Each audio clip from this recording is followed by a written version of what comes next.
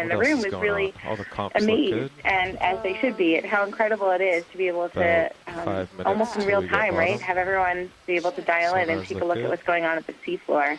And at the same time, I've been receiving a lot of responses from folks in Kiribati, people in Tarawa and on Christmas Island, who have been really excited about what you've been able to show them over the past 2 days.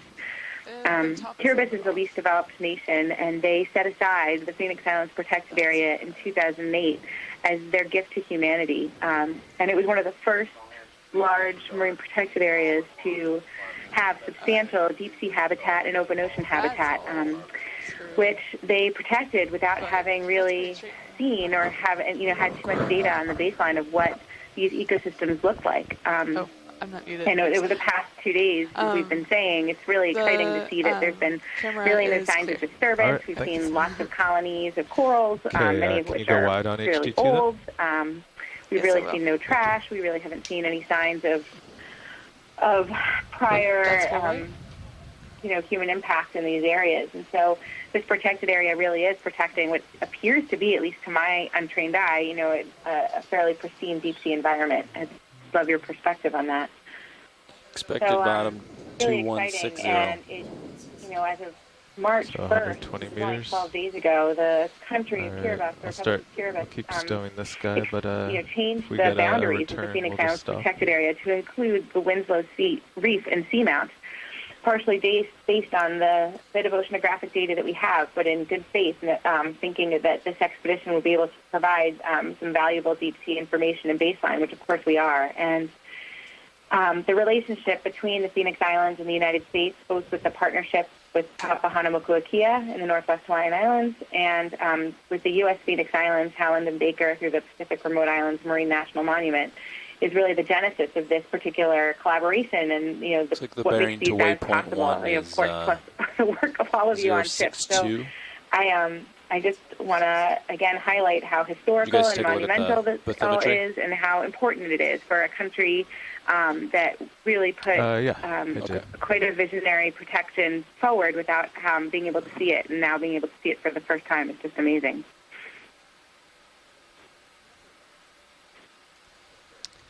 Thank you, Randy. I really appreciate your we'll kind of saddle left. And then be great if you get that context.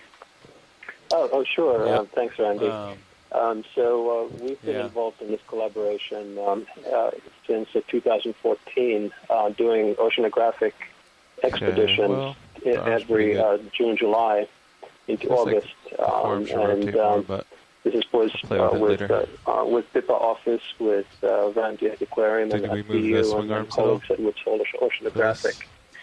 And what we've learned so far is that the PIPA has in its borders a really interesting diversity of different habitats in the pelagic ocean that really are dependent on a very diverse current regimen in the area. So the northern reaches around Winslow Reef is really affected by the equatorial undercurrent. And then as you're going south, and it sounds like right now what you're experiencing is a classic south equatorial current conditions. And then you go a little bit further south around the Seamount that you were diving yesterday. There are these persistent deep undercurrents, and all of those have a measurable, serious impact on the open ocean upwelling rates and mixing rates, and the plankton communities reflect this. So it's really interesting to see from that perspective exactly how the benthos might respond. Are the communities there looking any different based on the fact that there is different amounts and different types of particulate carbon raining down on them? So lots of diversity in the water column, and really interesting to see how that reflects on the seafloor. I have to also add that we have a big part of our mission is education, and we have college students with us on these cruises, and all I've ever been able to give them in terms of glimpse of the deep ocean is a chirp trace, a two-dimensional grayscale image of the seafloor. And I cannot tell you how fantastic it is to see these sites, and also to have them to show for the future classes. So thank you very much.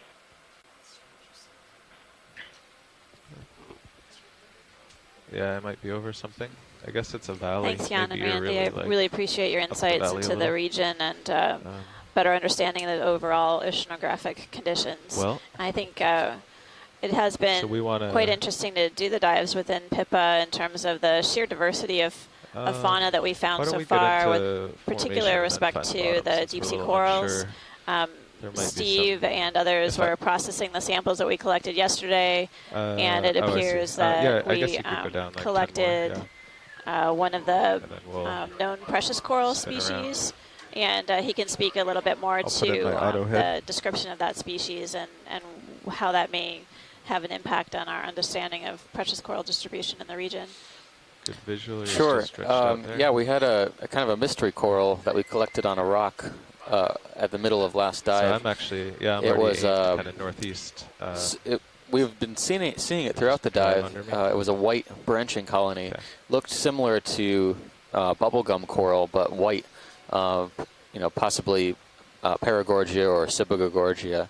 Yeah. It turns out that after, we got it up on deck, that it was solid, very, very hard colony, whereas the Paragorgiids would be a little bit more flexible. So we had Chris Kelly chime in in the middle of that dive as well, right after the collection, right before the collection, and suggested that it could be a precious coral, Pleurocorallium. Right, and I would tend to agree with him at this point. It definitely looks like it's our second I just got altitude precious coral of our dives so far in PIPA. So that's kind of noteworthy because it was in extremely high abundance. Well, it was in high abundance more than relative to other corals at the unnamed seamount, which is surveyed. So we definitely recorded what I would say several sort of small colonies that were pretty dominant within the throughout the dive on several rock features. Starting to see you at my fisheye. So it apparently is doing fairly well, at least on that unnamed seamount that we were traversing yesterday. You're pretty well centered. You're making your way.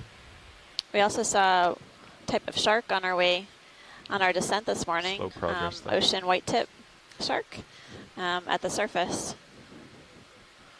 So one of the remarkable still 15. observations of our dive yesterday was what seemed like a notable increase in the number of pelagic organisms or water column organisms that we were observing throughout the dive, including a pelagic holothurian, some ctenophores, and some squid, and that may give us some better understanding of the interaction between the water column and the deep benthic zones. So you're right, there you are. You're already starting to turn to port. Yeah, this is Tim calling. Can you speak to anything about the associates that were on the corallium that you sampled?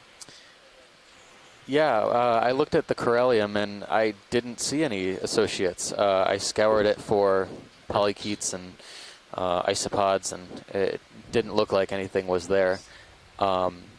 There were a few ophiuroids on the rock that it was collected on, and in fact, up to we processed them separately. It could be up to 3 different ophiuroids on that rock. I'm curious to see. I'd have to go back to the video to see if any of the ophiuroids were associated with the base of the colony and if they just moved under the rock during the collection. But yeah, that's up to 3 ophiuroids on that rock where the coral was collected. Oh, that's great. Thank you. Yes, we did see ophiuroids on the base, on the rock next to the connection point with the coral. Yeah, will you move Sirius sonar down wrapped around part of the coral itself, but I'll have to get back and check as well. But thanks for that. Better. Yep. I also want to note too that we are kind of a gully. It seemed to look like there were 2 colonies when we first collected it, but it's actually 2 base attachments that possibly fused somewhere in the upper branches. So it looked like it could be 2 colonies, but it's one whole coral colony unit that we took off the rock. Right, my camera's at 45. So we're getting a good view of the bottom right now. ROV is at a depth of 2,134 meters. and basically what we see in front of us looks like a fair amount of sediment, which is kind of what we anticipated, at least the start of this dive may occur. We are diving sort of in a trough or canyon feature Just think for a bailout. on Polo Seamount. There's so many choices of places to dive, and Surface currents are going this particular southwest, transect northwest, offers us a variety of different habitat types, from relatively gentle slope that zoom out a little. here we can see is fairly heavily sedimented, and then we'll transit up to our various waypoints up a steeper slope, and then head up to a knoll feature, a nubbin at the tippy top of this transect. So we'll be able to cover some ground in a variety of different habitats, giving us a better understanding of how different species may be associated with these heterogeneous habitats on Polo Seamount. Bridge, RV nav. Yeah, we are safely on the bottom. Let's set bailout at due west. And we're getting a shrimp in view. ROV pilots are getting situated. We'll just make observations until they're ready to rotation A-frame. Thanks. It's been about 20 move along since we took some lead off.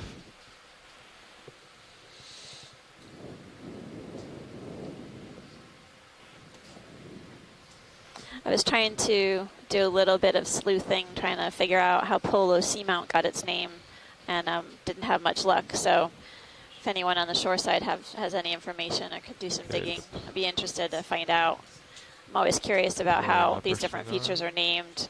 Often the islands in this region are named after either the ship that was involved in the discovery or the documentation of a particular island, or whoever spotted it on the lookout. There are a variety of different factors that go into naming these features. With Seamount, Polo, I don't know where the name came from. I'm guessing it wasn't a Renaissance Italian explorer. That's the way we were Not Marco Polo. Yeah. That's the way D2 was getting pushed. Okay, uppers. I don't know if he made it all the way out here. Or this deep. Yeah, it's not likely.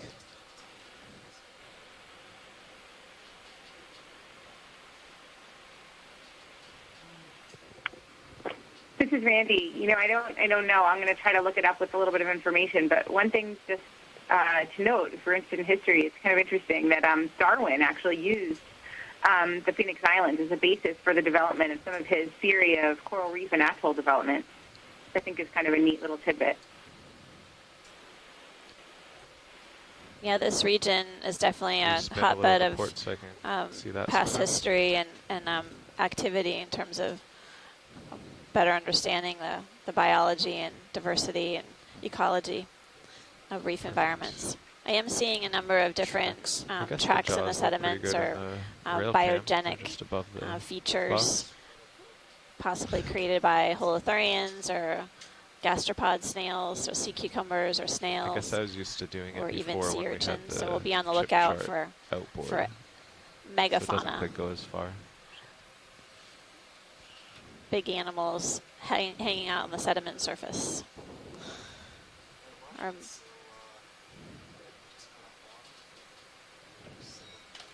Okay. Thanks, pilot. We're just going to basically make way to our first waypoint, and if we see anything along the way, we'll do some snap zooms, but we just want to cover a bit of ground down here on this sort of gentle slope. Thank you.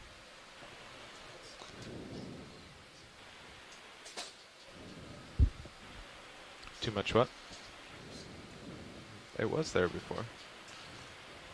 And of course, on the shore side, if you see anything of interest, please just shout out on the conference line. Well, you can speak out. I don't need you to shout on the conference line, but appreciate your contribution so far. And often you on the shore side see things. Yeah, I'll select it for you. Or looking for specific things you want us to check out. Sirius bearing. Otherwise, we'll continue to make way and move forward along this track. Yeah, 6'3". Yeah. Do you want to move right now, or? Yeah. Okay. 20 meters. 30 meters, 065 degrees. I'll call it in. All right, I'm at 050. Bridge RV nav. Yeah, we're ready for a ship move. I got 30 meters, bearing 065 degrees, speed .2.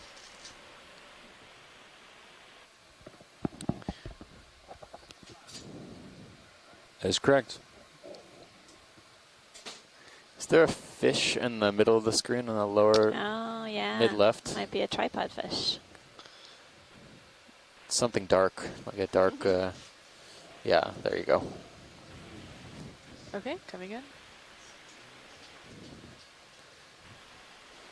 Uh-huh. Yep. Nice. It's the backside of a tripod fish. What a How great unusual. continuity to the dive, because we That's saw right. one just as we were finishing last night. That's right. Last night's dive. At the summit. So we reached the summit of our unnamed seamount yesterday in the Phoenix Islands protected area, and here we are at the start of our dive at 2,140 meters, and we're getting a good image of a tripod fish. I have more zoom. Look at those bifurcated modified fins. That's full zoom. That's wild. I haven't seen that before. It's interesting how they're able to balance basically like a tripod, exactly, where their fins balance them on the front end and their tail fin. Enables them to perch upright, find prey. These fish are ambush predators. They're kind of just lying, looking upslope, and as particles and prey, usually small crustaceans and small critters floating in the water column float downhill, they will snap up and grab them. So their pectoral fins coming out from the side sort of resemble a satellite dish, and then their pelvic fins are the ones that are reaching towards the sediment, are part of the three-pronged tripod. You're getting a good view of the sediment surface as well. I saw a few pteropod tests. I saw what looked like could be coral rubble too. Ooh. Interesting. Interesting. The plot thickens. That's great. Thanks. I don't know if we can shimmy over to at least get a profile. Are you in a position to do that? We definitely have a lot of back end of fish pictures sitting still for us, so it'd be nice to see. Oh, it's a fast one. Oh, well. That's fine. Yeah, heard we wanted to do something. The left. There may be another one up to the left, pilot. I don't know if it's within reach.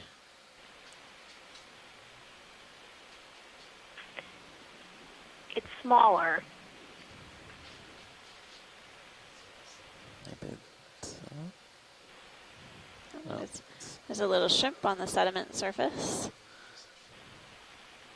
Just get a that's what I saw. quick zoom, and then we can mosey. That's full zoom. It could be a xenophyophore there too. That's full. Looks like we're halfway through the move. It's difficult to tell. 15 meters left in the move as far as the ship. Sirius maybe started swinging, but Pilot, I'm just centering up your mini Zeus, then I'll give it back. Go.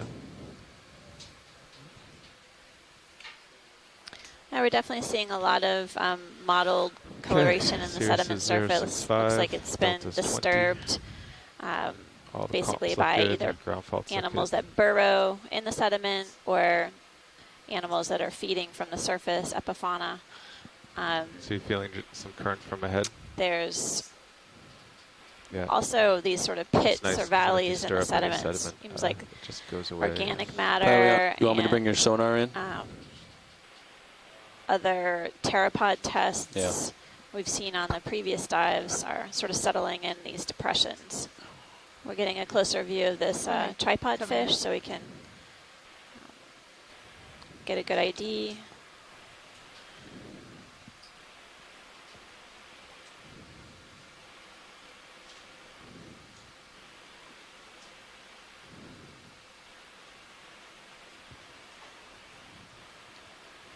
So again, you get a good view of the variety of different modified fins that are present on this tripod fish, including the modified pectoral fins coming out. Again, they sort of are in a fan-like shape. projecting from the sides of the fish, much like a satellite dish, and then the pelvic fins on the base of the fish are part of the 3-prong tripod, including the tail. Thank you, pilot. That looks great. Yeah. Okay, coming out.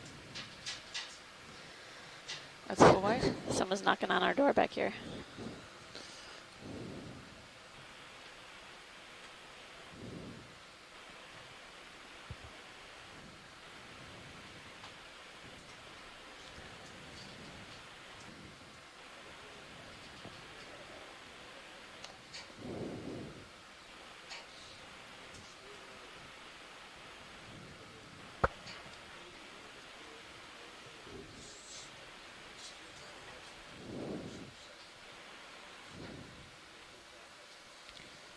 Okay, the Sirius sonar shows a ROV-shaped object off to port.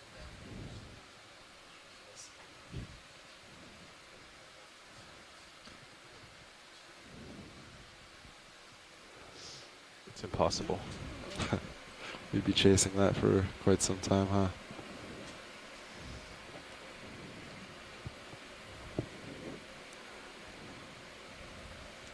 Definitely moving now. Yeah. Looks like the ship is done moving. So you got a couple more minutes of swing.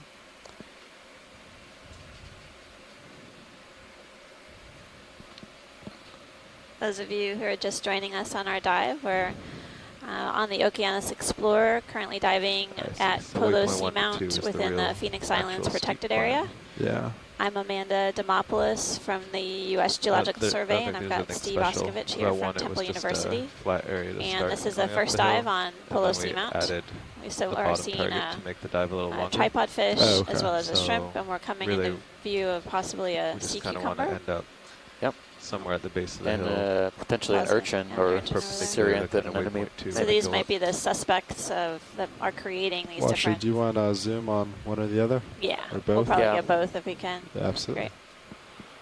Great. All right, So video take a better look come at on in. Okay, This coming in. urchin, it looks like, to start with. This is a Oh, Oh. partial. maybe not. This is a Oh. No, it looks This like is- just a, it's not a Syrianthid. I have more zoom. Looks like Yeah, a go ahead and take a video. anemone. That's full. It almost looks like a buried cup coral, like flabellum, but doesn't have quite the same shape. Yeah. Tough to say. It's very fleshy. Oh, yeah. I know with flabellum, the calyx or the hard part of the coral skeleton often is buried in soft sediments. Back. Yep. So flabellum, yeah, that's one characteristic. Most cup corals, though, don't grow in these types of sedimented habitats. They grow so slowly that they would often get buried. But Is that good on this watch lid? Yeah, thank you very much, pilot. Copy that. We'll Okay, take a look at the coming out. sea cucumber next door. That's full wide. Just do a little turn.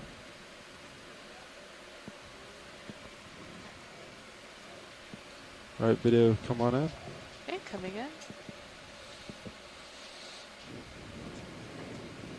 Oh, yeah.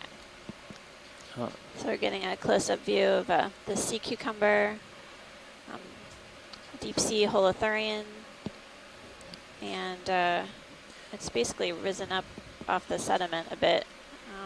Looks like,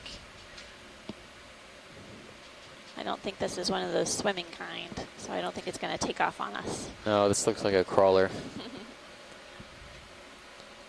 So these are echinoderms related to sea stars, sea lilies, crinoids, and sea urchins.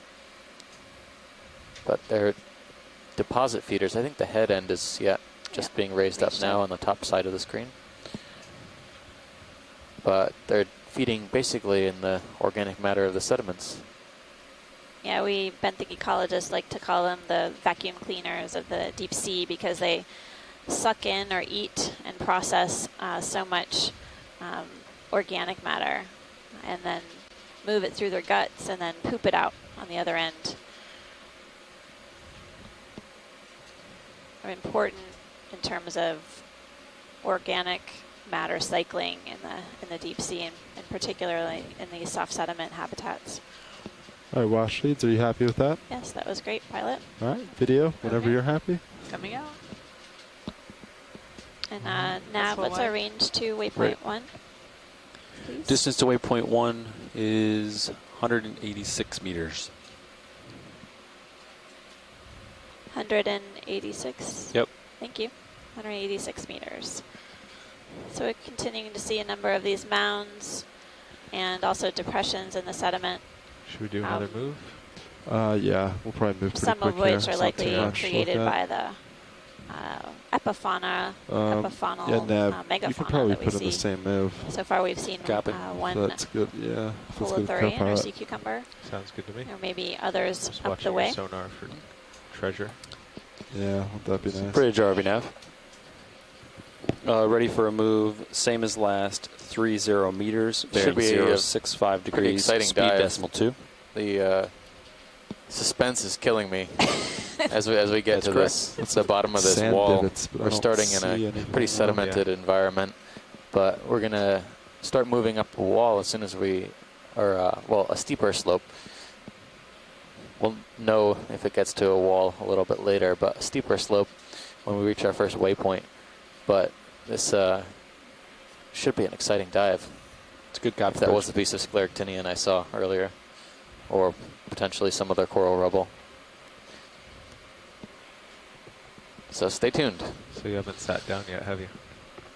No, should I test it? No, that's good that you got the shots. Scleractinians might be difficult to find at these depths, but yeah, could be an there's not a lot indicator of current, of what's so further I up the can't take all the seamount. credit. It looks like Never there know are how more far of you'll these, squish in. what resemble cup corals sort of buried in the sediments. Video, you want to come in quick on this?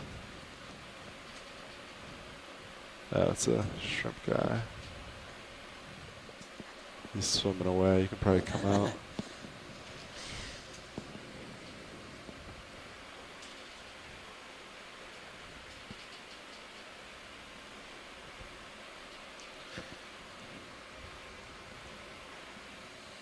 Nav, can we try 50 meters on the RV sonar with medium resolution? Maybe we'll find a rock.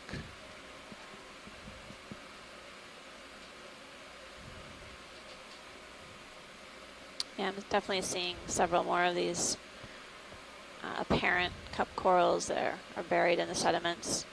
They resemble anemones, but there are certain types of cup corals that actually can There's a live in fish soft to sediments. the right in the distance. Fish to right in And, distance. I these don't want are to travel too far type that of way. Is it in light scleractinian pool at or all? stony coral. Or is it out there? You just It's on the essentially edge have of one the light polyp. pool. Is it straight ahead? Their skeleton Do the is made quick out zoom. of calcium carbonate. Let's see what it is. Oh yeah. Co-pilot, tell me if I See get too something far out. floating in the water column. I'll move a little towards Oh, it. yeah. Looks like there's a fish, a different kind. We'll slowly move towards it. Video. Interesting. It's not really Do you need me to come actively out? swimming. Sorry about that. Come down a little, give you some tether. Yeah, you can come out slowly, video. There we go. It sort of looks stunned for you. or Yeah, this works Can I out. come in a little bit? Yeah, go for it. but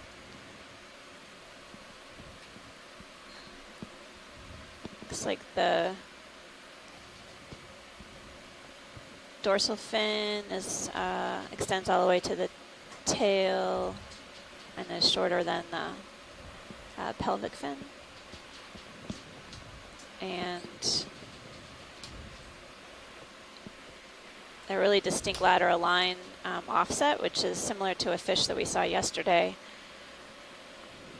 which is within the Bythidid family, the one we had ID'd yesterday. We were shallower there.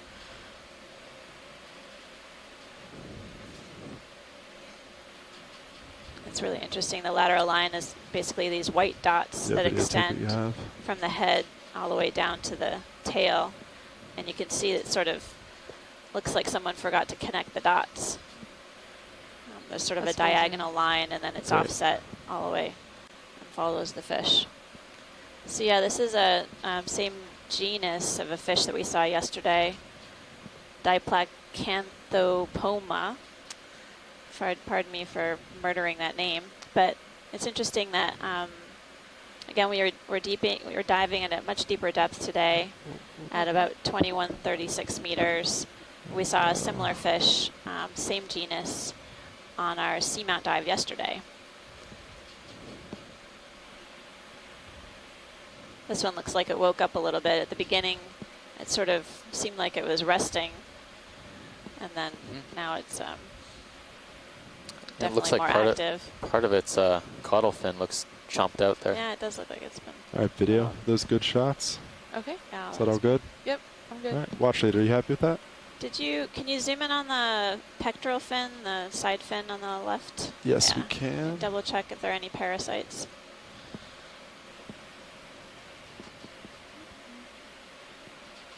I wonder if that's damage or It if looks it's like damage to me. It Copy doesn't look that. like a structure. yeah, it looks like a hole Yeah, interesting. or a tear. Yeah. Lots of features to look at. Yeah, that was great, pilot. Thanks. Great. All right, video, come on out. Okay, coming out. Okay, I turned a few degrees to follow you. That's full wide. Copy that. Copy that. Co-pilot, coming back.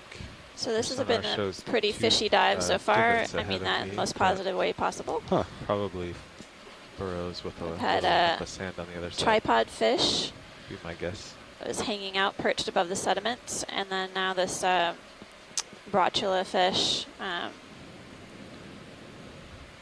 Okay, back to 0. similar to one we saw yesterday on our unnamed Seamount dive.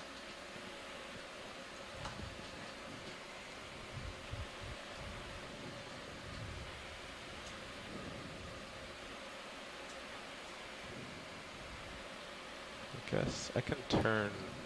Want to check out that one? Yeah, sure. I can turn that way. It's the only thing on your sonar. So. Pilots, if you see anything out on the sonar, just give us a shout. Yeah, we're going straight ahead. There's Oh, it's actually far away, but how well, that is far. 30 Well, meters. It's 30 yeah. meters out. we Yeah, can do the ship move there next. yeah, we see a hard Just kinda return, approximately 30 meters. Yeah. Zigzag over that way. Yeah, it won't be bad. It actually might be kind of big if it's. If it's that much of a return. Yeah.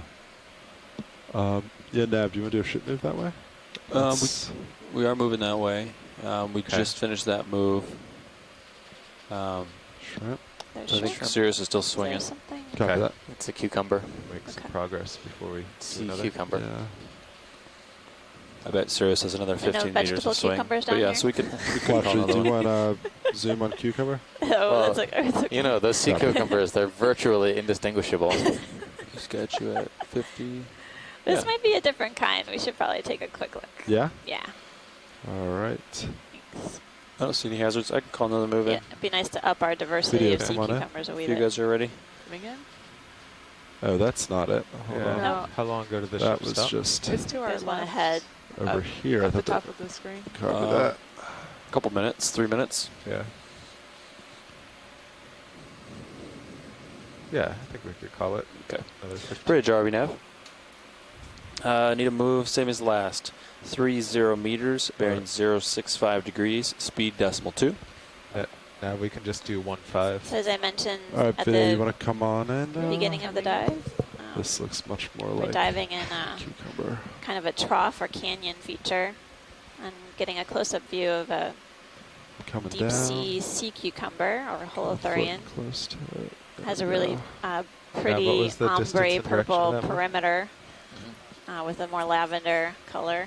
You can see this looks different than the one we saw earlier in the initiated. dive. Good copy. So Thank we you, might be Bridge. up to What was two that, Carl? species What of was the direction and holothurians. distance? 065. Sorry, so Biddy, far. did 30 you say meters. something? Can We I wanted come to in do a little Oh, bit? yeah, go like for it. 15 Sorry, there was at a lot of 090. Sorry. voices in my head at that time. It's all good. Sorry, pilot. I mean, Oh, no, not you, watch lead. we're lined up at 090 You're fine. now. Oh, I can belay that. Yeah. 250. Bridge, are we now? This one might be of the swimming variety. Can we hold current position? That the skirt around its front of its body, Thanks, which we're Bridge. looking at right now, could be used for propulsion.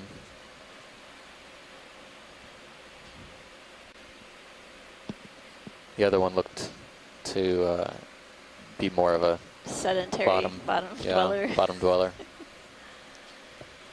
Thanks, But Rich. they're Carl, what was the range on that move you wanted? gelatinous, and Let's if you were to see, pick it up, you'd be hard pressed to he's 20 away from it have now. it not fall I through your guess, fingers. 20. But it's got enough Over? structure in there to 2-0. support itself 2-0? when it's in the water column. So I'll turn them down. But Yeah, the digestive tract is barely visible through the body wall here. 20090. Kind of see the opaque look of the digestive we're ready tract. for a move. 20 meters, bearing 090, that speed it's trying decimal to 2. extract nutrients from. It's a great pilot whenever you're ready. Copy That's that. correct. Okay. Video, take what you need, and Okay. Video's good. all good. All right, come on out. That's full wide. Great.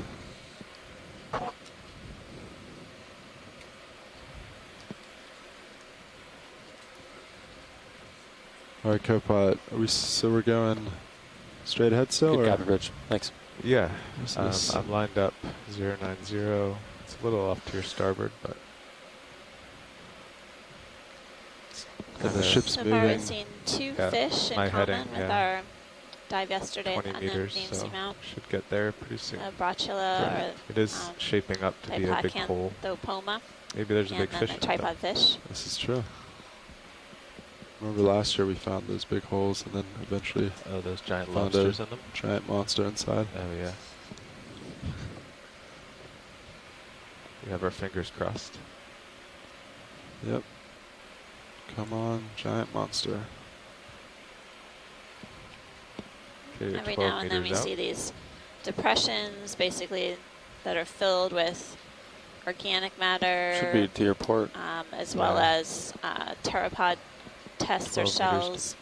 Little to These port. depressions accumulate material, and often the small animals that we can't see basically capitalize on those I see depressions. something We in see my really camera. distinct communities of infauna, animals that live within the sediments, and these depressions that differ from even the sediment right next to it. So there's a lot of Getting a little patchiness stretched out. in the environment that we see right ahead of us Some that we can't laterals. appreciate with the video. But essentially, if we were to take a sample and bring it back on deck and remove the mud out, we'd be able to see these distinct communities. It's a 3-dimensional substrate, There's something even up though there. it looks relatively Yeah, flat. that's it. Don't you wish you had a push core right now? That's right. That's right. Yeah, Washley's, there's something dead ahead. We're just waiting for more tether. Okay, thanks. Yeah, I see it on the sonar.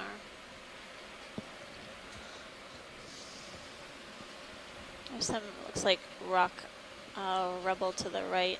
You can take a Like look me to at. add some. It's getting some a little meters bit more to that move. sloppier here. Has the ship stopped yet? Not Sloppier quite is yet. not the word. View. Yeah, There's it's- fine. I'll make Use it there. There's a large fish by the rock. Ah. Oh, yeah. Video. We invent words like all a the time here. chimera. Do a quick zoom and we'll get closer as the Helps us ship get moves. through. Oh yeah, that's a fish. Good eye. There we go. This might be a type of rat tail. Mercurid. We haven't seen Already too down many to in this 10, family, it'll come this down a little more. expedition. I think we may have seen 1 or 2 others. So we're at a depth of 2,132 meters. And we're getting a nice view of the back end of a fish that looks like a rat tail. Or within the family Mercuridae.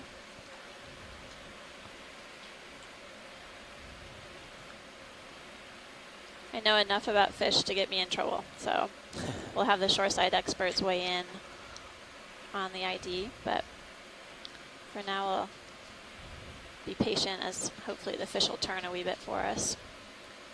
If it doesn't pilot, if we can try to get a profile, that would be great.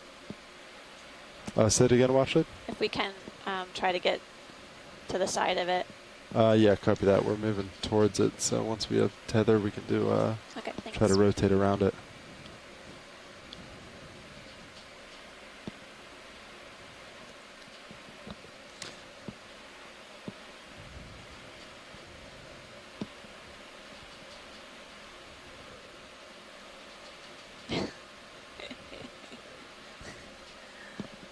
Yeah, as we're taking a look at this fish, we can see also these sort of dense accumulations of darker sediment. So that includes organic matter or food for the seafloor, as well as pteropod shells. These are pelagic gastropods that when they die, their shell sinks to the seafloor and collects in these depressions. But taking some time to get a closer look at this fish.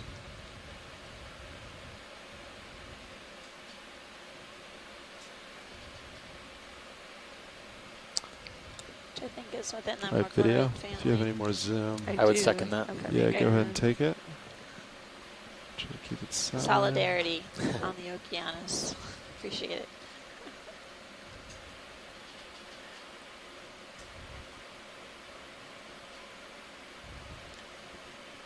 And you can see on this fish, the lateral line is more continuous, unlike the fish we were observing earlier. I'm going to take a good scan all the way down to the tail. Back up.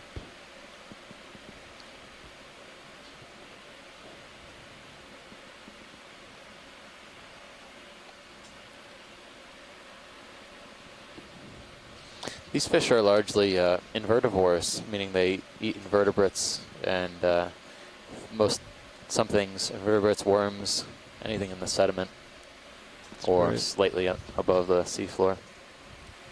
All right, Washades, are you happy with that? Definitely. So we were talking about the... yeah, Carl, I think you should be settled out by now. Okay. Inverts that are living within the sediments. What direction are you thinking? thinking? Type of fish digs within the sediment to... I'm not sure how hard these waypoints are. Yeah.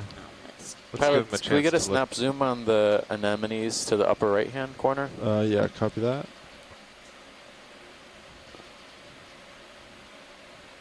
All right, video, come on in. Okay. Which direction is waypoint 1 now? Coming in. Sled bearing 57. And just Maybe we for can line those back viewers up at on home, we like did get an ID on the 060. fish. It's a Coryphaenoides. Coryphaenoides. This might be a corallimorpharian. Oh, yeah? Great. You can keep that.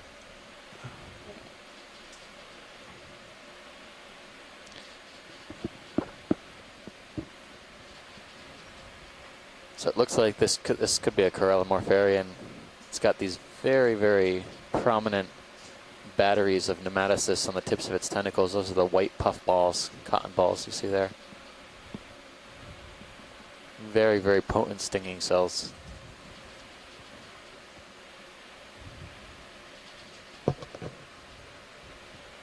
Very, very broad oral disc.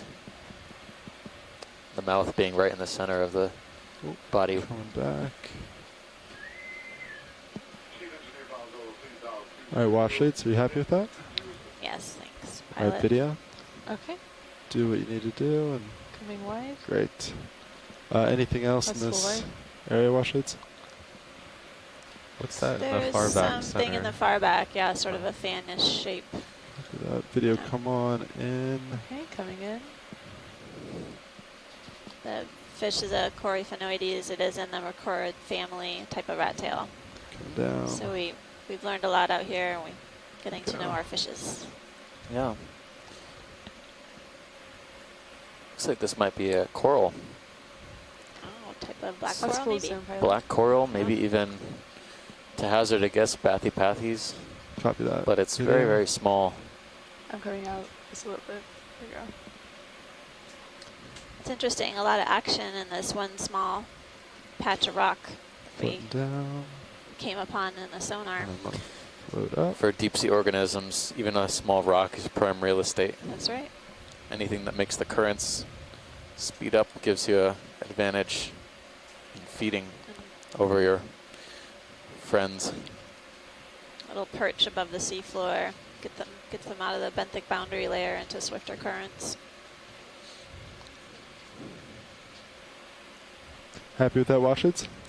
Yes, sir. Looks All good. right. Let's There head was up. one squishy thing if you just tilt down.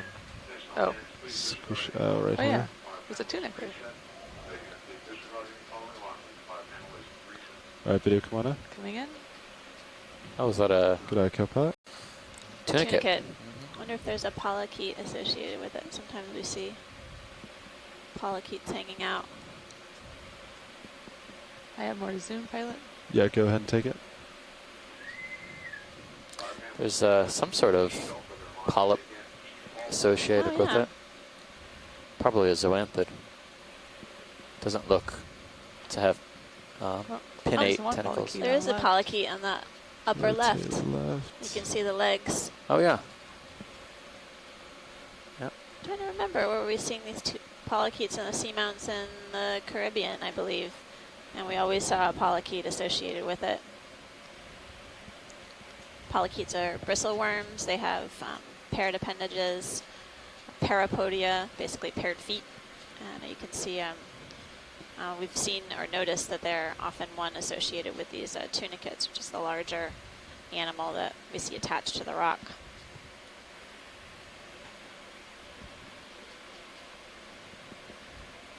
All right, happy with that, wash leads? That was great, pilot. Okay. Nice find, front row. That was co-pilot's eyes. All right. All right, so I've come around 80 degrees, actually. Ah. All right. As I kind of 060. Say again? 060. Yeah. Towards waypoint 1. Yeah. Or the next waypoint, I guess we started at start, so not to be confused. Yeah. So this, yeah, if you keep driving, I'll keep coming up and going port. Copy that.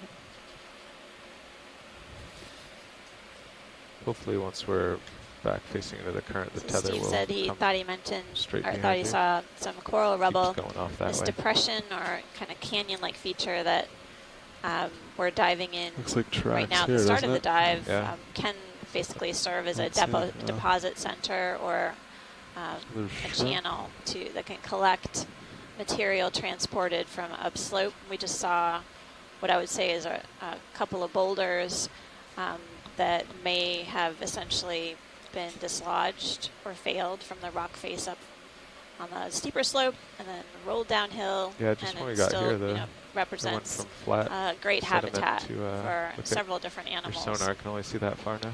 Yeah. Okay, I'm at 7.3. We're almost there. I think one thing that I'm not seeing, which we did see on our dives in the Eastern Caribbean, is actually trash. And even these depot centers can be I think with a areas shadow where straight to port lots of of you. different kinds of material concentrate, so including True. trash. Maybe not. So Fortunately, yeah, haven't seen much trash in our sites in Just a bump in Phoenix the sand. Islands. any of the dives so far. Don't see much, yeah. Okay, locked in at 060. Wonderful.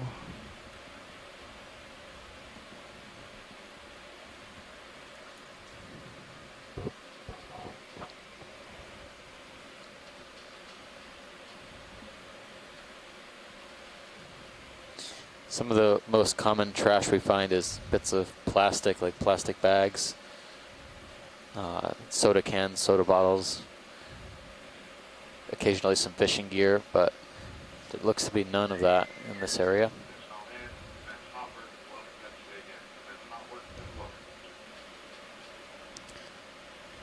You might be hearing in the background some announcements from the ship. Cameras at 45. They happen Delta occasionally. 14. Great. Ready for a move or? Yeah, I think we put one in. Okay. And we're 20 or continuing 30 to see meters? these sort of track lines zigzagging across the sediment Maybe one more surface. 30. Yeah, I These don't are see created anything. by Keep getting steeper after animals that. living Yeah. on the sediment 30? or epifauna. Yeah, go And, for 30. Pretty drawing now. could be created by the deep sea cucumbers or holothurians that we were seeing earlier.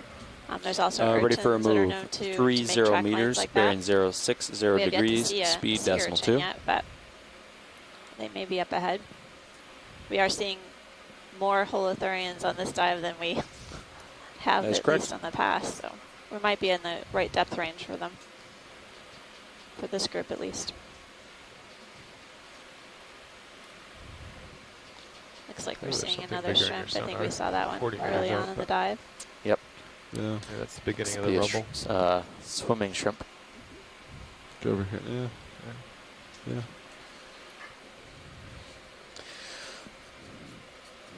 It's a good copy. Thank you, Rich.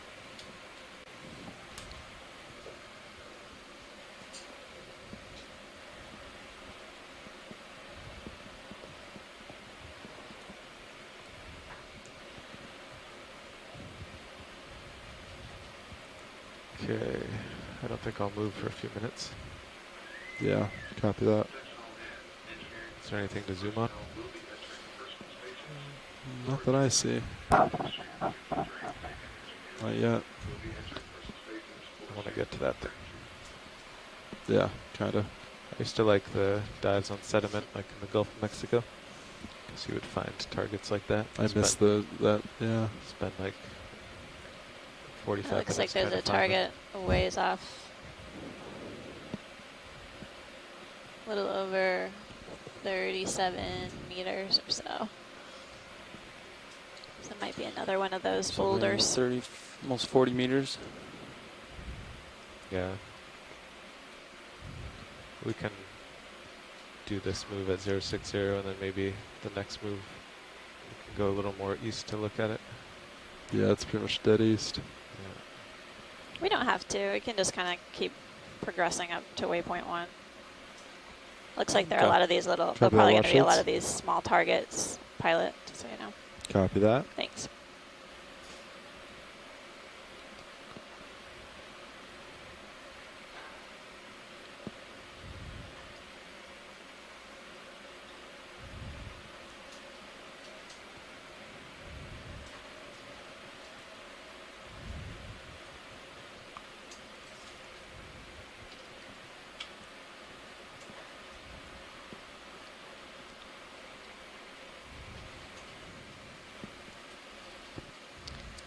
There's something in the upper part of the screen, pilot. Looks like. I think that might just be sediment. Might be another one of those depressions, but. Over here? We'll get there. Yeah, we're all, it's just out of reach now. I Okay. can do a quick zoom if you'd like. That's fine. Copy that.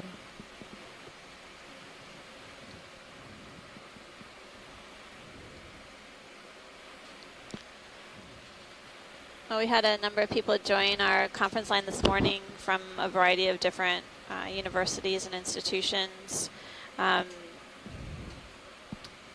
including Temple University, Woods Hole Oceanographic Institution, Boston University, and the New England Aquarium, Woods Hole Oceanographic, which I just mentioned, and Stockton University, and then also the Sea Education Association. I think we might have had a few callers in who didn't get a chance to introduce themselves. If you are on the line and would like to say hello to the public and to us, I appreciate it. Yeah, copy that.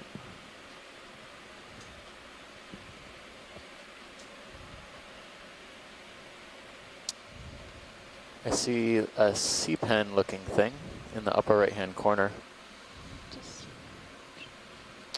It's kind of on the upper right-hand corner. Maybe it's the sediment playing tricks on me, but I think it's there. So now we're coming in just above the lasers, about 2/3 of the way up the screen. Okay, I think I see it. Let's go there.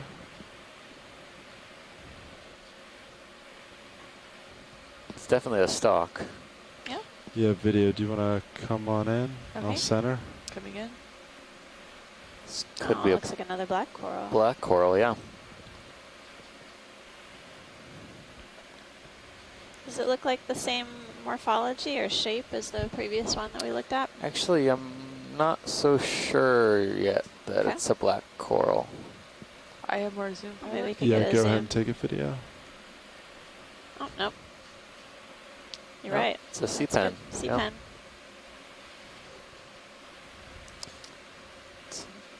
It was very persuasive for a moment. Polychaete at the base as well. Is that a polychaete? I think so. Yeah, you're right. Purple polychaete. So the C-pen, each of the polyps has 8 tentacles. So within the octocoral group. And it's interesting, the branch-like pattern from the central axis. I don't know if we saw this type on the previous dives. Tough to say, yeah. I don't think so. But then again, we are a little bit deeper. Colors tend to change. Oh, yeah. Or not be as consistent, but... Yesterday we saw a number of different C-pens. This doesn't resemble anything that we saw yesterday, at least. Yeah. But All right, wash leads, are you happy with that? that was great, pilot. Great. Okay. Video whenever you're happy. Coming out. It's only about, pretty small, only about 10 to 12 centimeters tall, I would guess. But it is settled on that kind of precarious looking little pebble. Looks like the ship is done moving. You guys got a couple minutes left of swing, maybe? Copy that. Thank you, Nav.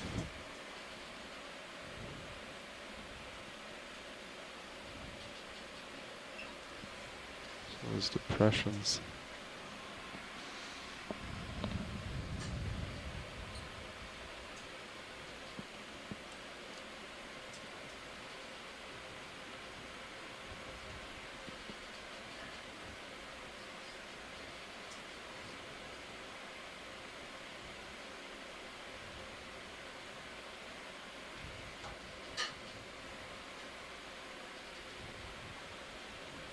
Oh.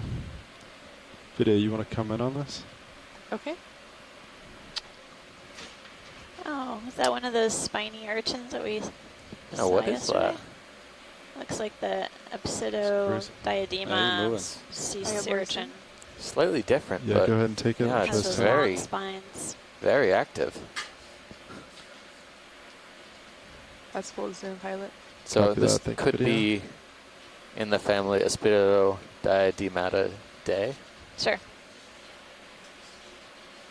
But it looks darker and a little bit different. But slightly different color, but it has those similar walking pads on some of the tips of its lower tentacles. Or, tentacles. No. Or if it just kind of rolls along. Spines. That's true. So I was remarking yesterday that we were observing this long-spined sea urchin. Within the name of the family name has a diadema root, and that's there are people on the shore side may be more familiar with I guess there's no spines diadema type urchins that you see in shallow water environments. This is a different group, really similar in terms of the long spiny structures that jut out from a central test of the urchin.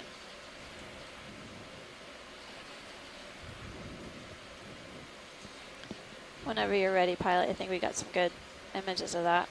Copy that. Video whenever you're happy. Okay. Coming out.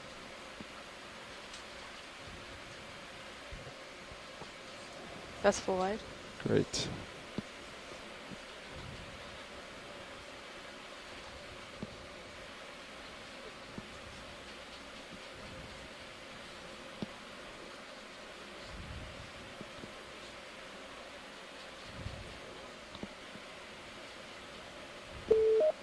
Hey, it's Chris Ma. Hi, Chris Ma from the Smithsonian Institution. How are you doing? Hi, Steve and Amanda from various that I won't go into for too long. Steve and Amanda, it's good to hear your voices. Good to hear. That was pretty amazing. So that you were both correct. That was an Epsidioddiadematid urchin. But normally, what I've observed them doing is walking along with the spines kind of bowed out. You guys look about ready for a move? Over the top and moving kind of like a daddy long legs or a spider, or if you're really into pop culture, that spider robot from Johnny Quest. This looked like it was actually walking directly sort of with the spines, like they were legs. I don't know if that's almost like they were stilts, but, yeah. What was that? It was almost like stilts, like they had all these walking stilts. You think 60 is more uphill? Exactly. Yeah. What are you looking at? And that was extraordinary. I was I've never looking seen at just that towards before. waypoint 1. I mean, it's not like I've spent hours watching this video walk along the sea bottom, but we've seen a few of them on Okeanos by now, and that was really unusual. So I'll chalk that up to something really just like it goes 065. That is really cool. I mean, this isn't even a group I work on, but I've never seen an urchin just walk along the bottom like it had like proper legs. But yeah, those are spines, 30 and if you go back and review the footage, you'll see that each of those spines actually had like a little pad on the tip of it, and that's what it was using to kind of trod over on the upper left, there's a fish. That's correct. So Yeah, just. What's the wind doing out there now? You know, the lazy, cold Sunday afternoon in D.C., and that was just amazing. Pilot, so did you thank copy? you very much. We appreciate you joining us on your Sunday weekend. Okay, copy right that. off the bow. Yeah, thanks so much, My pleasure. Chris. Thank you, Steve and Amanda. I think it's great when Video, we come get on, fish. experts like Chris Ma and others towards calling in because, you know, they've seen and observed a lot. Looks like there might be something on this tripod fish's side on it. fin, maybe? Well, they look a little bit chunkier. Yeah. Wondering if there's a parasite on one of the fins. Let me know if I get too far out. Yeah, you've got some tether now. But, you know, despite all of their expertise, you know, they're still seeing something new here. And Chris Ma was just remarking on how he hadn't observed the urchin walking in that way. And so we're able to make these observations of different types of behavior for the first time in many ways. This one looks like it has a parasite. Yep. On its dorsal fin. More? Yes, I do. Oh, go ahead and take it. Just gonna keep moving towards it. Yeah. Good eye. Looks like one of the crustacean isopod parasites. And there are a couple different kinds that attach to fishes. There's an aged type as well as a symathoid. If you can get closer, Pilot, we can get a better view of the attachment point. If That's not, full zoom, Pilot. Yeah, copy that. I'm moving towards it. Okay, thanks. Do you think that this one would be feeding more on the epifauna slightly, or okay. on the fish itself? So we keep it in view as So it comes the close. parasites that we have in view, basically that parasite feeds on the fish itself. It is a known blood feeder, bloodsucker, and essentially they are known to basically alternate their feeding depending on if they're brooding young Biddy, you can come on out. or if they're developing themselves. Closer So now. Oh, no. Come back. looks like it was only attached at the very Didn't go far. end of the head. So Luckily, this one's lazy. I'll give us a Video better go again? ID on Coming that in. species. But, no. This is amazing, Pilot. It's actually the first parasite I think I've seen on the fishes so far on the dives. I know this is only dive number 5, but it's interesting. That's full zoom, Pilot. Copy that. I'll try to get closer again. I just don't want him to swim away. Come on out slightly, video. Okay.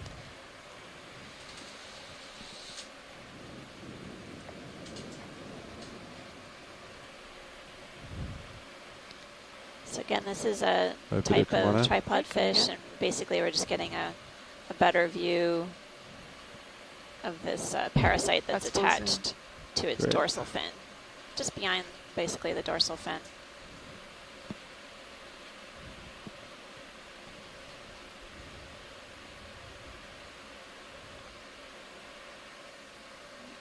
So again, a closer view of this crustacean parasites within the isopod group. And as we were mentioning earlier, these are known to feed on the fish blood in particular for their nutrition. That was great, Pilot. Thanks so much for taking a closer look. Copy that. All right, video whenever you're happy. I think watch leads are happy. Okay. Coming out. That's full wide. Excellent.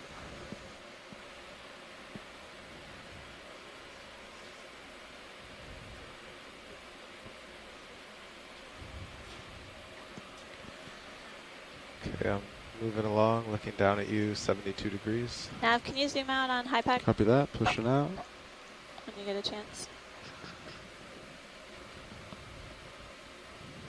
Oh, so we can see waypoint 2. Yeah, sorry, I'm not looking in the right direction. Yeah, so we don't have to hit waypoint 1 dead on. We can kind of cut it short. Okay. Just so you know, and then kind of move up slope. Sounds good. Thanks. Yeah, we can start doing that. As long as the pilots and you guys are okay with that. Yeah, definitely. Yeah, that's not an issue.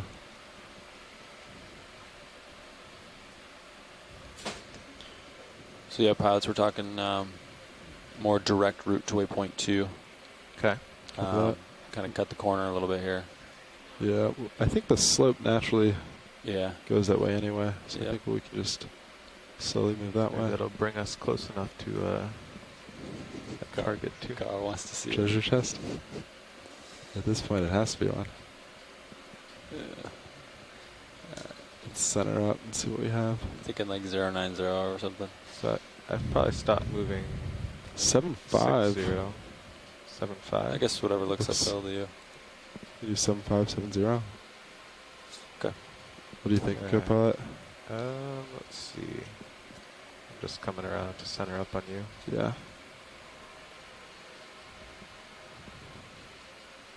What That's 8.0 now. HiPAC suggests uphill at 8.6.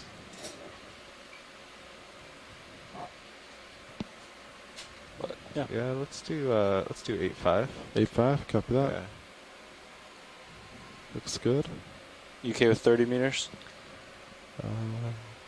Yeah, I think 30 sounds good. Yeah, I don't see anything dangerous in sonar. Nope. Might be call it in. Shorten it after that. Yeah. Bridge RV nav. Ready for a move. Really great 30 be able meters, to bearing traverse 085 degrees, speed decimal sediment 2. substrate. I think we've seen quite a bit of different So where'd that go? Is fauna it in the shadow on of this your part of the dive that craft? we wouldn't That is correct. necessarily Over there. see Yeah, on right there. the rugged Oh, steep maybe we slope passed that's it. coming up ahead. Yeah, but if we... Pilot, there is a sea star, I think, above the lasers. copy that. I'll move towards it. Maybe. Yeah, I do want to move towards it, but that might be what it is. Yeah.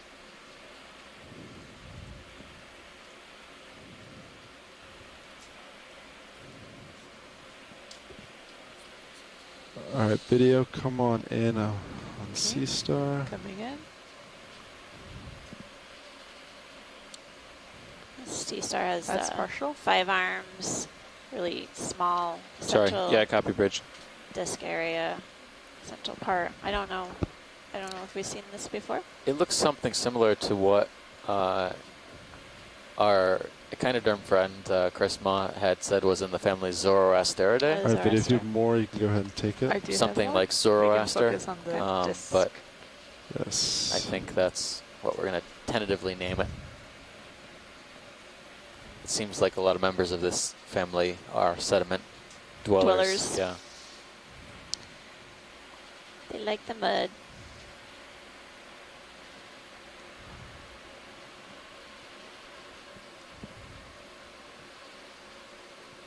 Getting a good close-up view of the various arms on the Sea Star, Zoroasteridae. Pilot, whenever you're Copy that. ready, we can mosey on. Video, whenever you're happy. Okay. I'm happy. Okay. Ready. Just getting a tip for the scientists. Yeah, Tip go of for the- tip. Copy that. Yeah. I remember from some of the Okay. I'm good. towed camera Okay, surveys come that on have up. been done by others in the Southern Ocean. Some of these That's all right. Zoroasterids sea stars can get enormous Really? arm spans. Yeah. Several tens of centimeters. I've seen some of the photos. I wouldn't know the species names, but at least that's what they were tentatively ID'd at.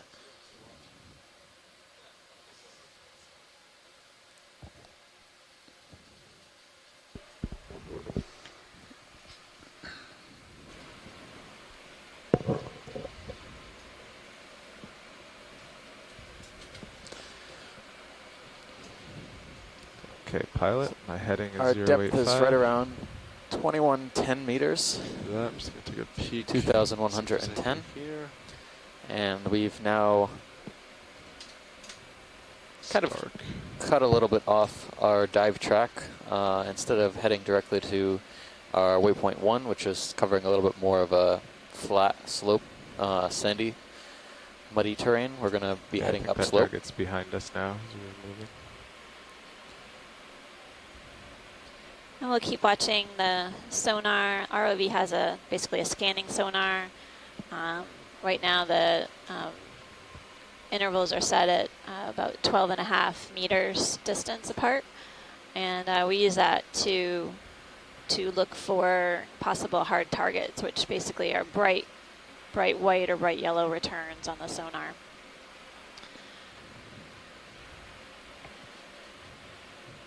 Also, the scanning sonar is useful on the Sirius view, so that the ROV pilots can gauge if there's anything up ahead, like a rock ledge, that they need to be aware of.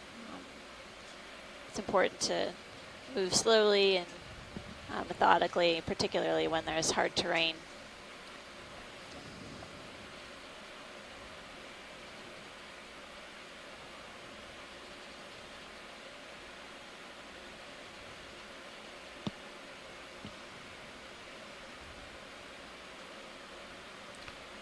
Another spidodiatomatid. Any interest on zooms at all? It just rolls off your tongue like you're an expert. Watch, it's any interest of zoom or just keep going? No, we can keep rolling along. Copy that. Appreciate that you're listening. Oh, not a problem. I'm not making fun of you. I'm impressed. I think I only just learned that term yesterday. I'm pretty proud of that. I know. I'll consider myself a linguistic expert once I can pronounce Papa Hanamanamakea, which I'm trying every day. I try 10 times practice before bed every day. It's a Marine National Monument.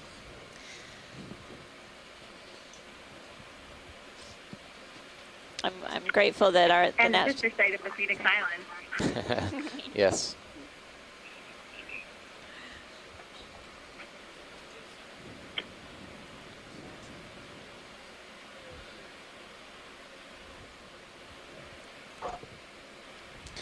I was just looking at the Sirius view. You can see a good picture of these casts or trails. Yeah, it looks like these are prominent. Yep. Animal has been zigzagging through the sediment surface, moving along. Video, you want to zoom on Sirius? Yeah, it's great. It sort of reminds me of the moles in my backyard trying to disturb our backyard, creating all of these mounds. But in this case, the sediment almost looks like it's been swept clean by the surface deposit feeders, animals that basically are consuming the material on the sediment surface, which is organic rich, and then essentially pooping it out on the other end, exposing the lighter, less organic rich layer below. Let them drive off. I don't know if it's... So I think I see some decently substantial hard returns on the sonar coming up in about, what's that, 30 meters distance or so? A little over 30, yep. So I think we've got some promise of exciting The next move might need to be a little more south to acquire those targets. Copy that. Those are new ones. Watchers, do you want us to move towards those hard returns? They're not very far out of the way. So it's more to the south? Yeah. But we can still kind of head up our track line? Okay, that's fine. Great. So again, these may be small boulders that have rolled downhill, but we'll wait and see what we find when we get to them. Well, there's several of these spiny sea urchins. So what direction is that? Spidodiadema. Spidodiatomatid. I don't know if we want to hold on to that. I don't know if we can go to the genus level, but you're getting it down. All right, I have to practice. So 7.5 looks almost uphill for me. Yeah, those targets are pretty far out. Nav, how long ago did the ship stop? A couple minutes. Okay. 2 minutes ago, probably. I think if we just keep following the uphill, that we'll come to rocks. Yeah. That's pretty far out. That's due east. It's still We'd have to go like 135 to hit those. I think.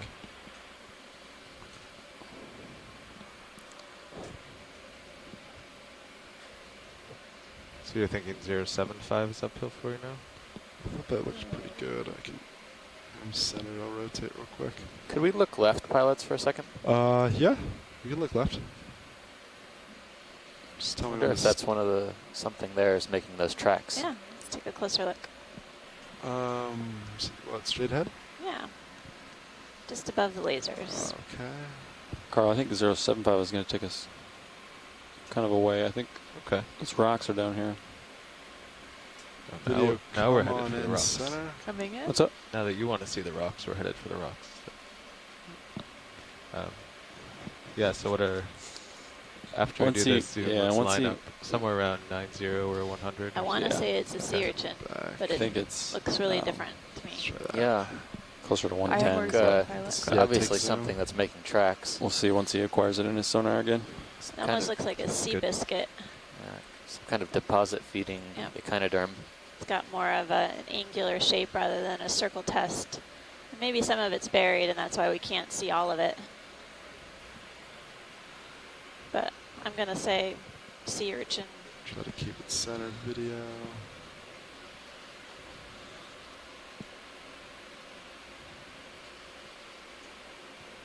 Hi, this is Kara Harmar-Luke. Do you see that little blue and white thing on the front? Yeah. Right. I think it's a type of polychaete. Yeah, it looks like a polychaete. Sort of a purple, and the bristles or the parapodia or paired legs of the polychaete are more, I guess, transparent, translucent color.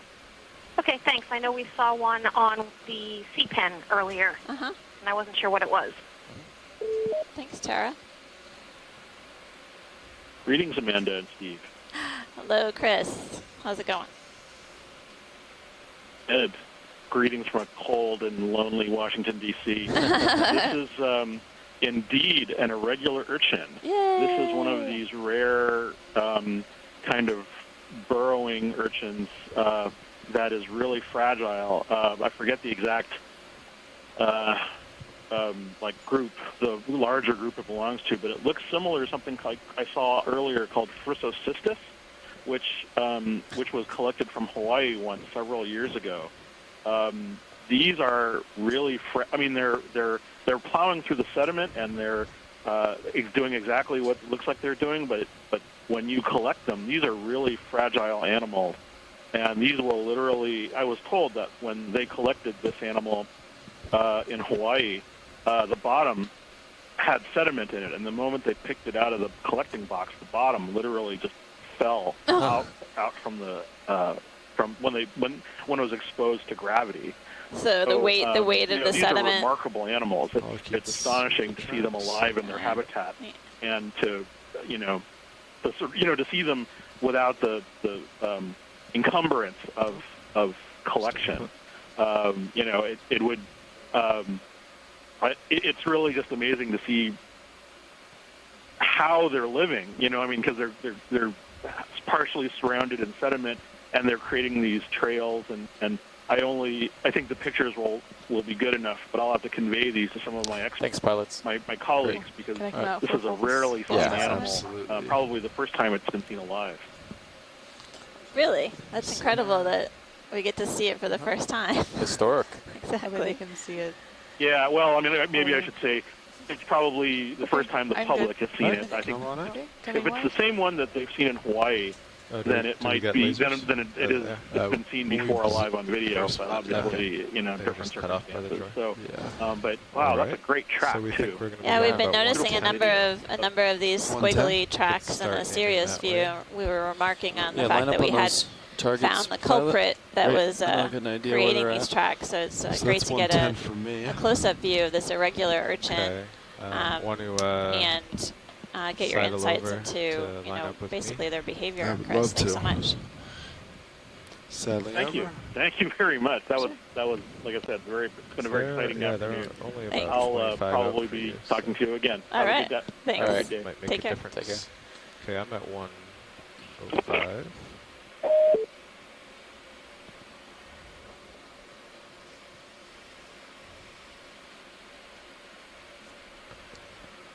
Just in case there are a few people who have joined us today. I'm going to call and move. I am Amanda Demopoulos, and I'm sitting next to Steve Oskovich, and we're on the Okeanos Explorer, it's a NOAA ship, in the middle of the Pacific Ocean. There's another. And we're diving at Polo Seamount, which is within the Phoenix Islands protected area. It's our third dive within the protected area. He's 25 away the first now, dive ever on Polo Seamount. Yeah. Bridge RV now. Polo Seamount has a really ready for a move. 20 meters, bearing 110 very degrees, top speed of the decimal 2. Seamount has a kind of the round donut shape.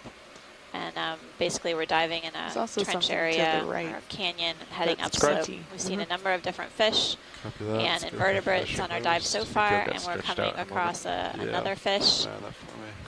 Get a closer look at it, probably do a snap zoom, and then keep coming on our track after we do that. Looks like the grenadier we saw earlier, or rat tail, the move initiated. Large, prominent dorsal fin. Yeah, the one we saw earlier was Coryphaenoides. Again, as Steve said, it's a rat tail or within the Macroridae family. I'll stutter that every time I say it. But basically, as we talked about earlier, these fish are known to be invertebrores. They kind of consume animals living within the sediment and on the surface of the sediment. Nice returns for us. Basically animals that you can't see in view right now, but they know where to find them.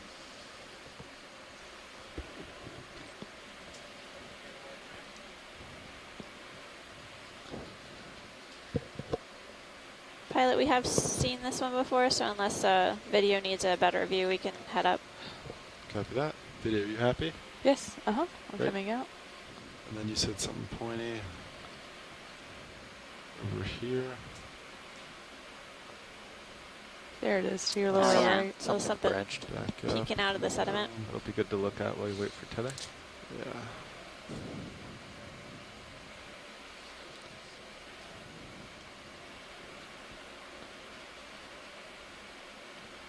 Video, come on in.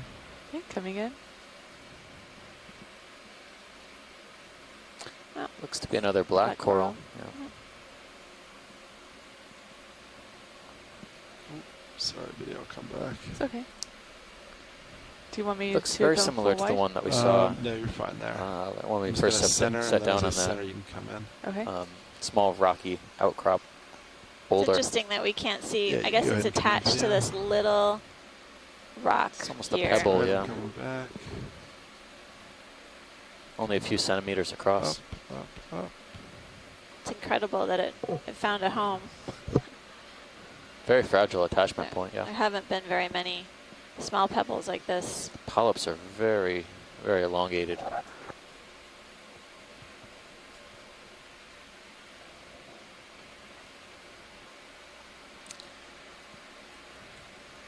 At the base, you can see why it's called a black coral. It has this very prominent black skeleton.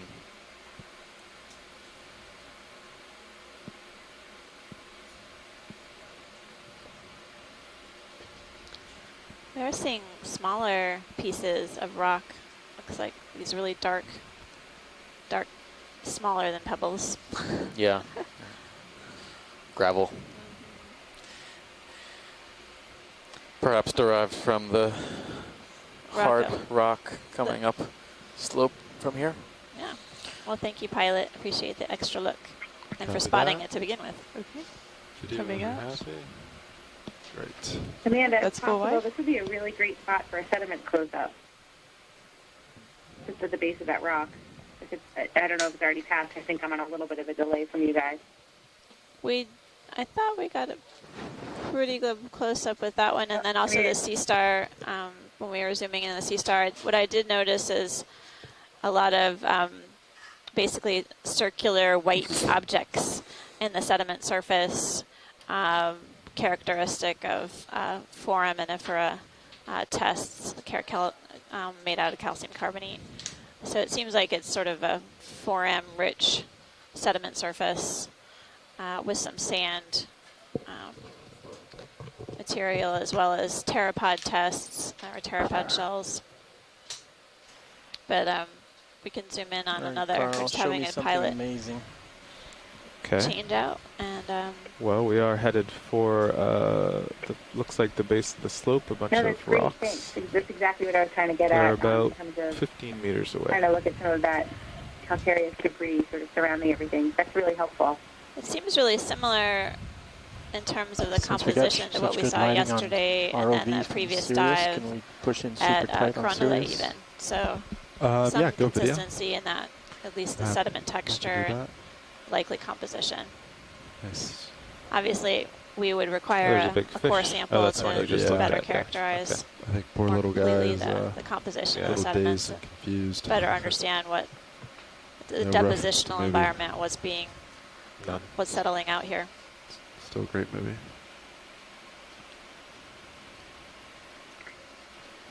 Absolutely. I think it's something that's okay, I'm starting to see the rocks in my camera interesting. here. You know, there's been a lot of, not a lot, but the beginnings, I would say, of an oceanographic data set that started with the Sea Education Association. We had Jan Wedding on earlier. And so it's something that we've been chatting about on and off for a while now, about some of these depositional dynamics, as you've mentioned. So this is a really helpful look at the bottom.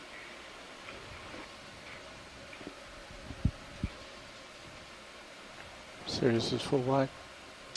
Thank you, video. This looks like something a little bigger. Coming up to at least a couple of boulders. Yeah, you can see in Sirius, off to Sirius starboard, the real rocks. It's a great view from Sirius view. So I guess stream once 2, we know Sirius has stopped, we can line up that way. Copy that. You can see the relative size of these boulders Has the ship stopped yet? Oh yeah. ROV. Okay. It Yeah, looks if you like want to there's come center me several up. boulders coming up over here.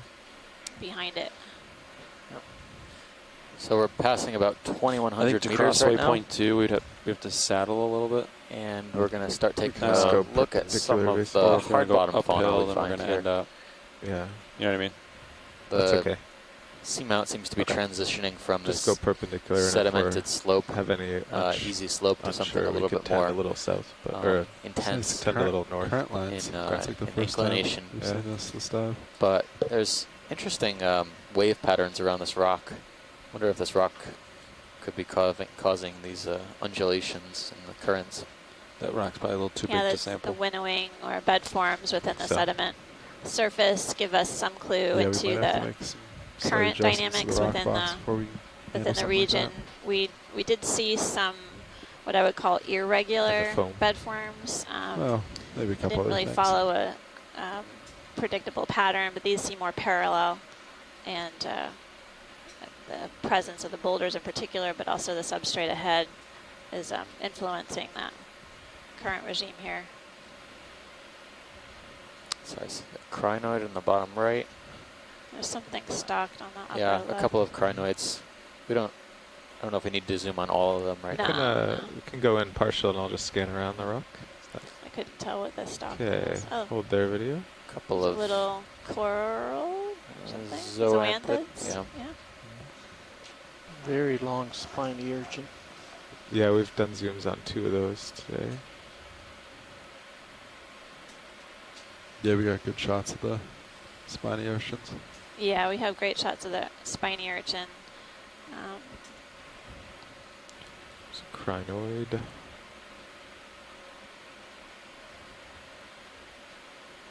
So I guess that was a feather star, the type that can freely swim away. Yep. And then this Going is the stocked variety on the left. Okay, hold there. Is that a shrimp? Looks like a shrimp. Shrimp? Yep. Okay. Well, actually, I'll just pan around and let me know. Great. Yeah, this is perfect, pilot. Just had a fluctuation in the camera controls. Getting a good view of this boulder. Looks like it's this characteristic dark manganese iron oxide coating. Given this boulder is sort of out of place, it kind of looks like it's in the wrong place. It's likely that this failed from an area upslope, fell down set up on this hill, and settled out here. Actually, this stalk might be bare here. Not sure.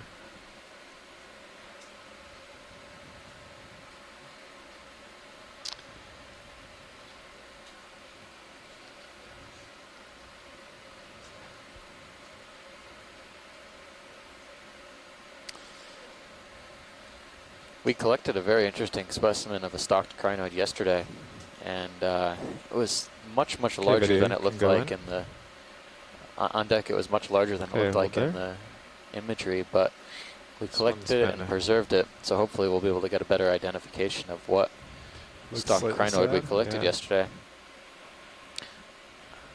I've never really processed a stocked crinoid of that size before, but I was really surprised at how much mucus they can produce. It's fairly substantial.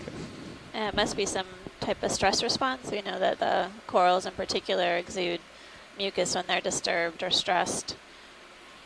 But likewise, I haven't processed them before. Looks like there's some sort of associate on the arms of this crinoid, possibly a polychaete on the lower right, maybe, and I'm not sure about the ones that are wrapped around the arms, but they may be polychaetes. But this is again a stocked crinoid, and video, it looks different than the one we collected yesterday. So. Okay. Got some great images, and we'll have to follow up with our experts on shore and find out Go ahead, what Bridge. it is. Go ahead. Thanks, pilot. Could be.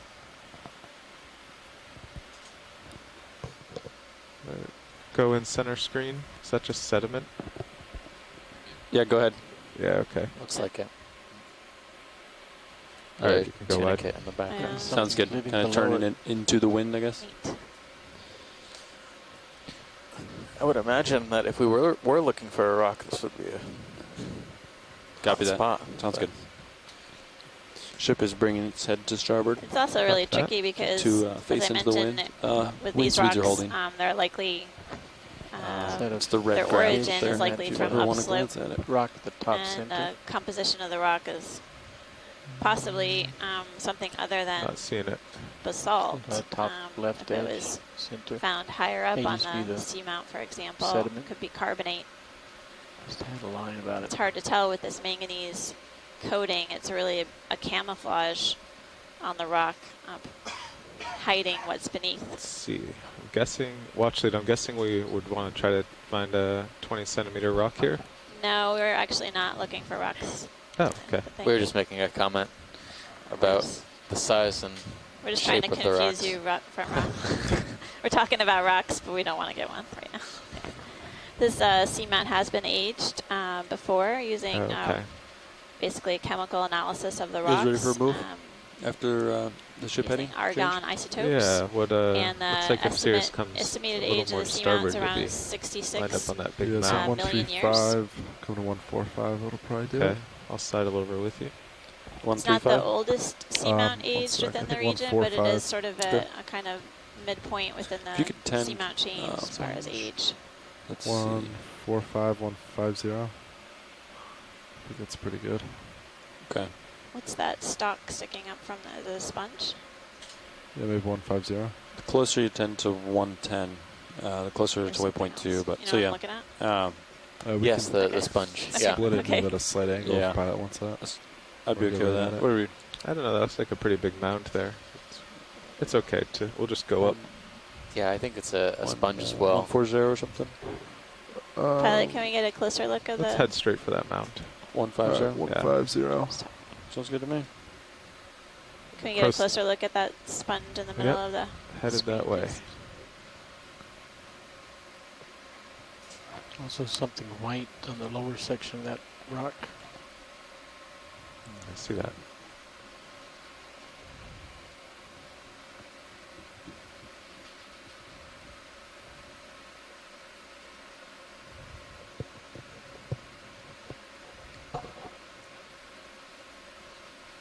Okay, video, free to zoom.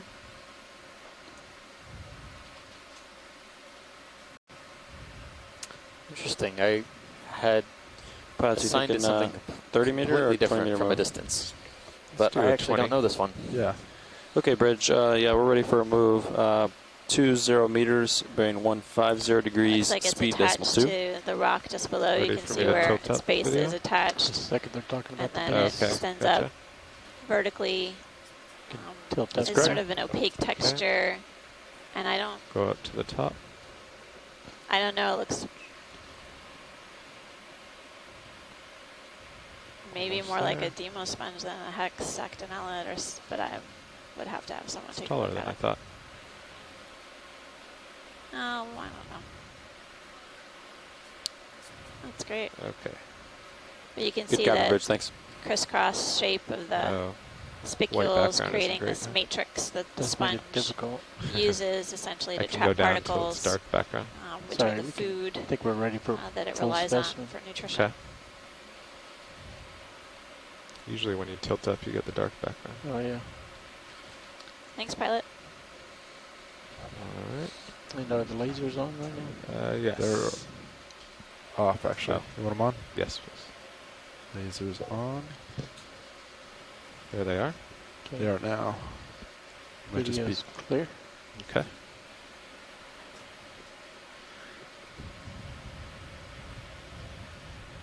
Oh, there they are. So anyone watching at home, if Co-pilot, I they're want to looking bring at my the Stream 2 lowers feed, up a little. you can see that and then the out far for the sediment. topography I'd love to. and basically the ground in front of us has really changed dramatically from a soft sediment, Lowers sandy substrate you to mean, more out? vertical Deploy or come in? structure Stow with them a lot away. of exposed rock They're inboard a touch too. and but that boulders, shouldn't and then matter. it looks like a rock face right ahead of us. Do you want them just partial? Yeah.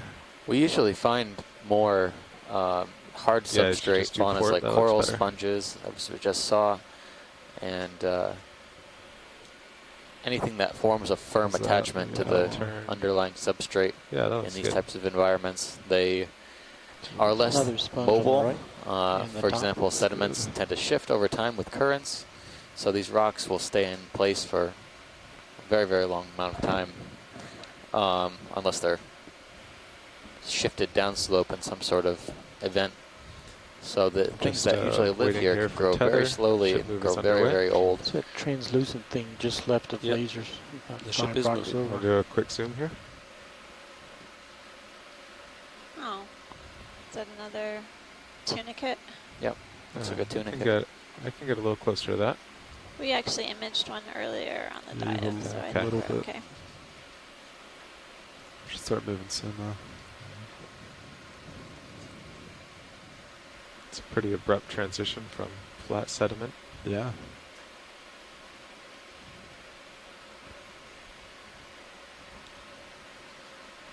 Tether's being nice today.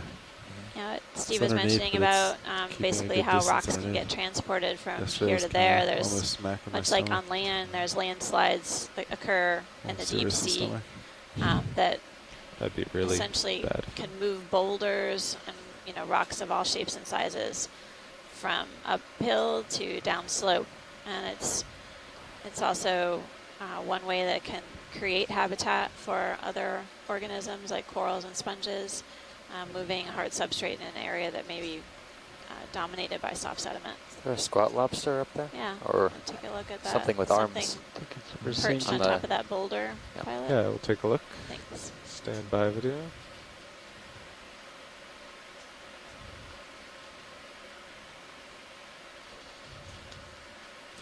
Yeah, moving now. Has lots of arms. Do more tether.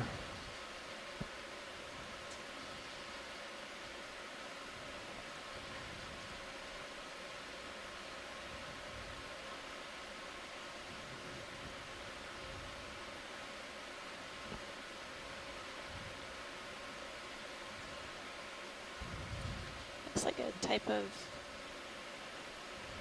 possibly a brisingid sea star.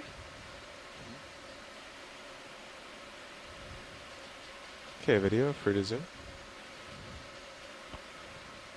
Yep. I would say you're correct. It's a type of brisingid sea star, and we saw one of its cousins on a dive yesterday. Lost my skid there. Stand We haven't seen too many of them on the dives thus far, though.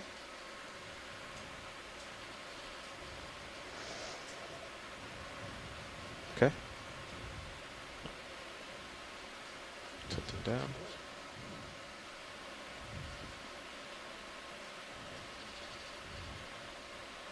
Getting a good view of its arms. Number of Bracyndids are Co-pilot, we take my tilt. basically suspension feeders, or move its arms into the water column tilt. to grab Do you like up? food once flowing video's past. ready. Yeah, up to the center disc. Okay. Coming up. You can see these spine projections sticking out from each of the side of the arms. Do a slight down. Yeah. Slight down. Down, down, stopped. I wonder if they're particularly sticky. They serve as great traps for food flowing past. Did you count the arms? Sorry, this is the worst perch. 10 arms. Okay.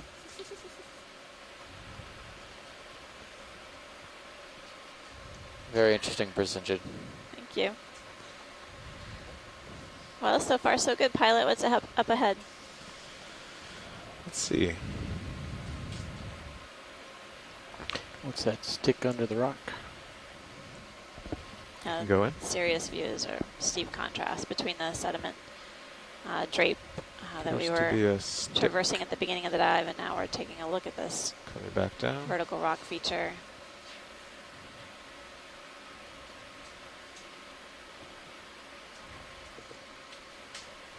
Oh, what's Yep. That looks like possibly some Okay, tubes go wide. dangling down, and maybe some forams.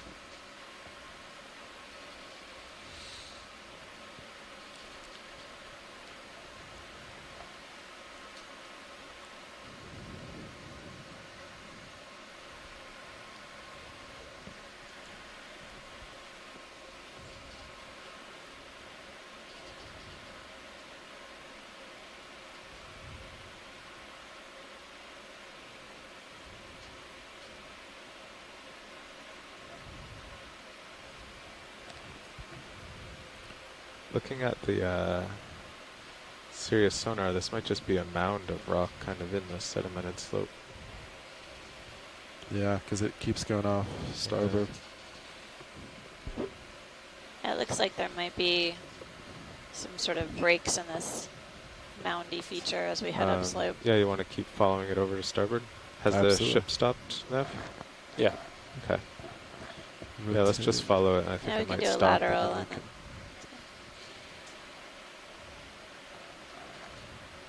see something here. Looks like another sponge there, and also one at the top of the screen. So it's about 160. Okay.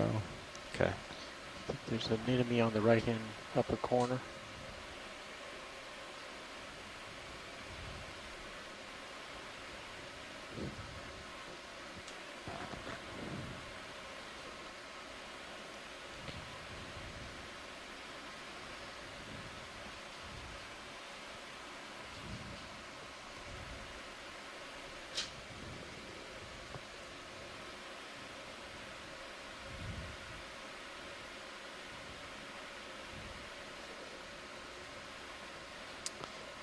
So we're going to take a look at this sponge, which looks to be a new morphology for the dive.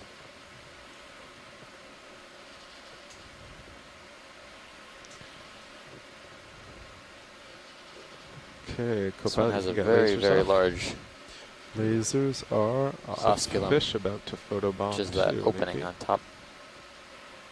What a jerk. I think I might see some associates in there too. As well. Yeah. well, there's some fish at the lower part of the screen. Just went out Okay, of video, view. you can go in.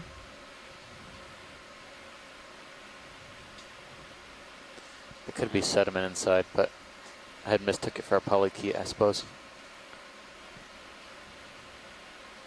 This looks like a glass sponge to me. Hexactinellin. I would say so.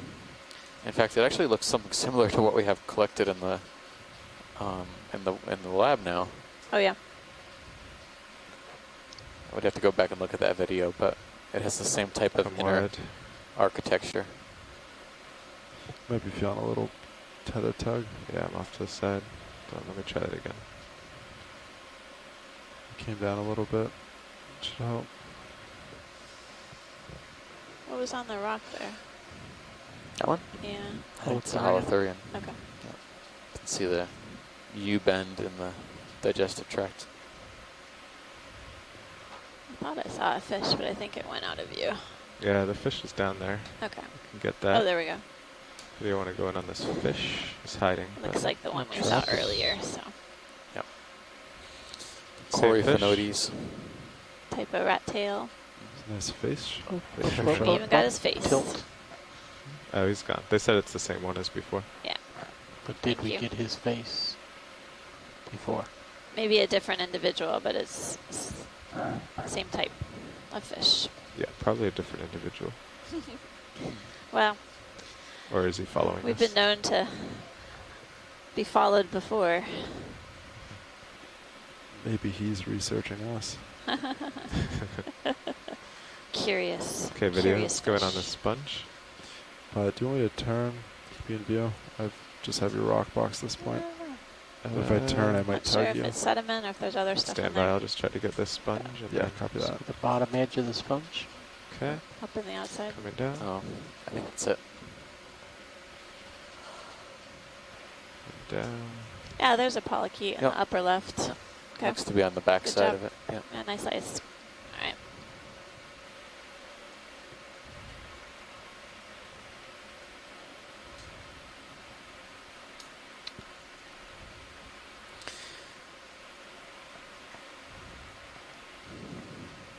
Thanks, pilots.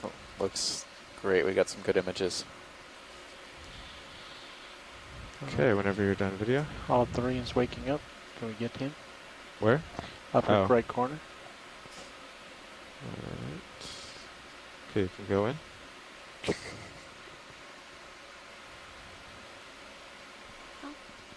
we get a 2-shot? Yeah. Nope, the sea cucumber is coming into view. You can see the digestive tract is a more opaque brown color through the translucent, basically tissue of the sea cucumber. And just above it is a tunicate. And I'm not seeing our usual polychaete associate. Maybe it's hiding. Often we see a polychaete or bristleworm associated with these tunicates. Yeah, I'm just getting pulled by the tether here. Thanks, pilot. You're welcome. Let's go wide. Okay, co-pilot coming back Keep to center. exploring what's ahead. Copy that. Keep your eyes open. Lateraling port. Small round sponge above lasers. I don't think did we see Top right. those tunicates on the previous dives? I don't think so. I think this is the first dive we've seen the Yeah, carnivorous you're centered up tunicates. nicely there. Yeah.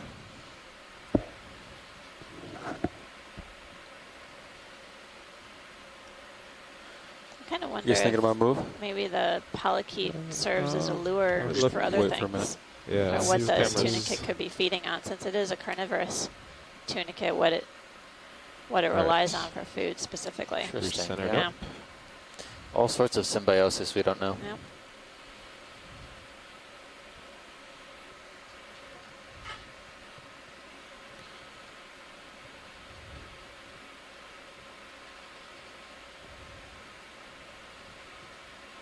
Okay, I want to do a quick zoom here. Another holothurian. Holothurian. Very nice. Yeah. Okay, hold there. I'll float up. That looks like it might be one of the swimming type. I would say so. It looks like, Sort of looks like it's got a sail. yep. Yeah. Yeah, it looks like a holothurian in the family Elpidiidae. In the upper right. These are, they have these distinct walking, they look like walking appendages, modified tube feet. But this is actually Ready for zoom up. only a Sure. few, well, only a few species that look like this. This could be one of 2 genera. Could be Peniagone or Amperima, which are characteristic for these depths in the Pacific. But you can see the the right-hand side of the animal.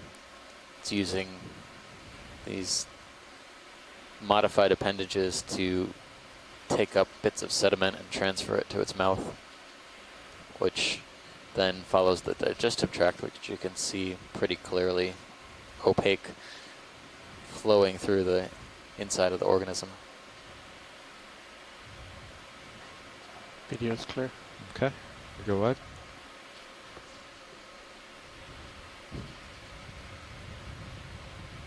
Don't see the lasers on for that. Lasers are on. Do you say you want them on? Yes. Lasers on. Do a quick zoom here for lasers. Coming down. Too quick.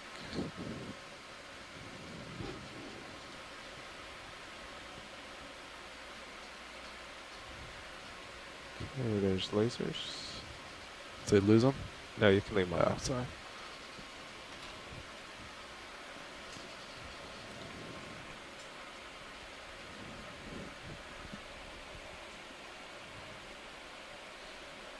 I think I'd be ready for a 20-meter move in this direction. 050 or 055? Looks like 155? Yeah, 155. Sorry, I was used to zeros. That's it. So I'm at 160 pretty much. I'm like kind of 160. So 170 would probably. Yeah, that'd be better. Center up more. 170, 20 or 30 meters? Like 20, huh? Yeah.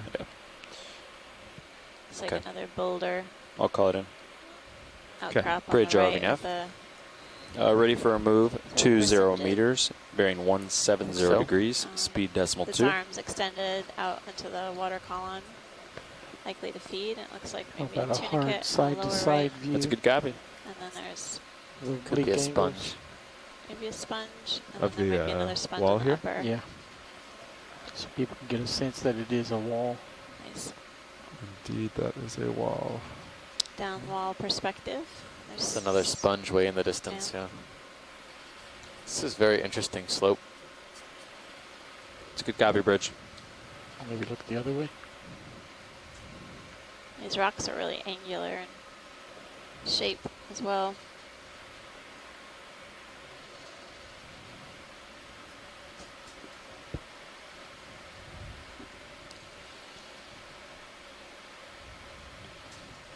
Okay. All right, the ship is moving. We're centered up nicely on this slope. Pushing ahead.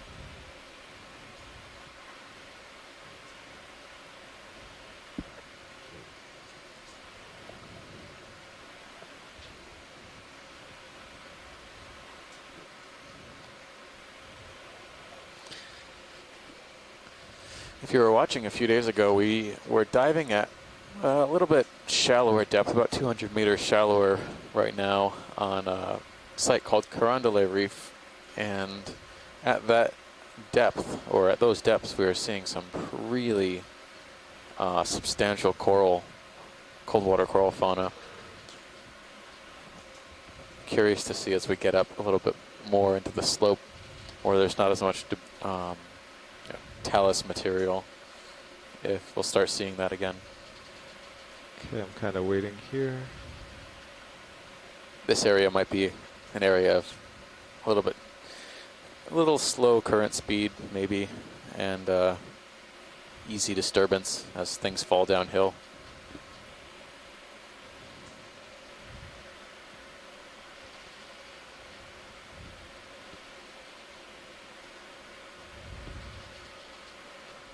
Yeah, there's not as much life here.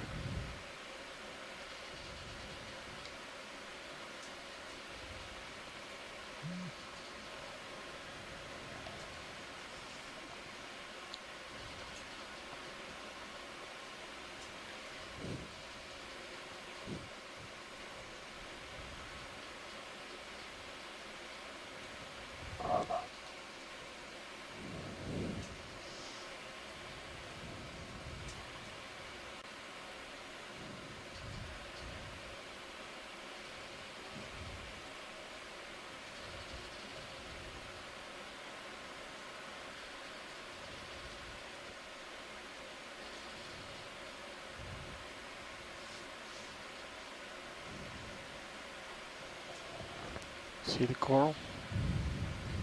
Yeah. Oh, yeah. That's what I was looking at. Oh, wow. I looked down for 2 seconds and something. Pops up. I think this might be a Chrysogorgid, our first of the dive.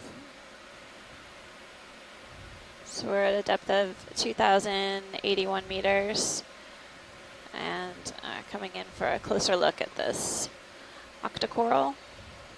Okay, video. Chrysogorgid. And I know I sound like a broken record. Steve's probably tired of me, but I still am so fascinated by this coral. It just is so delicate. The polyps are fine, and there's we're seeing a squat lobster with eggs. Looks like gravid, Yep. and then there's also what look like egg masses in the coral itself. Type of octocoral. Octocorals have 8 tentacles per polyp. And we saw a number of different examples on yesterday's dive of Chrysogorgids. This is our first one of this dive, and I think it's reasonable to find them at this depth range.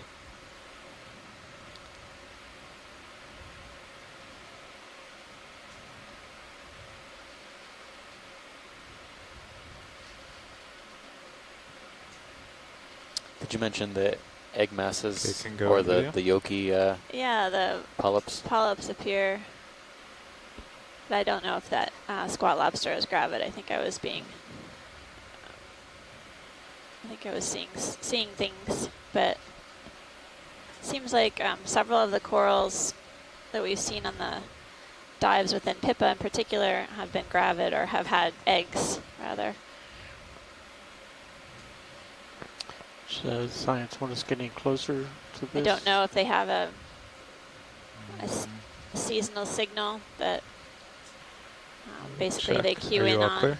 Yep. Watch lead, any more interest in this? No, I think that was good, pilot. Okay, you can go wide. Looks like there was only one associate.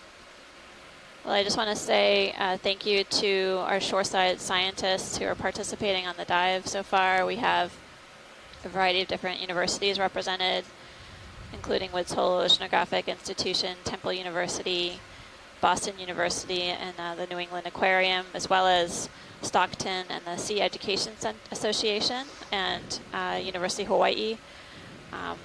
We've got scientists from around the world tuning in and providing their expertise, both on the conference call as well as on the chat. And we also have several citizen scientists who have been participating throughout the dives on this expedition and previous, and posting their pictures on all the social media outlets. We really appreciate your interest and your questions and your enthusiasm. It's been as exciting for you as it has for us to see all of the different animals, the fishes, the corals and sponges, as well as really the sea floor here for the first time. I'll give a shout out to some special people who are tuning in today. My brother, Stu Jones, as well as his family, Ariana, Shane, Matthew, Robert, and Sharon, as well as my family, George and Clara, and my parents. Thanks for tuning in. I appreciate you guys watching, and I hope you enjoy the dive.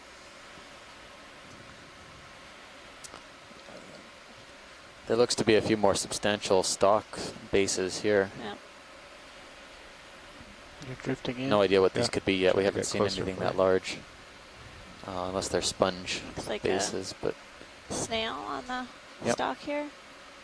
Well, you were remarking on how some of these boulders can be transported, and it looks like we're seeing a lot of debris of rocks downslope. So it's possible that this area sees a sort of periodic rockfall that may influence the animals that are living on the rocks themselves. A couple of things, actually. If the disturbance is nice perspective. infrequent, that can affect how I just went down who to ends up about living here and how long they can be sustained. Okay. Want to turn to center me? Is the ship's been stopped for a while, right? Yeah, it's settled out. Yeah, I can turn tilt up to look at those into the black. Yeah, some stocked crinoids just popped into view, and I would, from this distance, I would say they look remarkably similar to what we sampled yesterday. Oh, yeah. Almost there. There's a pair of them right here, pretty close to each other.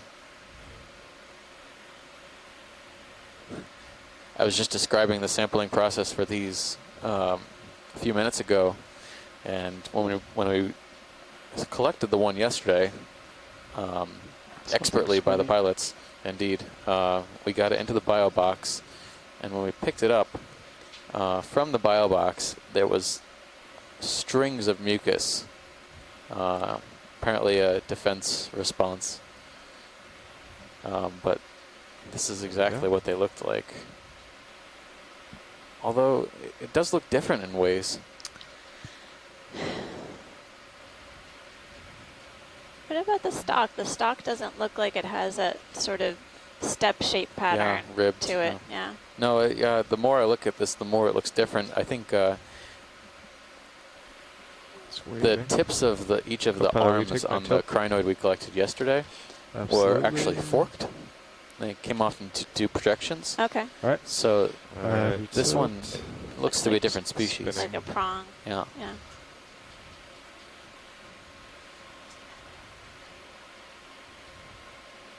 I've never seen, I mean, this expedition, I've seen a lot of stalked crinoids. This one looks really interesting as well. Right here. Trying to focus on the little hair-like structures crossing the white.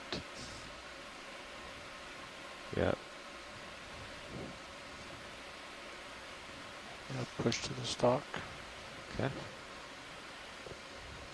Yeah, that's smooth stalk. I wonder, we have several experts on the shore side who have been helping us ID the crinoids, and including Chuck Messing, who's been doing some species descriptions of crinoids, so hopefully he'll be able to report back to us. We're still seeing those. Did you remark on the associates? I tilt. There's Tilt. maybe little polychaetes or flatworms are really smooth looking, living on the arms. There we go. Slight tilt down, stopped.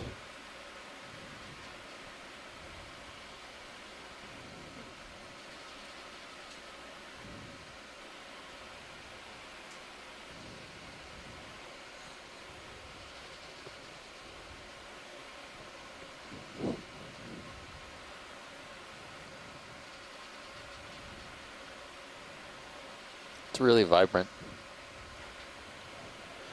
So science, there's a slight opening on this near the central disc. Is that inlet or outlet? Or just something else? Yeah, that pore space. I regret that I do not know crinoid morphology, so there is a interesting opening basically at the crown of this crinoid, sort of central, offset from the central part of it. Hey, this is Chris Ma. Hey, Chris. We're getting a lot of your attention today. And Steve. Hi. What's that? I said we're getting a lot of your attention today. It's a lovely day to be watching deep sea videos. All right. So the I'm sorry, what was that? Thanks for calling. Okay, video. Oh, I'm sorry, I misunderstood. You can go so your red stalked crinoid looks like it is Proisocrinus ruberimus. I'm not a crinoid expert, but this is one that shows up quite frequently, and it has a very distinctive appearance, and it's also bright red. There are some characteristic patterns that are around the base of the cup. And Steve was correct. It is a different group of a different kind of stalked crinoid from the one you saw yesterday. We had, as you mentioned, a much more elaborate texture on the stalk and on the cup. Okay, co-pilot. Looks so the one that you're seeing kind of is actually, strangely enough, pretty widespread. People see it a lot. It tends to get noticed because, as you've seen, it's a bright orange red. It's a beautiful animal.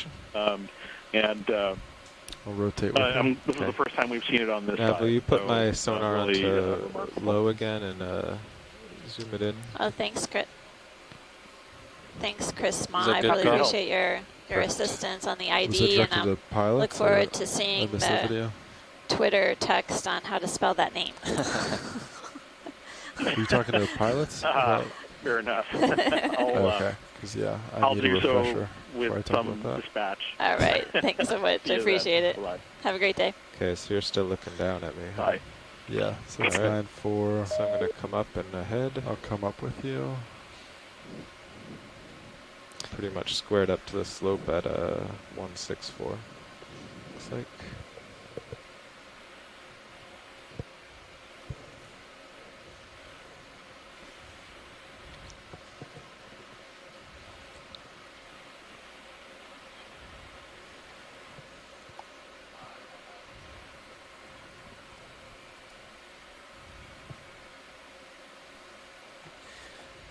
So one of the characteristics of that crinoid we saw was the intense coloration, and it does seem unusual for something to have such an intense coloration in a place where no light can really reach down to. And we bring all of our lights with us. This isn't what the deep sea looks like at all.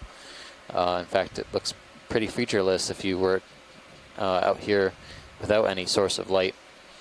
So one of the ideas is that as you go down in depth and you go outwards from the vehicles, the different wavelengths of light, like red, green, yellow, red, yellow, green, and then finally towards your blues and purples at the other end of the spectrum will start to get filtered out. And over time, and over distance, you'll be able to see less and less color, and it's more going to be like grayscale if you were to look at it, or even just black and white eventually.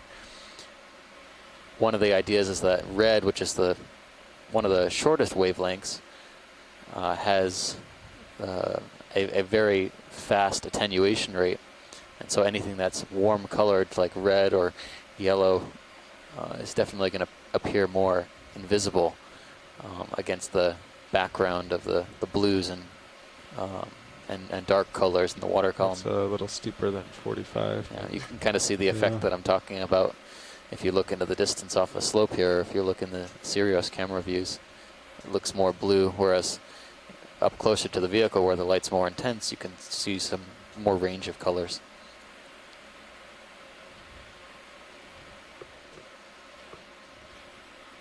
Video snap zoom in the center. Okay, hold there. That's a little sponge. Okay, I'll drift over to this bigger sponge over here.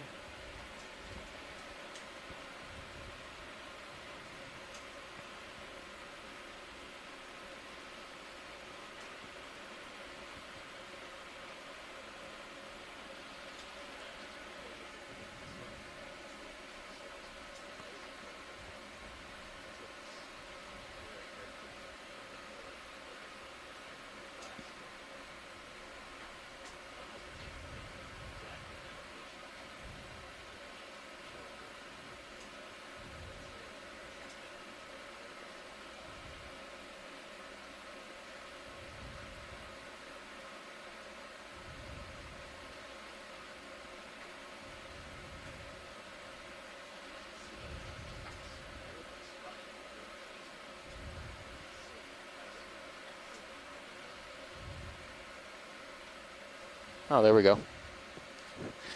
So I was muted, and I was talking about this sponge, which might be a different family than we've seen thus far.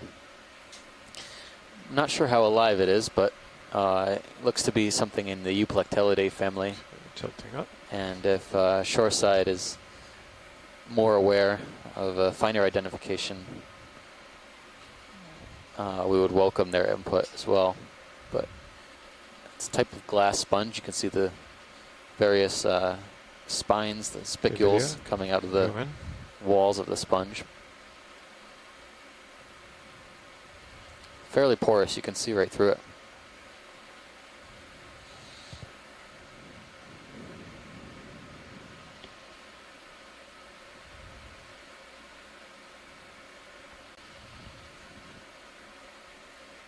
Yeah, this sponge may be just barely alive, but again, the color is deceptive. Could be alive and functioning well, but there seems to be a lot of debris and detritus caught up in the... Anything else you want, video? Nope. Looks good, pilots. All right. Watch leads happy, video's happy. Co-pilot? Very happy. Got the starfish above. Oh, hey, yeah. It's another sea star. This is an echinoderm dive so far. Sidle to starboard here.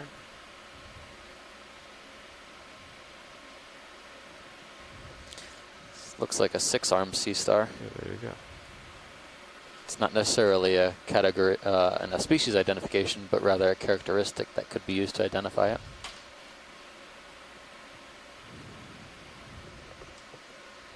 Excellent. Okay. It's pretty far out there.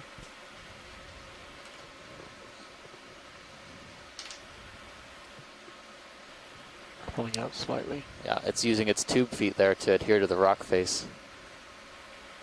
It's 2 for 1. Yep. Yeah, plus a sponge on the right-hand side. I think that might be a smaller sponge, smaller sponge of the same of similar species we've seen down just off the below us where we came from. Can you sort of look up diagonal left? There was a round thing that may have been a Something sponge. else? May have been that little Oh, thing. that thing? Yeah, I saw that. I think it's another one of those. Yeah, spiny urchin. Another long spine urchin. What do you call them? Aspidodiademids. Yeah, Diadematids. Yeah. Aspidodiademids. Hey, it's Amanda. Hey, Amanda and Steve. Hi, Chris. Hey, yeah. So that sea star is Astenactus. Okay. It's interesting because we see 2 morphs with different numbers of arms. Usually they have 8. This one has 6. It doesn't necessarily mean that they're separate species, but 170. they do seem to occur sort of within the same general area. So it's one of those interesting questions because that's more towards waypoint 2 people like me ask is whether or not these differences are enough to warrant separate species or whether it's just variation within a single species. Glad that you're seeing them, and as always, if you see it on a nice volcanic rock to collect, something like this would be nice to sample to compare with an 8-armed specimen. 160. Anyway, thank you. Looks like we just had a nice Aspidodiadema. And 20 meters. Happy that you're seeing such a multitude. Yeah, we were happy to have you. Definitely add some good depth to our conversation. Pretty Nav. You want to go in video? This little pink. It's just anyway, looks like you guys are moving on. Yeah, ready for a move. I'll 20 hopefully meters. call in again when Bearing the next 160 degrees. Speed decimal 2. We'd appreciate that. Yeah, we'll keep an eye out for those stars for you. Maybe we can come about a collection if we find one in a good place. Have a good one. Thank you. That was great. Yeah, it's a good copy, Bridge. Okay, pilots, looks good so far. Got this interesting stalk coming up. All right, we'll take a look at that. I wasn't able to identify what that floating thing was in the water column. Looked yellow, possibly zooplankton, gelatinous. In the engineering world, we call it stuff.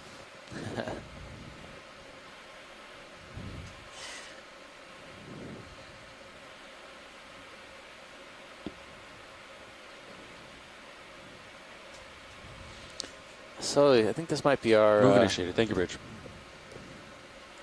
3rd or 4th coral species of the dive. I want to see a little bit on the side angle. Say 4th, maybe 5th species. Yeah, I'm sidling over. You can see from here it's an octocoral.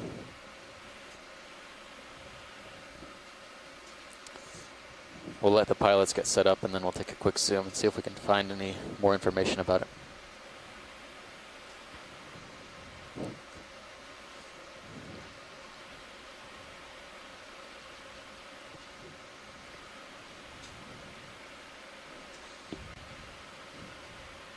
Can't quite tell at this point whether it could be a bamboo or whether it could be a primnoid, but I think I'm going to lean towards the former because I can see some pretty clear nodes on this bamboo.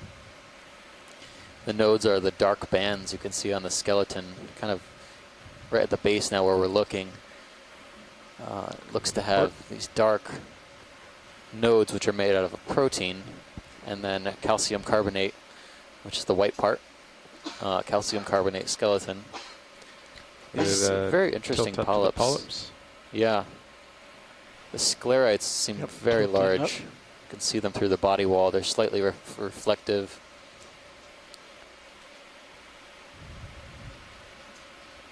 Polyps here seem to be occurring on one side of the colony. Continue up.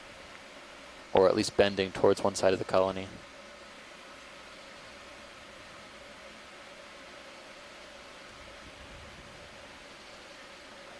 Continue to the top. Can't really see any. I'm looking for spines also on the polyp tips. And I can't see any right away. It's another characteristic we can use to identify these corals. It's waving a bit in the breeze. And I know shoreside is going to have an opinion eventually. So this is great imagery that we're getting. Yeah, it is a little breezy. Yeah. Ready for full specimen? Yeah. Yeah, full specimen, please. Hard to keep the tip in the middle there. Tilting down. Yeah, there's some current starting to come in from my port. From the east. Yep. Eastward current. Okay, video's clear. Okay, can go wide. That looked to be an internodal brancher for a shoreside. The branch is coming off on the calcium carbonate internodes.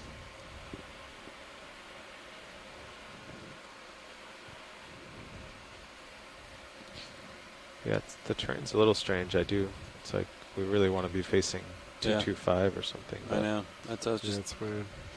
Looking at Sirius's sonar, trying to make sense of it. I guess maybe a local feature. There's just all these local, probably. I think so too.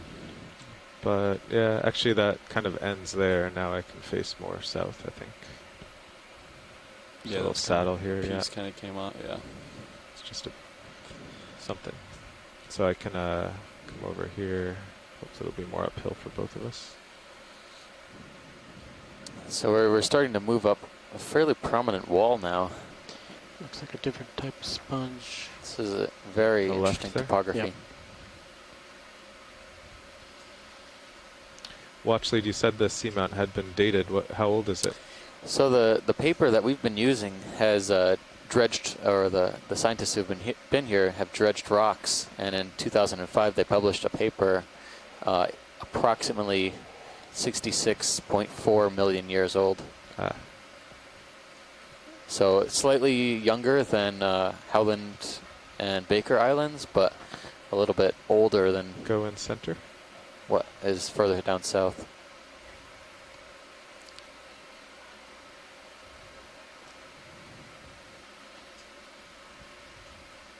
There's another Chrysochorgid here. This species has an interesting morphology. It's kind of hanging out from the rock. Looks to be a bit more compressed, but we still see that one chirostylid crab associate in the middle of the colony. All right, Nav, how long ago did that move stop? A couple minutes ago. Okay. These sponges are starting to look familiar. Enough tether to look around here. There's a lot here. Yeah. Move complete. Thank you, Bridge. Yeah, it just stopped, so you probably got a little bit of swing left. Okay, perfect. Okay, video, I'll float here. We can go in on this sponge. This looks very similar to one we collected very early on in our first or second dive. It's all starting to blend together now. But this is a glass sponge. Yeah, we definitely made a collection of this, and I was surprised the base is a lot harder, a lot more solid, but the top part of it, where the crinoid is on right now, the feather star, is very, very fragile. Video's clear. Okay. Thanks, pilot.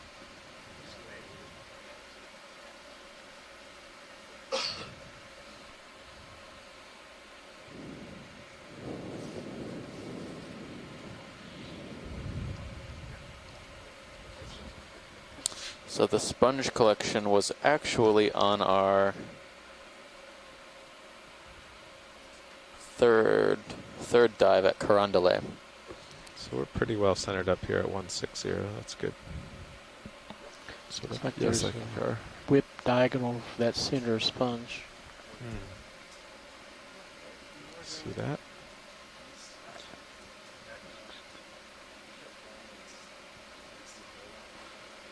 Pilot, you might want, or co-pilot might want to haul in as he comes up. Copy that nav.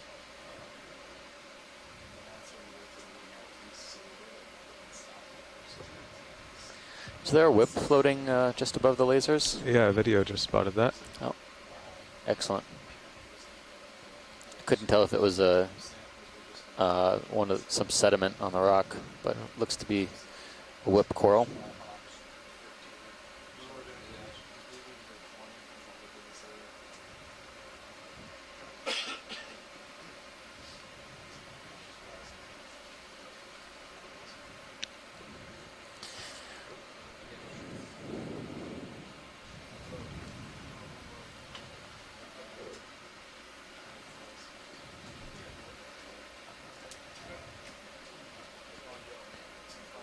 Is that a holothurian between your HD2 feet?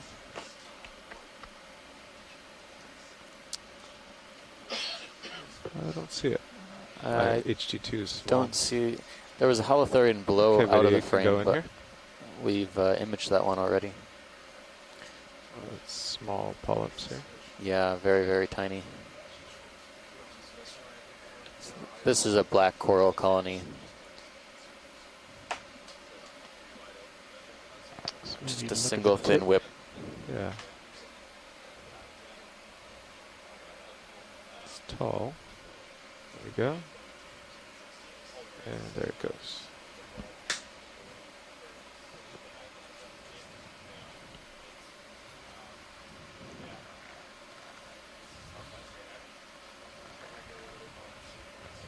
The tentacles are very elongated on this one.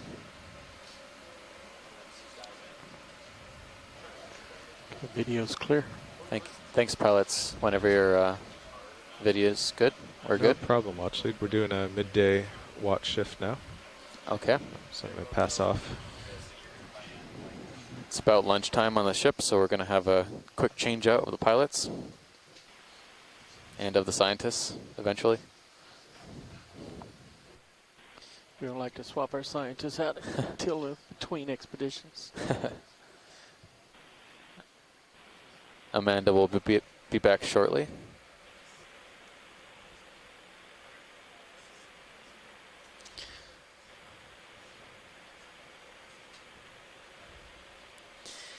But for now, I'm just making a few notes. Some things we might want to zoom on. There looks to be a new stalked sponge off to the side.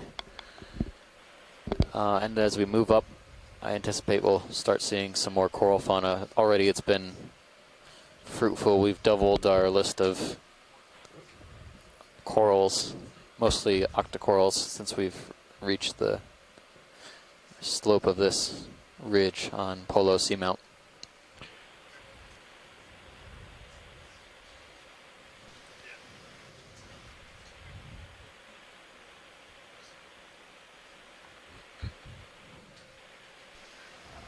Pilot, can you tilt your camera all the way down between your feet?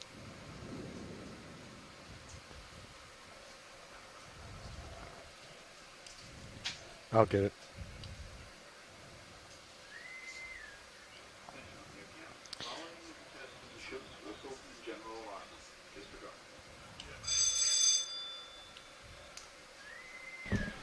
No zoom.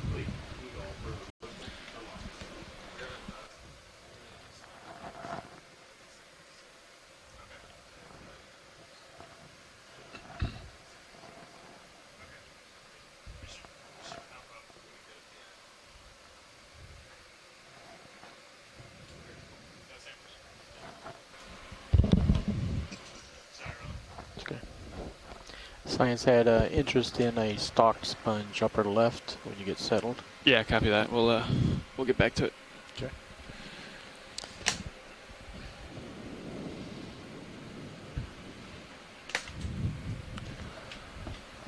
Afternoon, pilot. Good afternoon. Good afternoon, both. All right. So we are headed, if you want to take a 10-second look at high pack here, we're headed toward waypoint 2, then toward the summit. Yeah. If going uphill works better, we can do that. We have 480 meters to the left go, off screen just now, which is 0.075. So we got to, and we do want to make this dive end. So we got to keep going. Okay. Keep moving. Keep. We're currently at a standstill. Is that correct? Yes, we are. All right. This one right here to the left. Watch it. Yes, yeah, it kind of looks like a ball. Yeah. Copy that. Might have to come in at an angle to see the stalk. Yeah, Carl pointed it out before he left, so I kind of got the profile before we switched. So let's see which is the best angle here.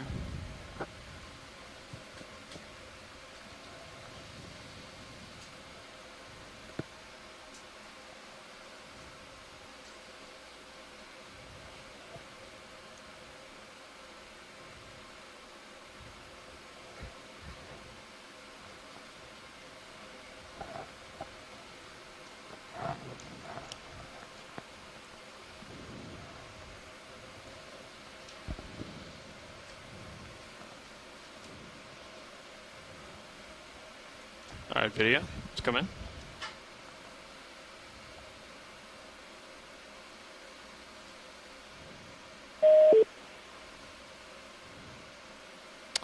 Partial. Copy. So what we're looking at here now is a stalked sponge. Probably a glass sponge, based on the color and way that the light reflects off of it. Not one that I don't think, not one that I think we've seen on this expedition so far. Kind of you want to looks zoom at like, the head, Roland? Yeah. I think we should zoom at both, maybe the joining point. Okay. Yeah, the joining point is going to be important too. But I can see a polychaete worm associate already, kind of in the folds of the sponge. Is that max? Max zoom, yes. Copy.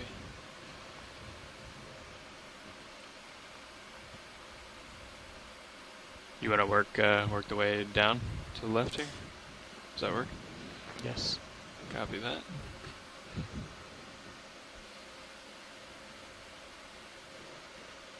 Oh, maybe not. Might be able to lateral a little. I'll keep an eye on your port light there, so. Copy. Copy that, yeah, thank you. We're not moving or settling or anything, correct? Correct. Pulling out for It's full. like they left us awful close to the wall here with Sirius. So. Yeah, I see that.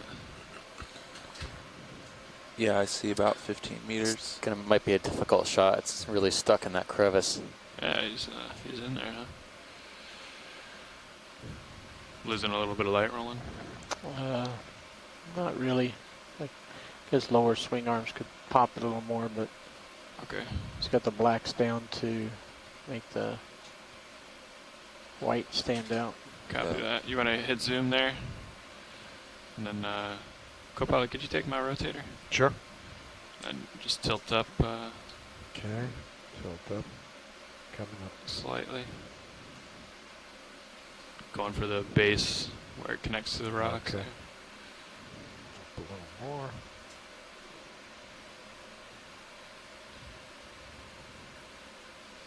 Almost. Yeah. That looks like a glued attachment. I wouldn't say it has a lot of fibers or spicules. Yeah, it definitely looks stuck. All right. Okay. I think that looks sufficient. Copy that.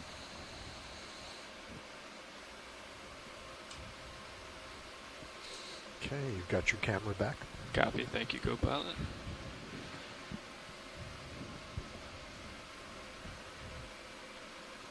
So pilots in general are on the lookout for something amazing. Am I full wide then? Always. Confirmed, We're always you're full looking for wide. amazing things. That's a neat structure. Thank you, Vidya. We'll keep our eyes peeled. So our next waypoint is at 100 from here, but if upslope is something different, we could do that. Big branching thing Copy straight that. up ahead of you. Yeah, I see that, co-pilot. Yep. Good spot. Wow, yeah, just as You want to come up? as my my back row co-pilot gets back from lunch. Get it in the dark light. We're coming up on the largest coral of the dive. Good idea. Of course. There you go. I have a glass Of course, it's a sponge bamboo also. as well. Oh, interesting. Purple something on the left. Pilot, you're getting praises from shore for that shot of that sponge stalk base, so thanks. Positive reinforcement goes a long way. Yeah, this is enormous. Yes.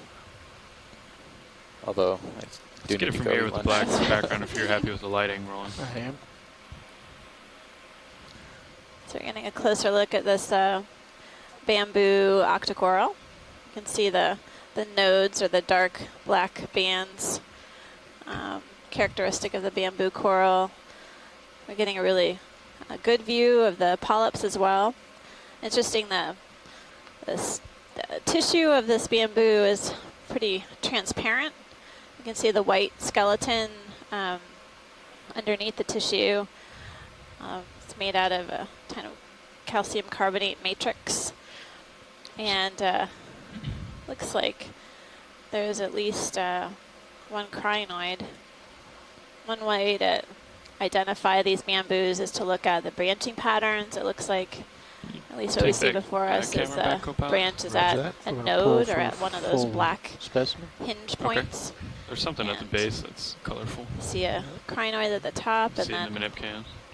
another crinoid closer to the base, or two of them. Okay. You might not be able to get full This is specimen. a large All right, you want me to tip down? Yeah, tilt bamboo down. coral. It looks like darker. when we're Colorful. finishing imaging, we'll get an estimate of the base, the Yeah, size of the there's- base. that's a There's a holothurian. holothurian base. Sea cucumber. All right.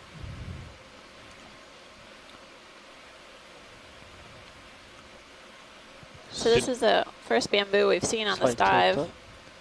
Go ahead. Yeah.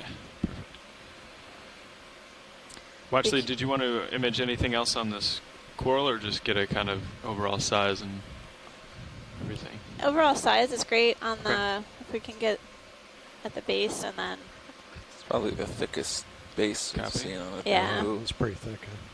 Huh? Lasers are on, by the way. Copy that. Okay. Let me know when you're clear rolling. I'll lift up slightly just to get the top in view. Tilt, just get the lasers near the base. So our current depth is 2,051 meters, and 3 we're or 4 diving centimeters at wide. Polo Seamount within the Phoenix Islands protected area.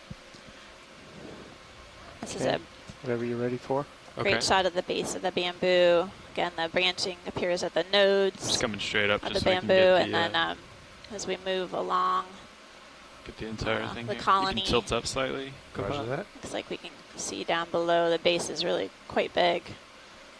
Need to back up, I guess. Okay. Is that full wide? Yes. Copy. You could get D2 looking at it. And if you're looking at the Sirius Yeah. camera, which is on the Stream 2 feed, you can see D2 is basically taking a peek at this humongous bamboo coral, and hopefully the shore side can give us an ID. But it is within the family Isididae, which is again, a bamboo group. Sometimes we see Might need whipped to continue forms to as the back up branched to get form. a full specimen. Okay. We're seeing several of the crinoid associates. Those are those feather stars that are basically attached with their cirri to the branches. They're free living, they can swim.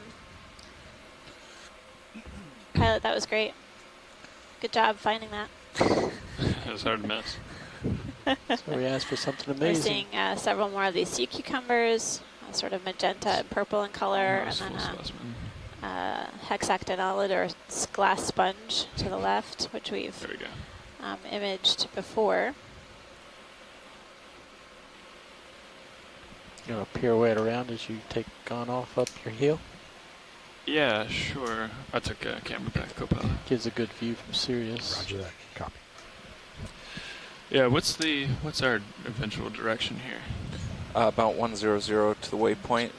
But Pilot, just can you stand by for a second? I'm just verifying if we want to actually collect a piece of this or not. Sure. I'm just going to do some pirouetting around it so we won't lose it. Thank you. Sure. A little further south than that might be uphill, and we can go uphill. We were going to the summit. Okay. We got an average 0.08. It's a pretty good pace. Yeah. Especially if we do a collection here.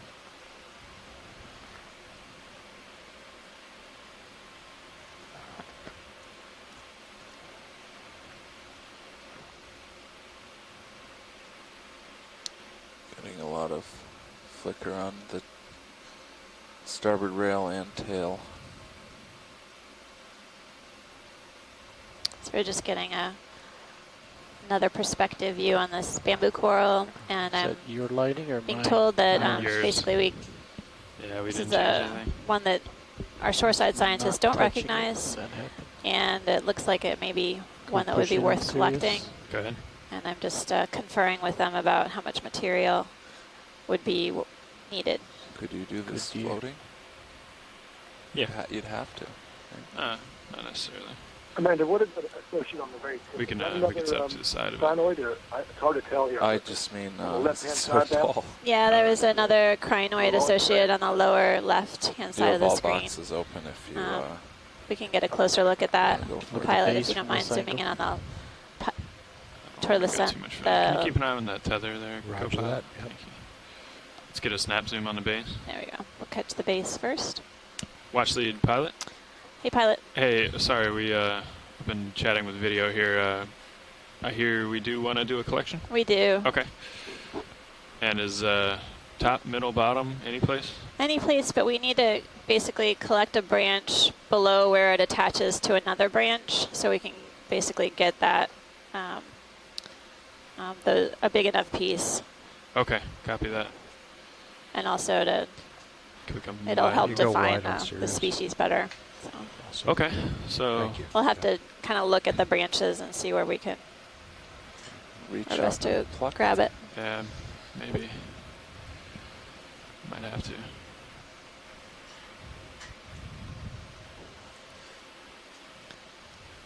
Sampling things larger than the vehicle. Can we zoom on the yellow particular challenge? crinoid? That's the sort of broken up one on the right. Sure. Just before Go ahead, Roland. Fill frame. Looks like there's barnacles on there. A little more. I think they're talking about the one on the top looks like some right. of the crinoid arms. The one on the right-hand side? Okay. Yeah, sorry. I thought you were talking about the yellow. The one that looks more like it. Copy. There you go. Yeah, there's several barnacles that have colonized the bamboo skeleton, and then this crinoid, yellow arms. We're getting a closer look at. There are so many barnacles, it's hard to count them all. Is that a place where we'd want to snip? Collect? So I'm having a hard time seeing where a good branch point would be here, so we could get the associates and. Can you come wide, Roland? Can we swing around to the right and look at it from another angle? Sure. Well, it looks like that's at least a meter long above those crinoid. Yeah, that's. We could trim it and then come back. Seems. It's fine to take our time here a little bit to make sure we get the right collection. We need to basically get a branch. Need to cut the branch below a nodal point or one of those pieces with it. But I was also thinking about possibly getting those associates that you just passed up below. Okay. So that's. I wasn't joking. As tall as it goes. Wow. Not even. Pilot, can you estimate height on this? D2 is so high. D2 is 9 feet tall, so 9 and some change, I'd say close to that, maybe. How far are we off the bottom right there? 3.5 meters. So this one really looks different than any bamboo coral that the experts have described before. So it might be a new species. Previous leg, they did do that, snip some off, let it fall just so you could fit the sample they wanted in the box, Okay, so well, just FYI. Okay, yeah, thank you. Is Roland, let's get another look at this yellow associate group. I'm just here. wondering if we can catch a branch with the yellow and then below let's get another where it attaches to the node. Angle, just hold there. Actually, come wide a little. Thank you.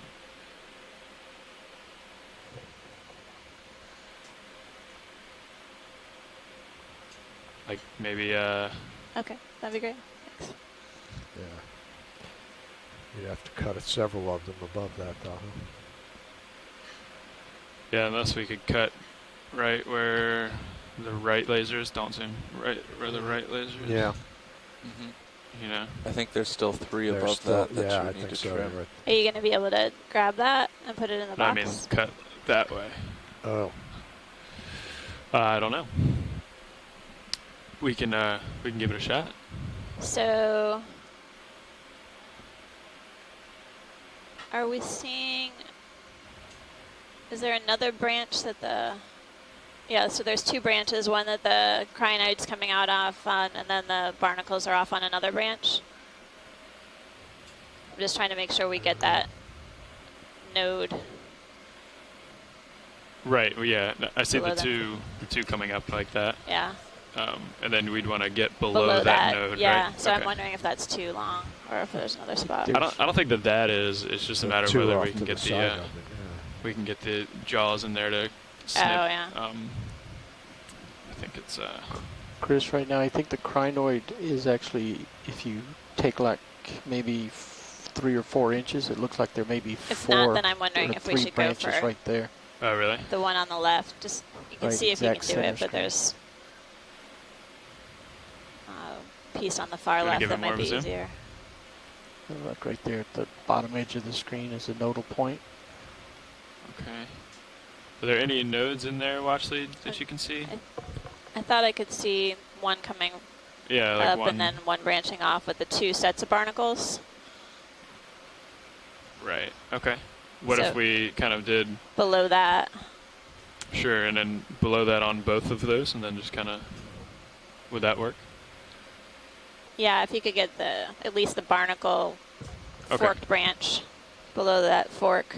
Okay, come wide. That is tall, so might have to hover. Fortunately, unless.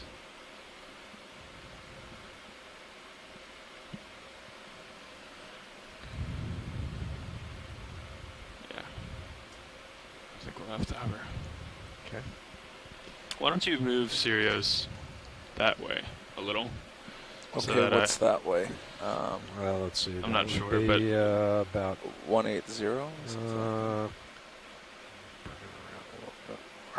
Oh, just like 170 maybe. I just don't. I want the tether to not pull me that way. See how it's pulling me. Okay. Yeah, I'll get that going. That's going to take a little while. We're at this step.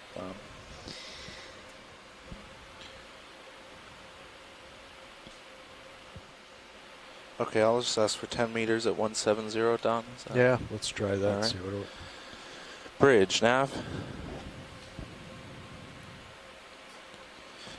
Can we get a ship move, please? We're just getting 10 meters, bearing 170 degrees, 0.2 knots. knots. Piece of the bamboo coral.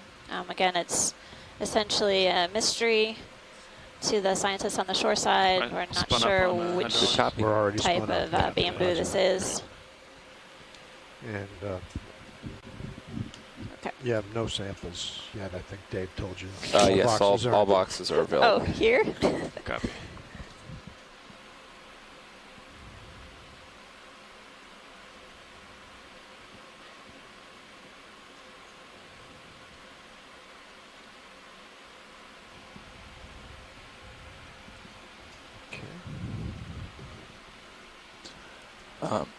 Pilot, if you want to bring up Hey, Amanda, while we were waiting, Auto I was just XY noting page when we were on your imaging the screen, I base, can I saw tap in left, a right if you yellow want. crinoid. I think it had 10 arms. Okay. Oh my goodness. I don't think we've seen that.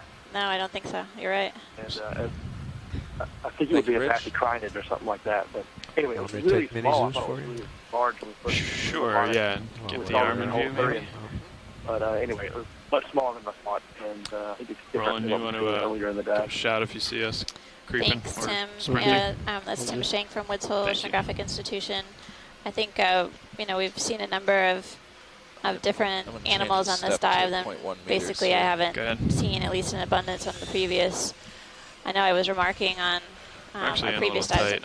We haven't seen very many sea cucumbers, for example, and this dive has definitely been characterized by them. But I'm just blown away by the size of this bamboo colony, essentially the height of D2. And there are a number of different associates that are growing on the coral itself. And then we're seeing a number of different animals at the base and all the rock features ahead of us. The arm there. Still going backwards. Yeah, I just dialed in a half meter back. Okay. Thank you, though. Like it's stopped. What's that? Looked like it stopped and it's super stable. Yeah, that's what it hopefully will stay like. Okay, hydraulics coming on. Okay. Creeping in, huh? Very slowly creeping in.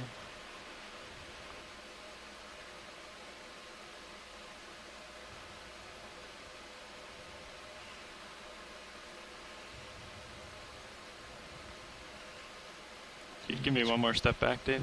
Yep. One back. Copy. I thought we could get smaller steps than half a meter. Half a meter's okay. I mean, Here we go. I got 0.1 now. I can do finer control. Copy that. Still going back. Yeah.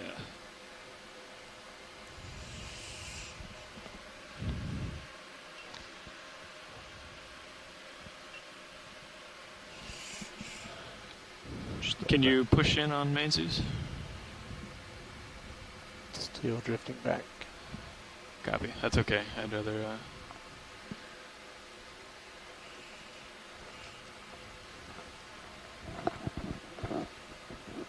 Maybe give us one bump to the right, Dave. 0.1 right. Thank you, Rich. I just moved us 0.1 right. Copy. So hopefully that helps a little, Roland.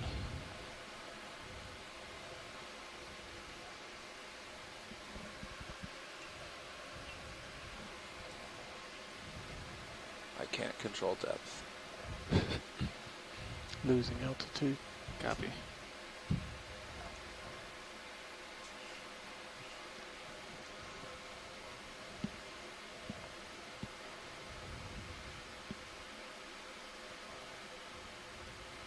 You come a little wide on Mainzeus. Perfect. Thank you. Partial. Copy.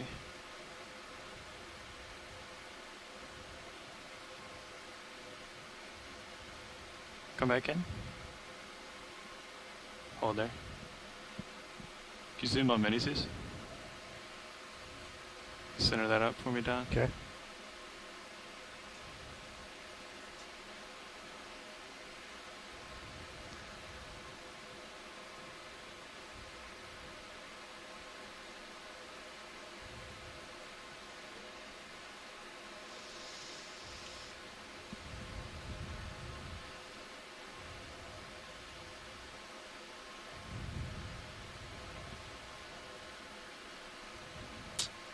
So, trying to think of a way to get my hand in there.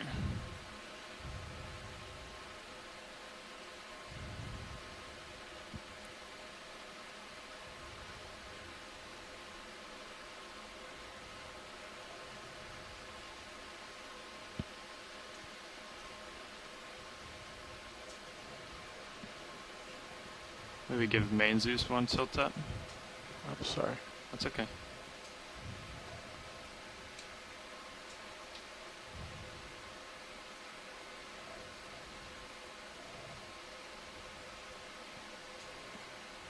We want as far down on that base as we can. Yeah.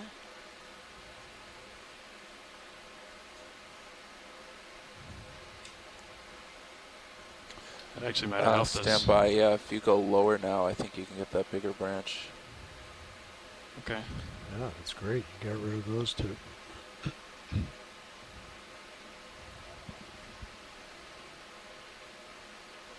It looks nice and heavy. It should stay in the box.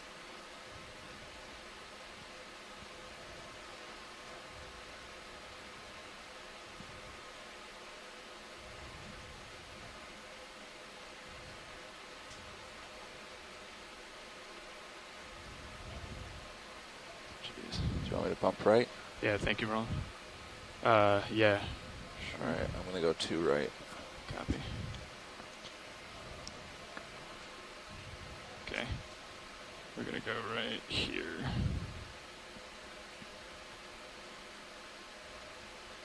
I think you got it. Does that look okay, Watchley? Yeah, below where they branch out, so okay. That's great. HD2. And if we can't pick up the other... Yeah, it's just hard to...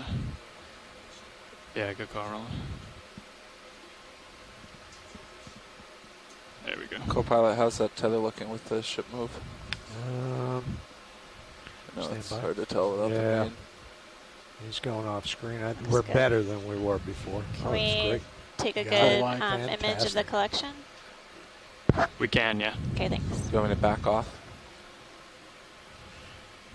Sure. All right, I'm going to come back about 1 meter. Copy.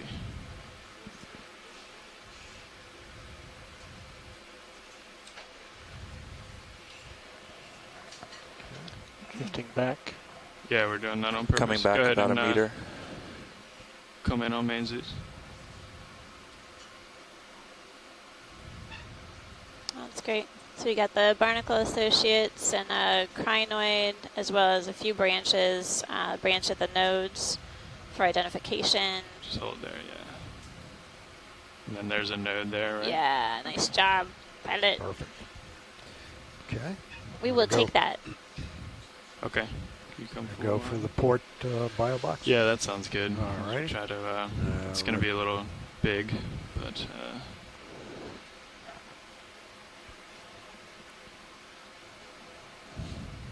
Okay, extending the drawer. Copy. It's good that crinoid's So, holding on. just in case people are just tuning in, we're diving at Polo Seamount within the Phoenix Islands protected area, and we're at a depth of 2,050 meters. We just collected a bamboo coral branched form, and it has unusual morphology. It just looks different than any that our shoreside experts have seen before. So we're collecting a sample of the coral so we can identify it. It was important for us to collect a certain size and also sufficient amount of the coral so we can get at the branching pattern relative to where the nodes are on the coral, and then also the associates. Oh, you're going inner? Inner or out? I guess we have to outer go outer. Is deeper. I think we gotta go outer. And I wonder if I just drop it from here. It seemed pretty heavy from that piece that floated off. Looks like you got it there. It's definitely heavy, pilot, so. Oh, yeah. beautiful. Got Nice. it, beautiful, man. That's great. And I don't know if that other piece Okay, is handy, but retracting the drawer. What's that? The other the one? other piece I will. Yeah. If Where it's did it down go? there, we can try to grab it. Okay. For sure. Pretty sure it floated down the cliff to Went the off left. the side, I think. Okay. Yeah. I know we're on a slope, so it may have gone downhill. Sure. I don't see it anywhere around the base there. I'm gonna stow the It's arm. pretty and then- exciting to find a bamboo that stumps the scientist on shore. Video swapping out. Yeah, we had some interesting bamboos the past hour. Yep. We had this one, which is a nodal brancher, and then we had an internodal brancher a little bit further down when you were at lunch. Okay, hydraulics here. Man, I can never go to lunch. Actually, you can leave those hydraulics Always miss on these. just in case we want to. Yeah. So the nodal branchers are the ones that essentially branch at those dark nodes. You guys saw one that was internodal, so between. The voice-activated Auto XY continues to function well. Yeah, thank you for that. Is that? That's the first time I've ever seen that used. Oh, you haven't seen that feature before? It's No. It's a very usul one. I think that is our. And that's our first selection of the dive, I believe. I don't think I missed everything. Right there. I don't. Pretty sure that's the first dive, or first collection. Yeah. Wow. Sweet. Pretty sure. So, Pretty sure. watch lead. Yes, sir. This is the other piece. It's fairly large. Do you want to cut it in half and put it in a box? Or? Yeah, we could do that. I didn't want any to basically be wasted. Sure. So. Yeah. I'm with you. I know it's a tricky spot, so I understand if. Could probably do this set down on the bottom. Okay, so I've lost you in Sirius. I'm going to turn my head there so we can see you. Okay, how far was that move? Only 10 meters. 10 meters. And Yeah, go ahead. I think it keep me in improved view. things. Yeah. Yeah, I definitely think so. Okay. We're going to have a sprint after we finish up here. That's fine.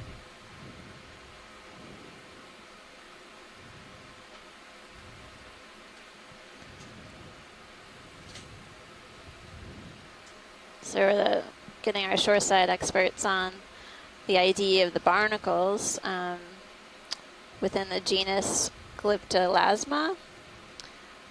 But there are 11 species within that genus, so a specimen is required to identify them.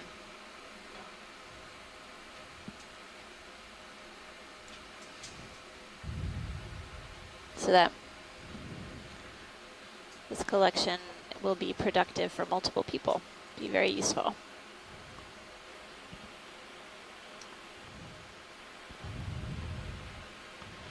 All right. Okay.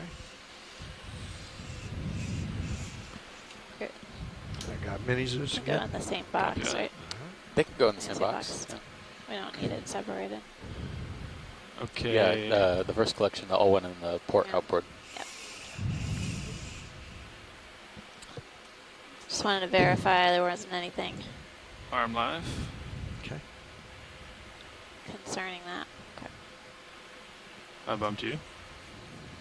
What do you mean? Oh, the whole thing will shake, yeah. Oh, yeah.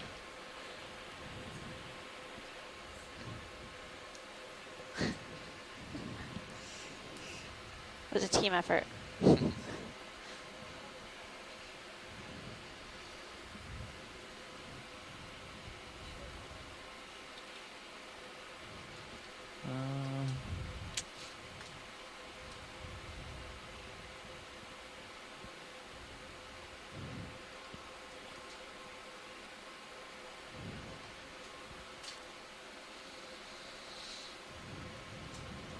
Is that too big?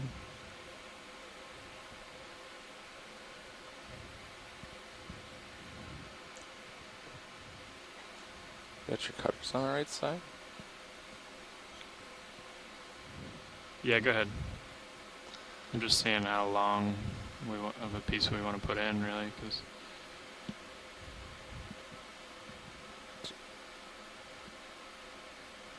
I think that's So you're probably. going to cut loose the Am I downhill confused, or you side, have your right? cutters backwards? It doesn't matter if I can freely rotate my wrist, right? Oh yeah. Yeah. Yeah, you're right. That's That's okay. the other piece has the nodes in it though. Yeah. So that'd be better. Yeah, no, you're right, Dave. Sorry. Okay. We'll get this guy here. I spun him on the when I stood.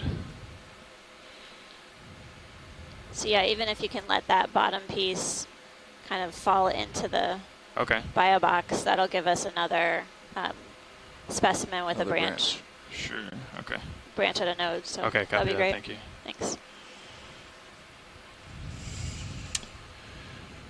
You wanna extend? Watch the same actually, box is okay for let's this? come off. Same and then I'll box, extend. please. All right. You're going to video it first or no? Or not necessary. We can. Watch, would you like a video of this piece? A close up, sure. No, good call, Joe.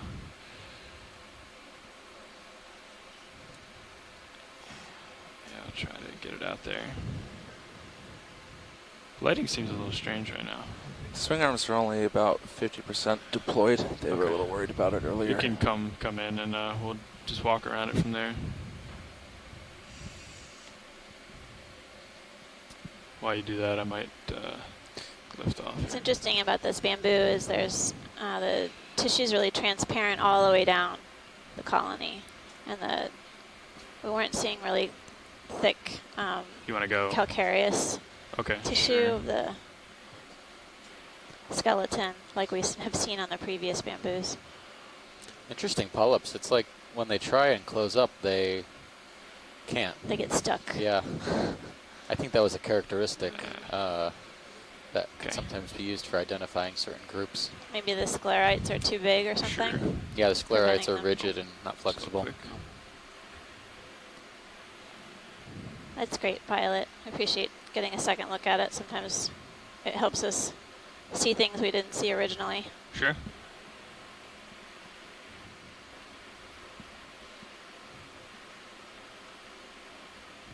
There's a node in there.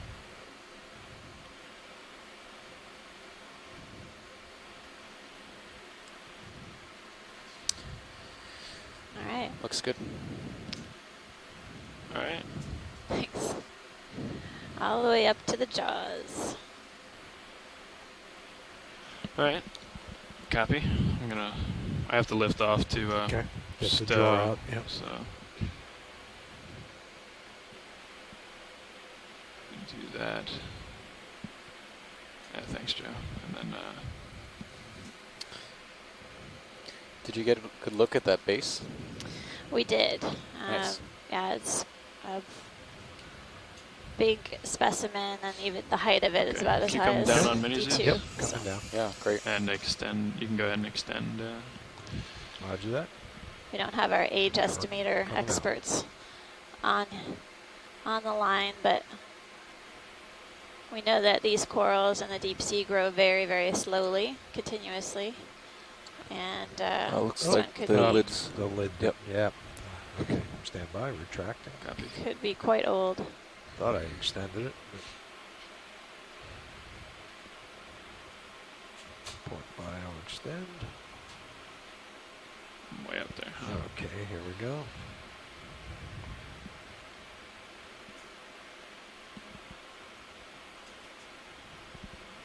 Nope, not again. What's going on here? All right. Did you do it one way and then the other way? Yeah. Well, let me retract it. Okay, draw retract.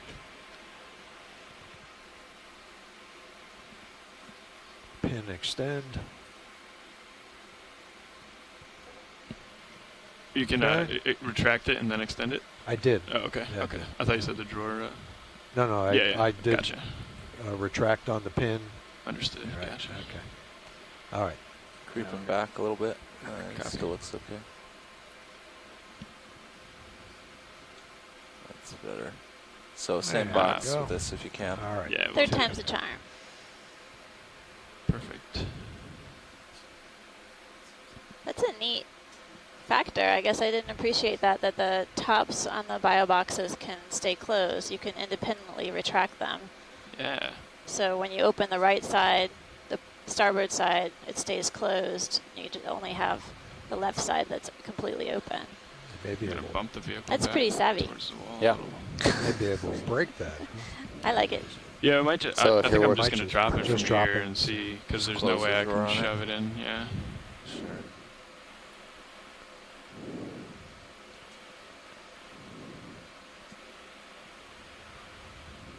Well.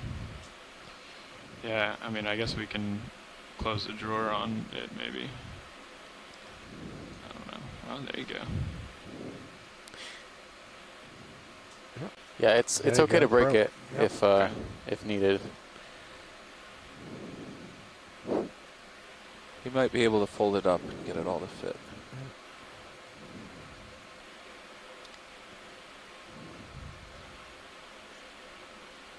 Nah, that's good.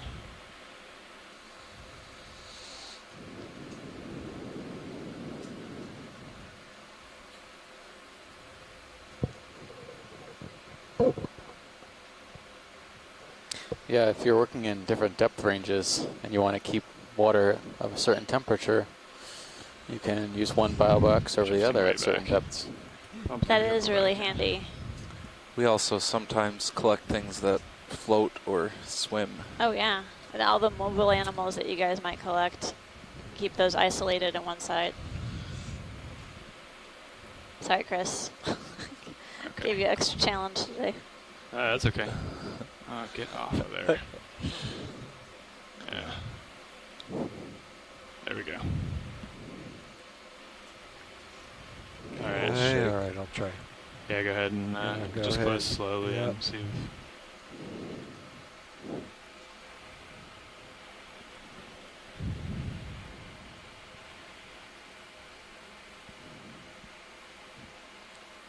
I'm on. You can come back out just for a minute. Joe, can you put the left manipulator cam up on my main screen? Correct, yeah. Thanks. Might just fall in that, almost. I could try that again, quick in and out. Yeah, that actually might work now that it's centered. All right. All right. Sure, go ahead.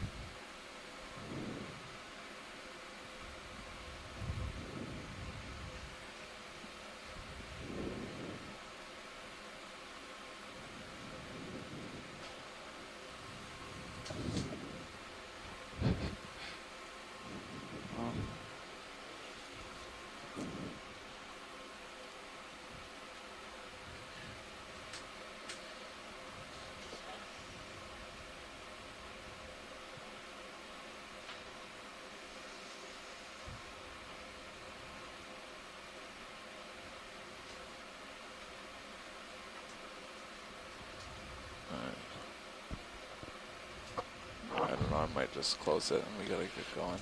Yeah, okay.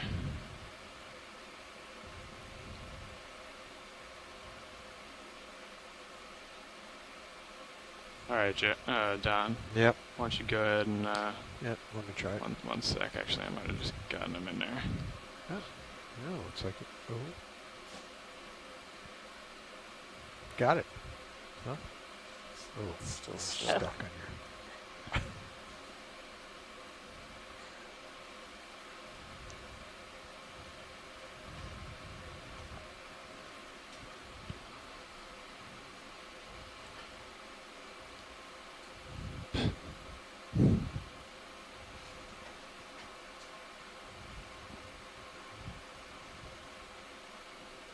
All right, well. How about if I keep the jaw right there and I'll close the drawer? Yeah, that's fine. And then you just pull up? Yeah, that sounds good. All right. Retracting. Copy. Keep an eye on there. That's okay.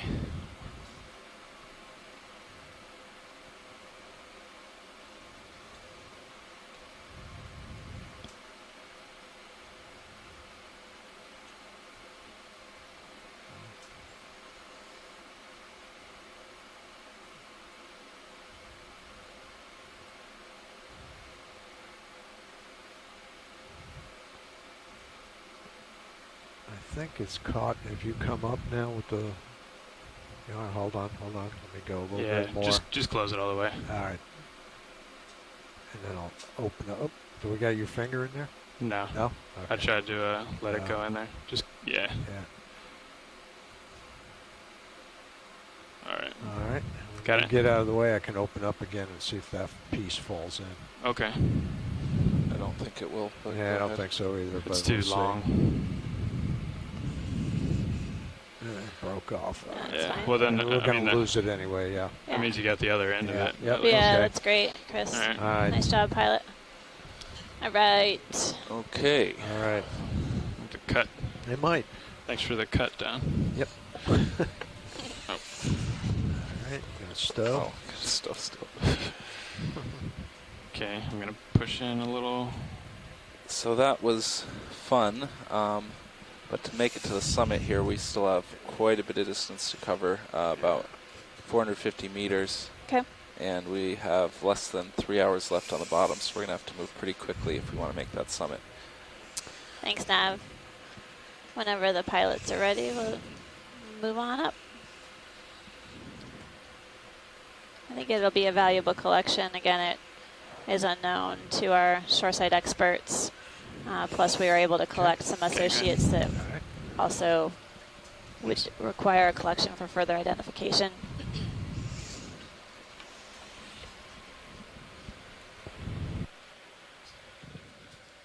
Not being negative, I think it was a great collection, It was and we need to move quickly to make it to the finish. Yes, it was a very good collection.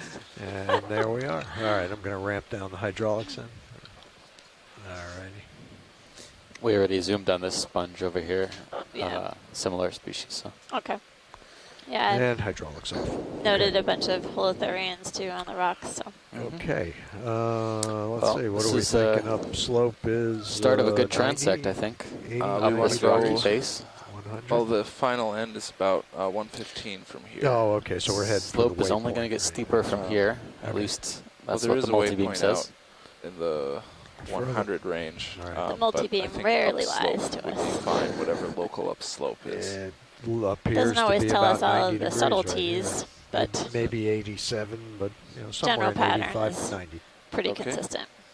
We need to make 0.09 to get to the end, so we should be moving half the time at 0.2. Yeah. Yep. So whenever you're stretched out. Okay, 20, 30 meters, how far would you like to go? I don't know how steep this is going to be. Maybe we should keep it at 20 and see. Sure, 20 meters. At 090 you want to? Yes, pilot. Looks like it on sonar, yeah. That's fine. Although this I guess ridge I would just do side to side as much as you 130. can until we are able to move forward. Thanks. We did get a good look of these sponges before. Well, 115 is to this summit, so maybe split it. All right. Yep. Sounds good. All Go right. for 105. 105. It's a good point, too, that you can just bridge, nav. Instead of dog-legging it. Another ship move, please. 20 meters, bearing 105. If it comes down to time. 2 knots. Either transect would be good I think we're good copy. Yeah, it looks like the contours are about the same regardless, so yeah, we can kind of hightail it to the top if we could do a little bit along this way first. Sure. Don Liberatore, guess who's on the chat? Uh-oh. Someone I know, perhaps? Someone you know very well. Would you like to say something to someone you know very well? Enjoy the dive. Talk to you later. All right.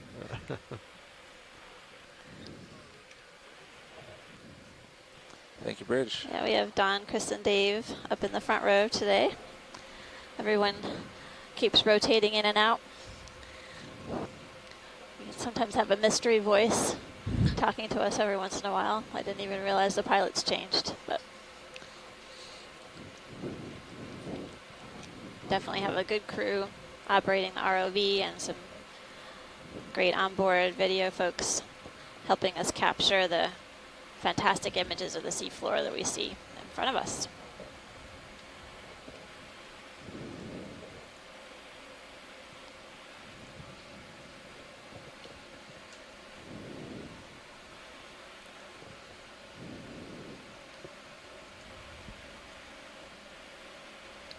So we saw that sponge earlier on the dive, and I think Charlie's agreeing with you that it's a type of glass sponge, hexactinellid, and within the family Euplectellidae.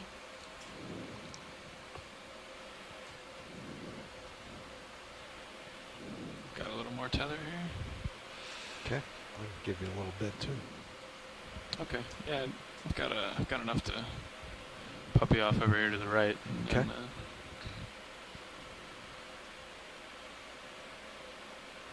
just kind of go back and forth. That guy is so tall.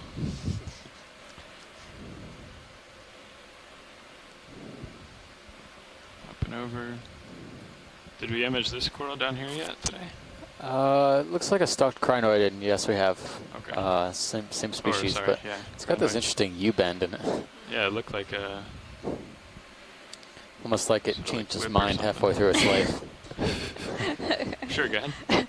A midlife crisis. Which way do I go? Which way do I go? Yeah. Yeah, this one has an ophiuroid association. At the bottom. Now.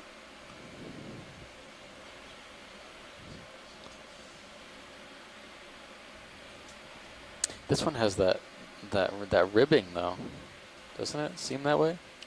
Or does it still look different? More like banding. Yeah, I don't. It still doesn't seem like the same texture pattern as the one we saw yesterday. Sure. Copy. So Pro-isocrinus. Coming up in altitude. Pilot, you're getting effusive congratulations from the shore side for such a valiant effort collecting the bamboo. Thank you much. It's a little sloppy, but we'll, is that good enough, Joe? I was kind of walking around for you. Okay. Copy that, watch lead. It's good to hear.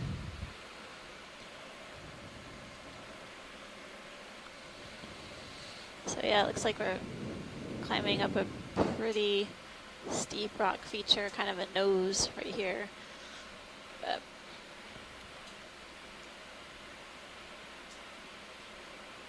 let's see what we can find ahead.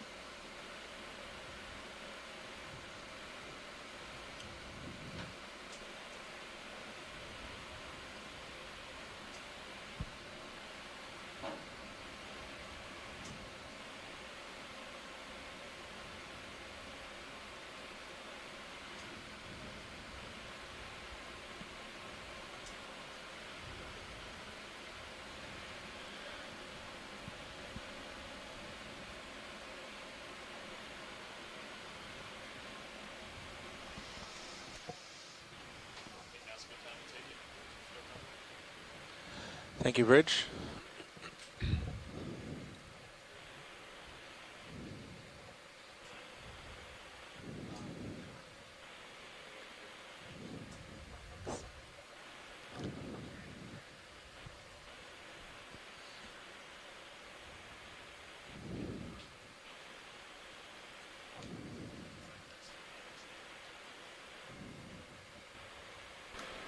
Okay, watch lead. We're going to do one quick pilot change here. Okay.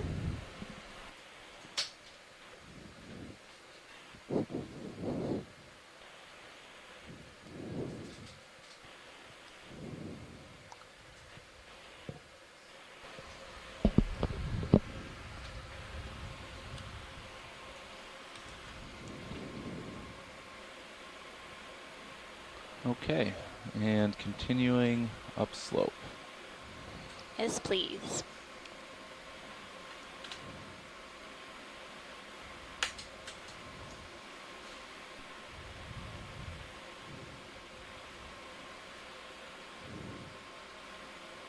Are we fully out-zoomed?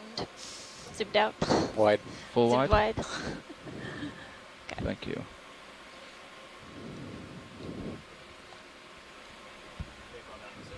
Some sort of stock yes, or I did. something. Yeah, it was, I think we're about stretched out enough. I think we could probably use it. Noticed more stocked crinoids in this area than heading looks good. We were on 105. 105. Even the hyocrinids and the Pro-isocrinus. I don't see much up ahead, so maybe the 30-meter move could be. Let's try it then. 105 is good for me. It's fairly steep. But, you're looking up the side of that. Oh, I see. Yeah. Yeah, it's great to keep this sort of side view if we can, pilot. Scan. Okay. The current appears slight, and I'm just looking at the particulate in the water column. I'm wondering that's You want to zoom on that before we move some too kind far? of branch. Sure, I can head over there. Yeah, I'm not seeing much current at all. or very light if there's any. Could be why we might not be seeing as many corals on this side, but there are other reasons too. We're looking at that branched one in the background? Yes, please. Okay. Maybe a dead colony. Video, can you lighten up Serial's camera a little bit? Oh, that is? Okay. All right. Just a quick zoom, and then we can... Yep. Thank you. Just wanted to see the contours to the side of this. Yeah. All right.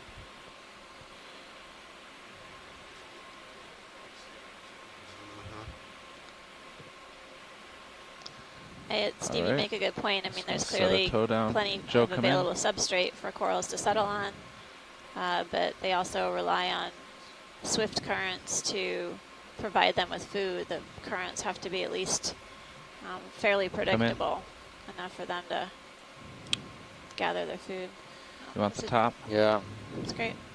Go on top. It's just it's a type of dead coral skeleton, and there's a couple crinoids at the top and a want me to pan down? hydroid on the left. Tilting down. Yeah, it looks to have some bryozoans or hydroids in the upper left-hand corner. Bunch of crinoids, an anemone or zoanthid. Baby stalked crinoid. Oh, that's great, Pilot. Behind the rock. Yeah. Thanks, Pilot. That's great for us. Well, it's interesting. It's not a bamboo, so it's a different type of dead coral skeleton that we haven't seen. Maybe we'll see a live one coming up.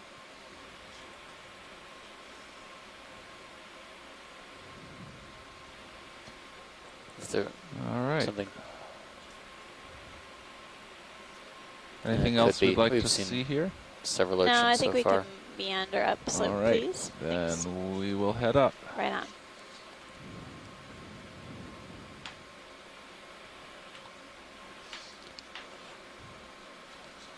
Yeah, right. Yeah, I can see that. Yeah. Yeah, you can tone it down. Interesting to know. Go ahead. Yeah, that's fine. Looks like a dead sponge stock, maybe, or. Yeah, would you like to look at this? No, we don't have to zoom in on it. We'll note it. Thanks, Pilot. All right. Similar to the euplectellid we imaged next to the bamboo. We saw another dead one a little bit deeper as well.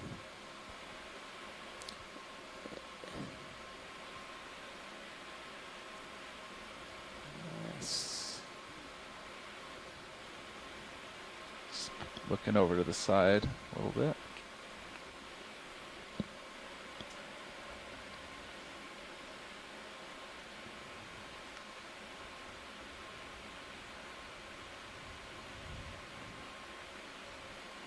How about here? We're actually seeing a fair bit.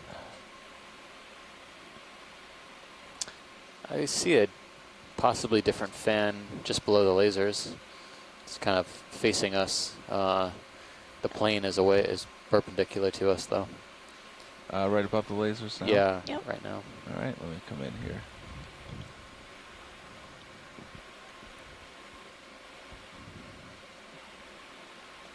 That's a little too much. Okay, come in.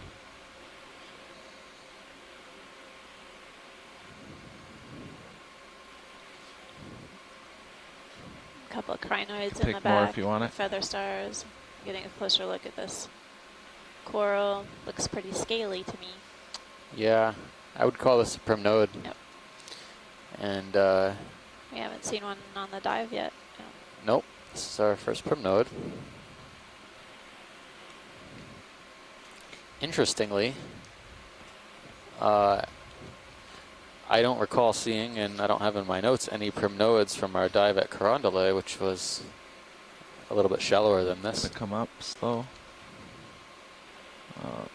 It's good to know that they are found this deep. This one, it's difficult to say what genus it could be right now, but it's definitely a primnoid. So it has 3 polyps for every whorl, I guess, and the polyps are sort of planar, or sticking straight out, rather than bending down or up. Okay. Any Other details on this we need? No, I think that's good for now. Okay. Maybe we'll see a better colony as we move up slope. Sure.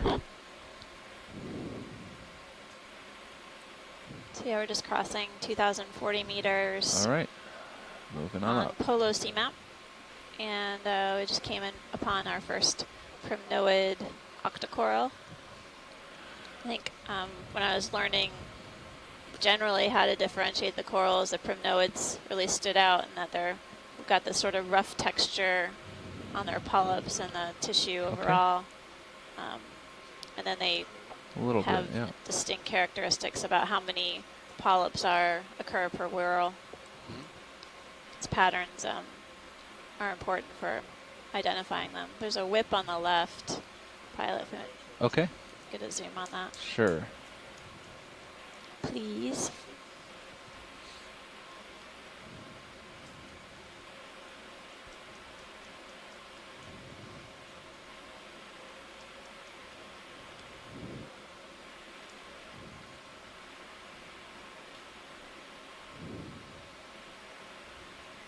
There's another. Let's try to do this floating. Come on in. Another primnode. Oh, yeah.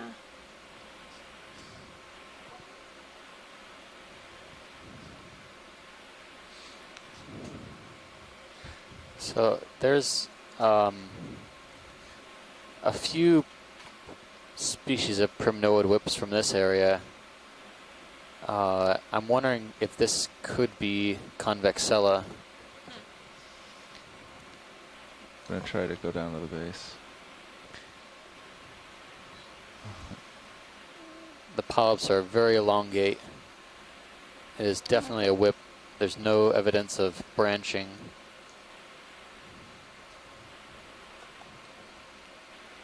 Sorry. Okay, that should be better. Is that good, Steve? Yeah. Can we go up the colony one more time? Sure. Trying. Yep. That's the plan.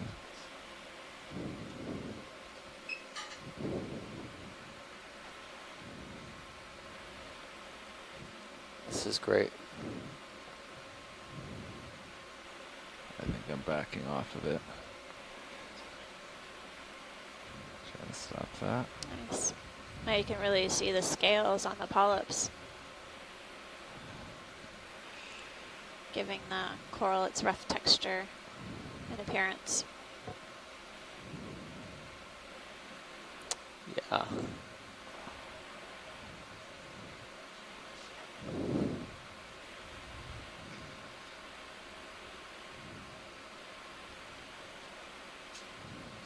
Yeah.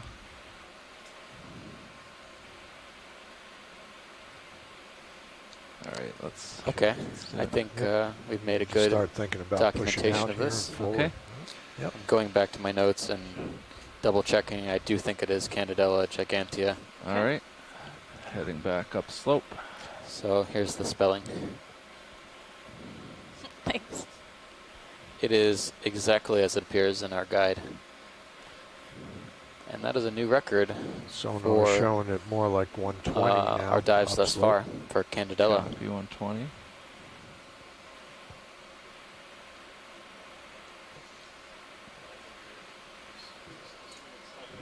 Yeah.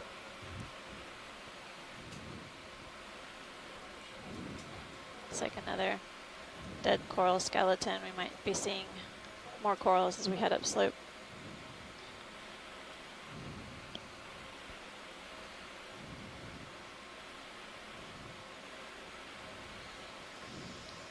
Keep having to look further and further up. Something there? There was something to the right. I don't know if you... I thought I saw a plexaurid. I think we'll see some more as we come up. It could have been a crinoid. Okay.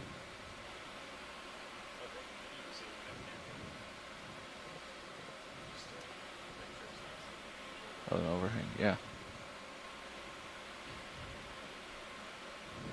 another stocked crinoid, maybe? Yeah.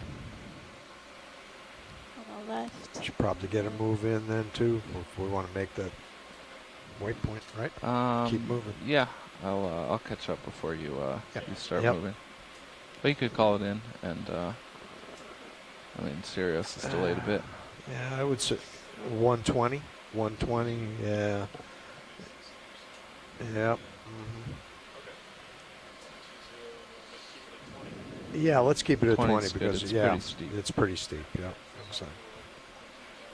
0.2 is fine.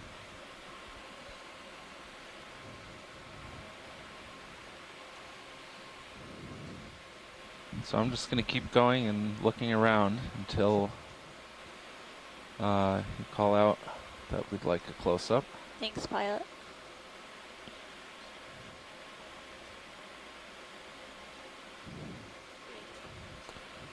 Something big and white up ahead of you. Oh, I see maybe that. a sponge. Yeah, take a look at that. 2 of them.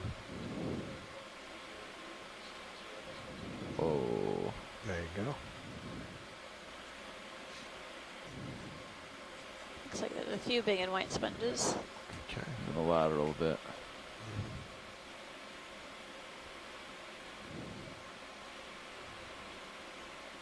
Oh, I wonder if this is, I'm noticing all these very finely branched colonies on the face of this rock.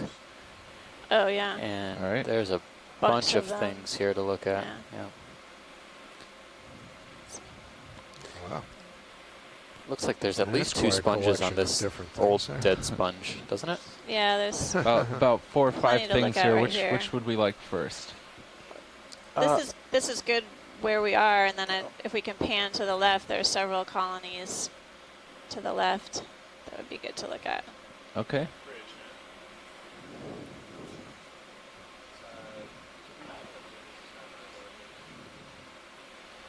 All right. Thank Roger you. that, copy.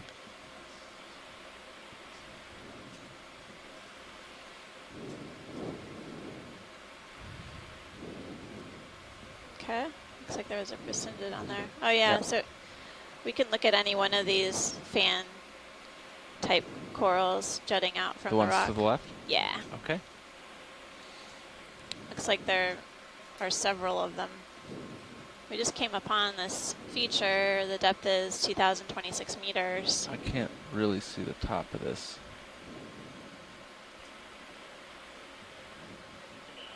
Sort of looks like a vertical or angled.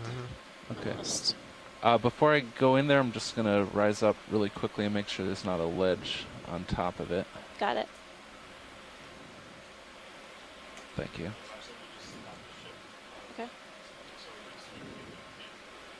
Yeah, it looks like we're safe You're to come clear. in. Yeah. Coming back down and going in.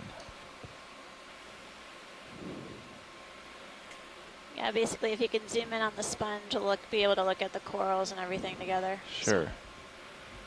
I think I can set my toe here. Get a nice steady shot. It looks so delicate, the fans. I've stirred it up a little bit by going up and down in front of it.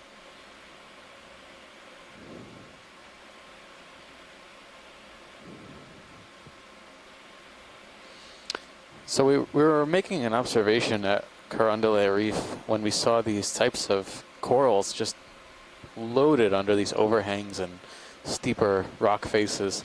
Okay, come in. We suspected that these could be Pleurogorgia, which is a type of chrysogorgid, a pretty close relative of the spiral Iridiogorgia. Roger that. Lasers off.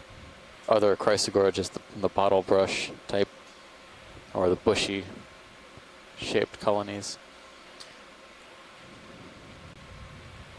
I'm getting a nice close-up view of the hexactinellid sponge.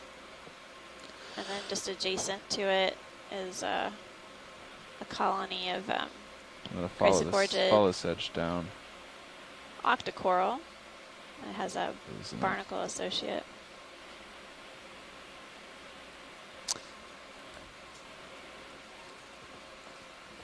It's very interesting that they really like these almost vertical and overhang type Features, environments. yeah. Are you full? In Samoa, they were finding them standing straight up, but these seem to prefer this type of habitat.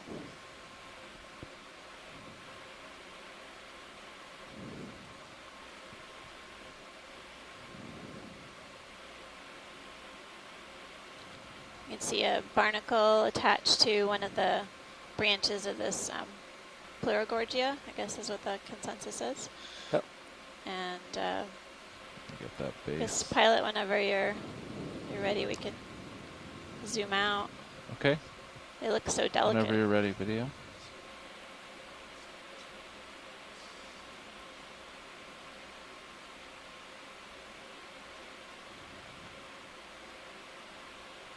Great.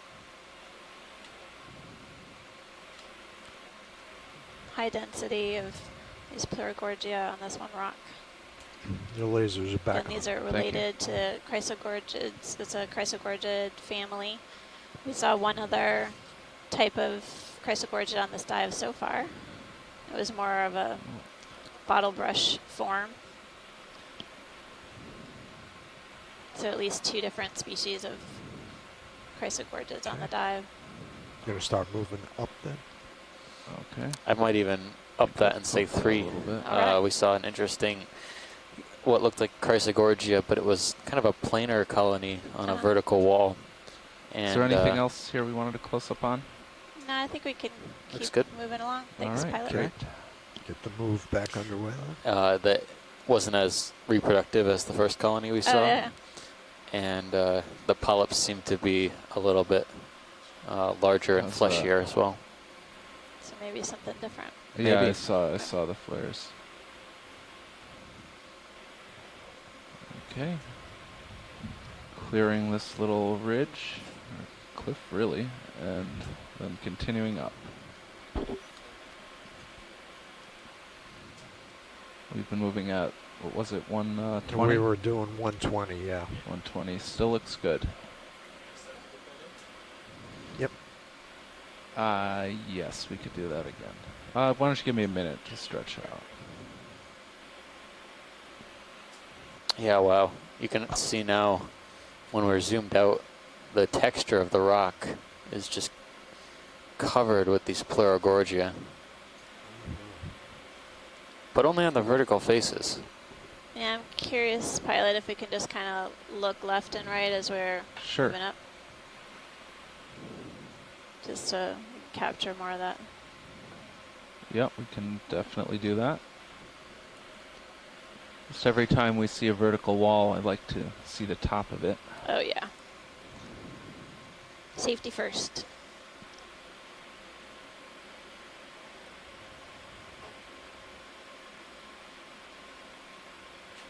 Just a little bit more of those Pleurogorgia. Looks like it flattened out a bit up here. So is that an Iridogorgia over there? Oh, yeah.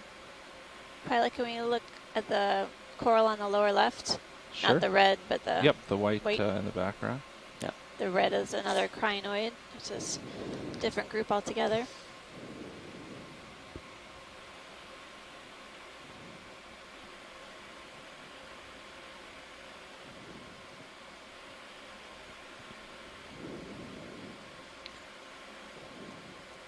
We just need to confirm ID. I think if we can okay, we'll do a just quick go zoom and then sure. mosey along.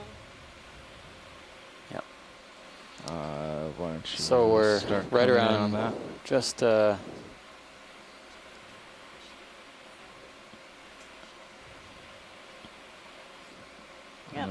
Iridogorgia. Looks so good. Thanks, pilot. Okay, come on out. Tiny. So that's 4 species of chrysogorgids. If it's a similar species to the other ones we've seen at this depth, it's probably Magnus Borealis. We could do that now. We would need to find a bit of a larger colony to confirm. Yeah, I think that's fine. Looks like we got a step here, so it's going to flatten out for a little bit.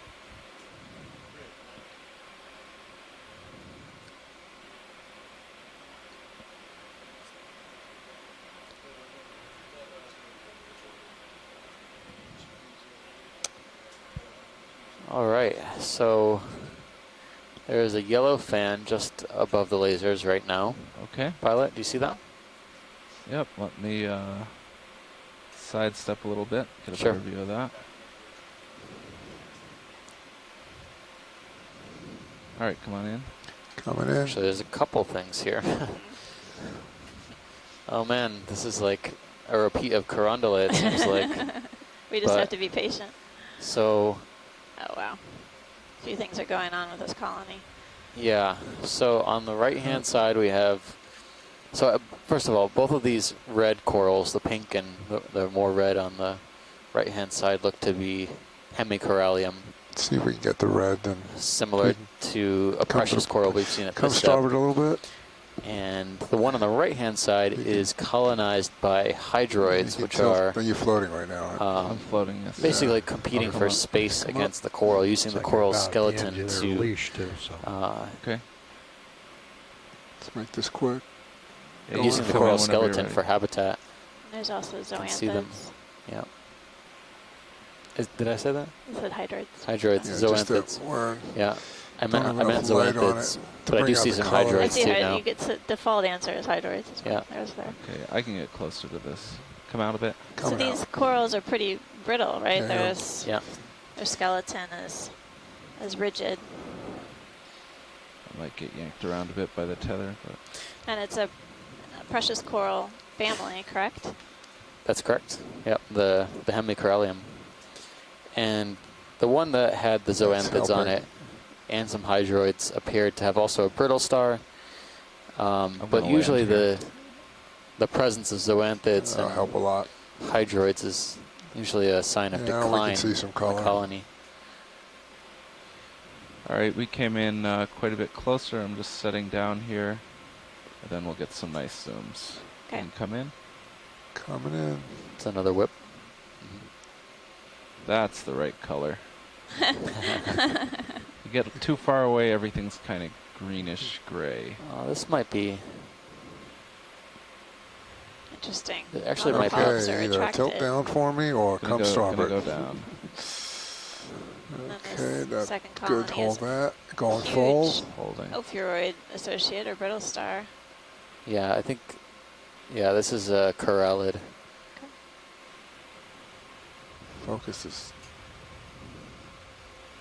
It's better. They look almost like an emaciated paragorgid, but the polyps aren't retracting fully into the tissue. They're still very apparent, and then the skeleton is slightly rigid. Let's go down and see if we can catch a base. Actually, I think the base is right above it. There it is, right there. There we go.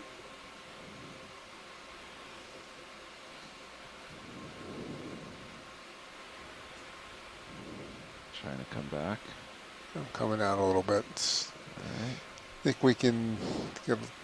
Actually, you're coming a little more starboard. Different coral colonies on this. Can you give it a nudge without losing your toe hold? Vertical rock face seems to be prime habitat for just different move a little corals. More down. And then when there you go. we're full wide, there you go. We saw another Tilt iridogorgid. up. There's this fish on the right. Hold that. Of the rock. Coming in. We're looking at, just going out of view. Heading down slope.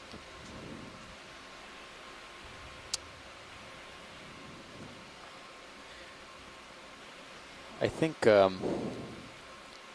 was confusing some hydroids for zoanthid tentacles. I don't quite see them now anymore. Okay, I'm happy. Lasers on. They are on. I see them on. Okay. Got them. Put them on the rocks for measurement. Done. Are you good with those two? Full wide. Okay. Thanks. That was nice. Did we want this one to the left? Do you want the one that's cleaned off? Yeah, just a snap. Sure. Because there's some. Okay. All right. Interesting discussion about this.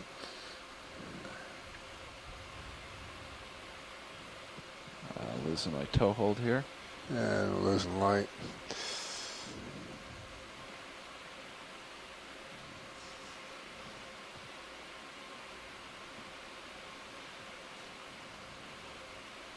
interesting to see the coral with its polyps retracted. It just looks very, almost like it's just the skeleton. But there's definitely a soft tissue that's coating the hard skeleton, and getting a good view of the brittle star associate. I think that's good whenever you're ready, pilot. Video whenever you're good. Oh, good. Coming out. Okay, and looks like Sirius has almost caught up. Is that right? It looks that way, yeah. All Can right. you just pan right to see if that fish decided to hang out with us a little bit? Sure. I didn't see where it was, so you're going to have to... It was on the right of the rock, but it looks like it went downhill, so... I think he has left the building. All right. Okay. Up and over. Great.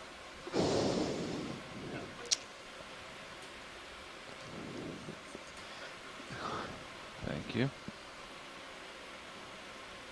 How are we doing on pacing? How are we doing on pacing? You keeping up? Good. That's a good question, pilot.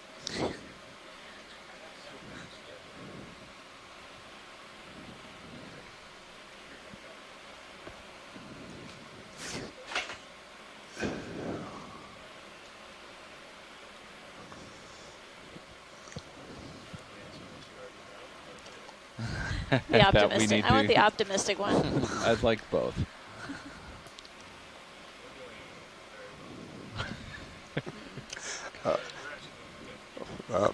Do I hear a butt here? You come up. Great. What do we have on these rocks? You might want to. And front row, keep your eyes peeled for fishes too. Okay. Seeing them. Any interest in these animals on the bottom here? No, I think we're good. Well, we've seen a bunch of sea coral. We've seen a bunch of sea coral. Great. Yeah. They've had their moments today.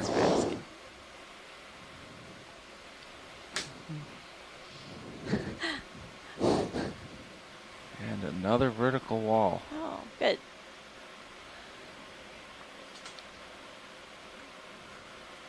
Another slew of colonies. There's something on the left that looks maybe a little different. The far left, it just went out of view. Oh, and there's something ahead too. Jeez Louise. Why don't we just stick on this rock up here? It's fine. Okay, what would we like here? I just pan left just so I can see what I was thinking about.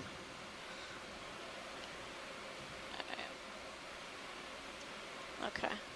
Yeah, so there's several colonies on the left-hand side of this rock. There's a... I don't know if that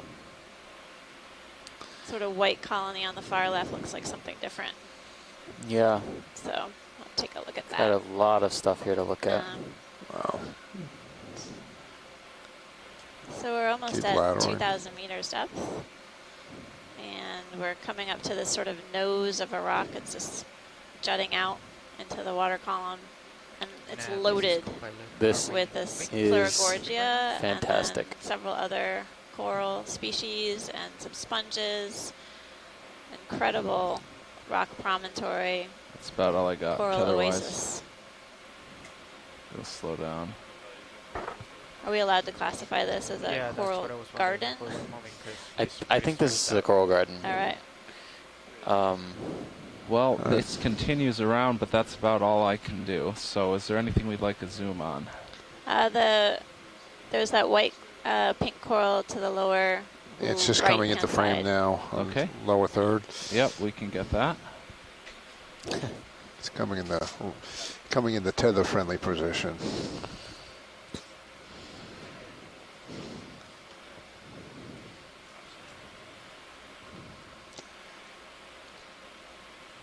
A little further. So we're getting in because otherwise we'd be on the end if we coral that I don't think we've seen before. Not sure. Let's take a closer view. Pinkish white one. Yeah. We can hug the rock the best we can and all of these white fan so we can have this with a real black background. That would be ideal. I'll give it a try. Co-pilot, can you watch especially my upper right swing arm? Or if you want to bring, or if you want to bring it in. So either way, pilot, you want to bring it in? Yeah, then we can get closer. I think we're okay. You think you're okay? Okay. Looks like you're okay. Yeah, all right, we'll leave it for now. All right, Andy, this could work. We know when you're stop backing away. Sorry, I'll come back in.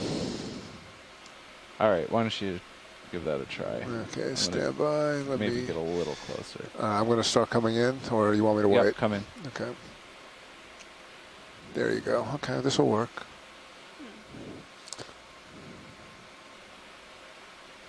Interesting. It looks like the skeleton of what we saw down below. Yeah. This is difficult. You've got the skills. Another Primnoid? Not really. Yeah, you no, do. I think this is a corallid. Oh, okay.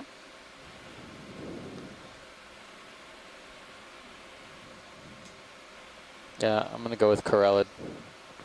All right, going full.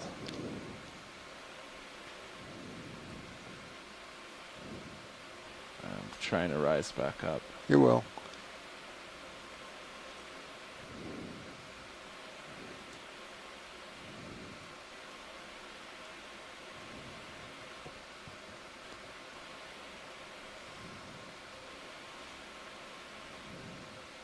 Just like that. Many of the polyps are retracted, actually. And then there's looks like a hydroid growing on one of the pieces of the bare skeleton of this. Very nice. Okay, I'm satisfied. A little bit of overgrowth. Let's get a little laser measurement. Maybe we can. Let's try to get the base if we can. If not, don't worry about it. On around this. Okay, let's give it a shot. Okay to zoom? Yes. Okay, settle. Go. Go.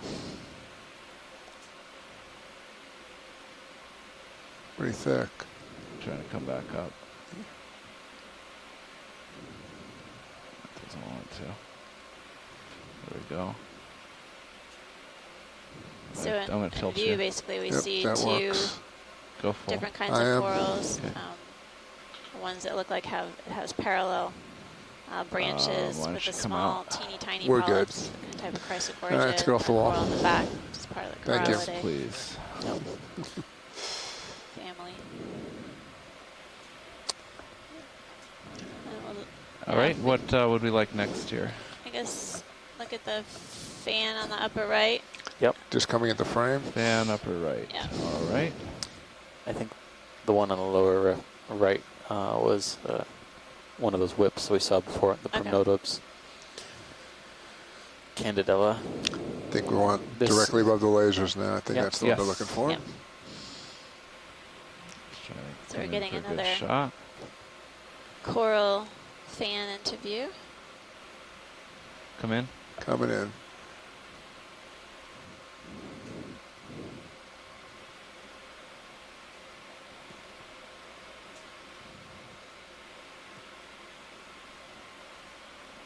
This could be Narella. Just a type of primnoid. Yeah.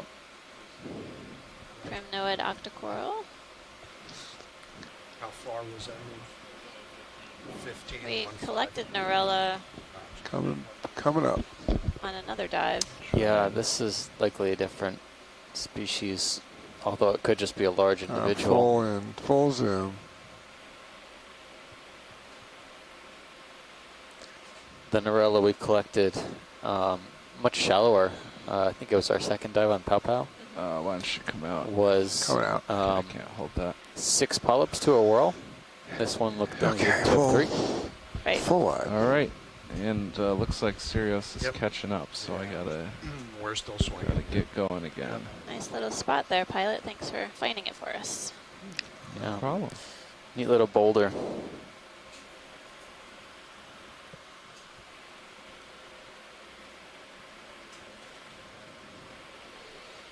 And we continue up and over. Hey, Nev. Yes. big sponge off to the starboard.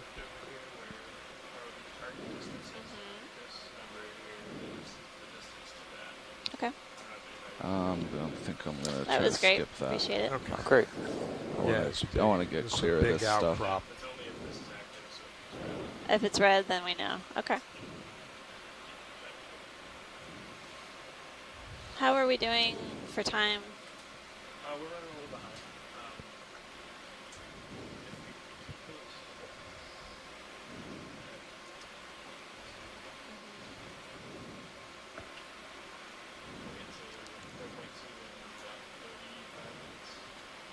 Oh, that's good.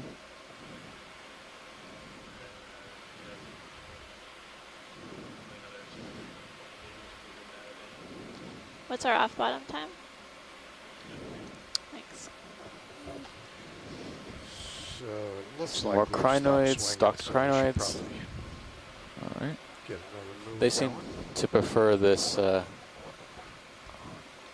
off-cliff kind of cobbly environment. Corals tend to prefer the vertical walls. I think I'm about all the way stretched out. Thank you. Thanks, Nav. Another rhodogorgid. Yeah, this one is an associate. Oh, okay. Nav, we want to get another move going so we can keep moving then? Is that sounds good? So we're at 1,990 meters. We're good. 130. Oh, 30 Making meters. way to waypoint we can do 30 2. here. So yes. Any interest in this dead ahead? Yeah, can we snap on the associate on the swirling coral? Come in. Okay, going in. Moving too fast. It's okay. All right. And going in. It's a brittle. beautiful close-up of the Iridogorgia, which has a coil shape to its body, and then the colony has a associated brittle star. Trying to stop that backward motion. That was great, pilot. Nice, Andy. Just kind of float up and go away. Floating up away. It's got a prime spot. It'll probably grow very large. Okay. Full wide. So clearly we're finding corals on, vertical rock ledges and these really high-profile features. Given their presence, the food is obviously around, and there's sufficient currents to provide them with food to sustain them to grow as large as they have. So maybe in this depth zone, as well as the type of slope, as well as are important for the distribution of these corals.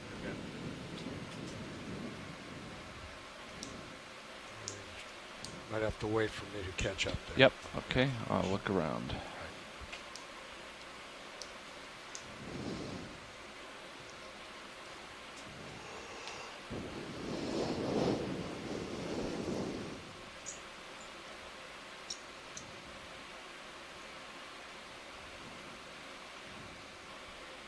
A lot of floating stuff.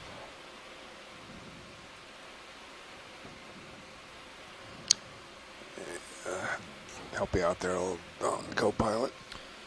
Yep. It's a little better view there. But like you said, the water's not quite as clear as it was. Yeah, we've been... It was really, first 5 days have been really nice, gin clear water. A little bit of a different texture there.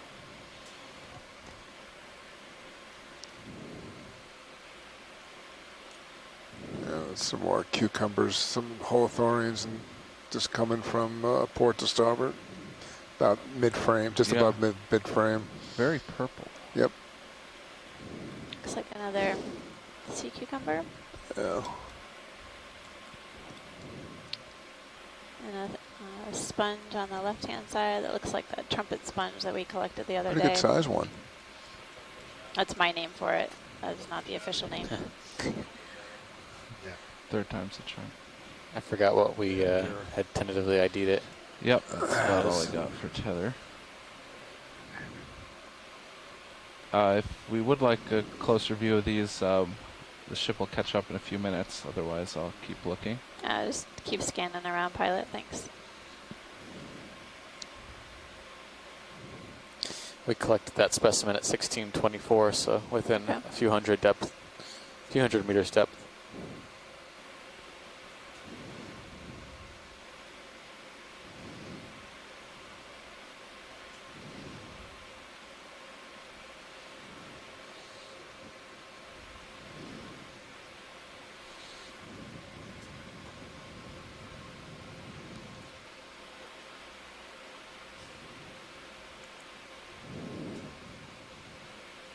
Okay, gonna go over starboard. Yeah. It is, yes. There's a fan coming up.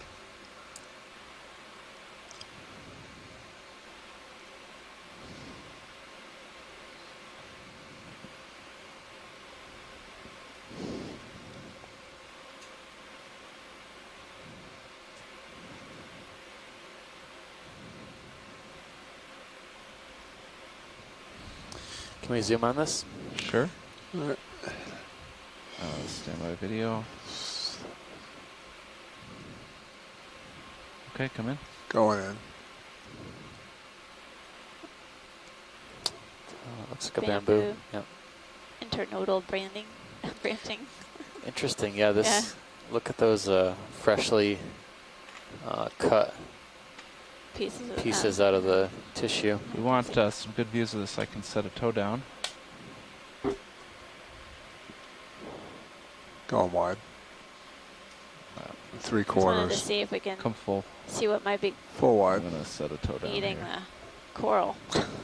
And the mast is in the background. Oh, nice. Yep. There's something swimming in the upper left. If we can grab that before we. Okay. Looks like a. We'll go for that. Before we land. Where'd it go? There it is. Looks like a shrimp. I gotta guess. Going in. Coming quick. I lost it. Coming down. Just tilt down. Yeah. There it is. Shrimp. That's great, pilot. So does this look similar to the bamboo?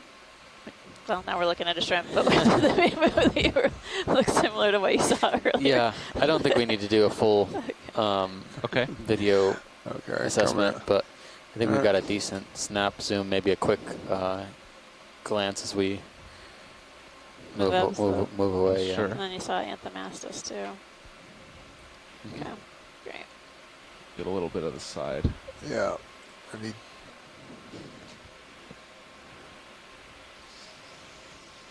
Okay. Trying to stop my motion there. Okay, coming back in. Still wide for you? Yeah, I'm gonna put a toe down. I'm struggling here.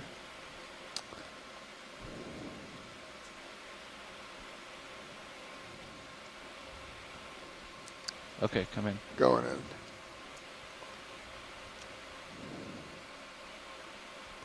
It's interesting. The tissue looks like it's been stripped clean from the skeleton.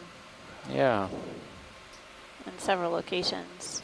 But hasn't been colonized yet. That would be a prime spot for something like an anemone. That's right. So it may have only occurred recently, possibly. I don't know why I'm struggling so much to hold stable here. I think I got too much down. There was an ophiuroid at the base. If we're stable, yeah, we can do that. Before we lift off, we can pan down.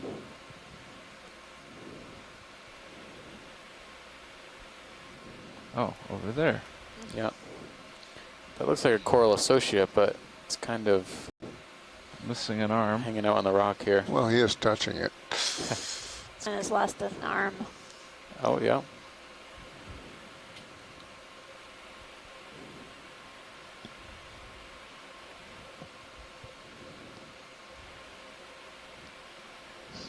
So no, he's not quite touching it. No, he's not.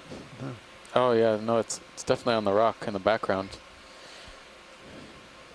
So I wonder if maybe it's trying to get up into the colony or it fell off recently. Looks like he lost a leg as well. Yes, he did. Well, unfortunately, we can't help it out.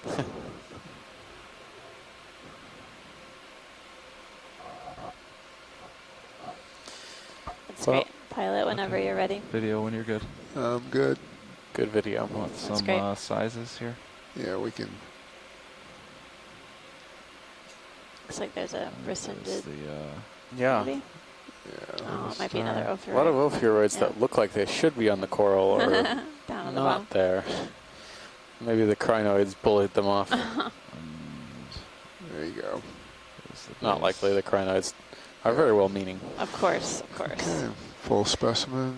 Yeah, there's a lot more bare spots too up in the center branches. Very good. Okay, going out. Let's go. Start pushing out. Yep. Up. So that was the first Anthomastus mushroom coral that we've seen on the dive so far too. Yes. And we're moving at 120. It's sort of surprising to not see any 130 conversation on those ferret spots. Even hydroids would seem to come let me in push pretty out a little quickly, I would think. But, and it's hard to know whether the crinoids are having that impact or if there's something else was there grazing and Looking up slope. took off like a sea star or something. I think the Anyway, last heading very was interesting 130, wasn't it? 130, that works. Thanks, Tim. More stocked that. crinoids. Still looks pretty good. Something at the top of this ledge. Pretty clear up ahead there. So.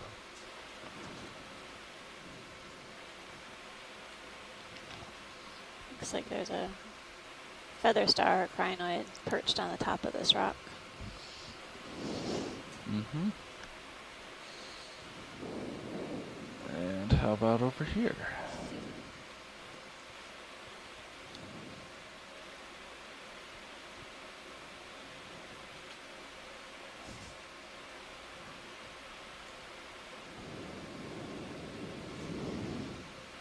Got something here.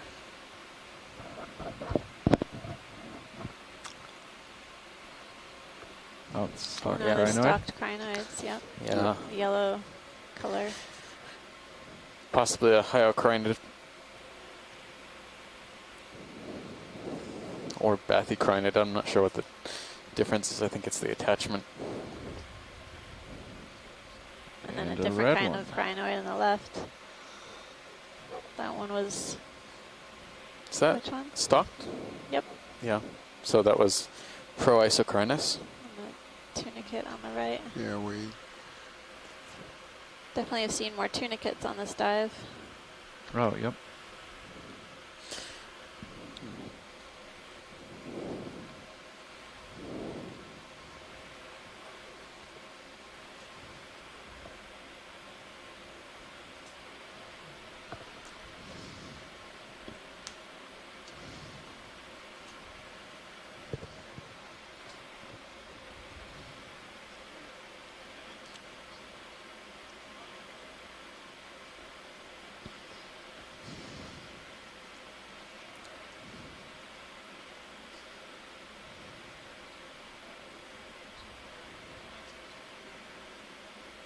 This might be the least populated large rock we've seen. I That's keep right. expecting to see something good here. I know. That's something strange is going on here.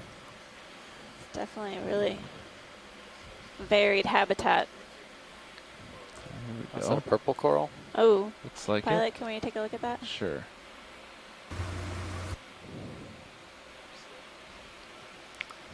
Try to settle out a little bit. That's the first one of today. So we just came up to 1,978 meters on Polo Seamount. And we're going to take a closer view at this purple coral, which we haven't seen on the dive so far, but it may be You might similar have to ones we've right now I'm looking. imaged on previous dives. I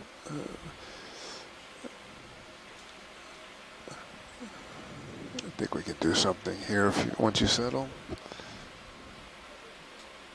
That's a little weird for me, but Yes, I know.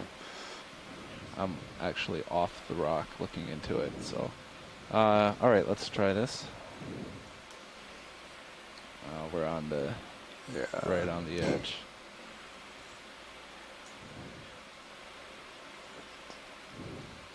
Really vibrant purple color. The tissue along the branches is more transparent, more white color, but the polyps are really rack to the front. Vibrant purple. You can see the Should I go up polyps are retracted on some of the branches. Going up. But this is an octocoral. It has 8 tentacles per polyp. And then I'm also seeing ophiuroid or brittle star. Select the focus from back to front. Hold that.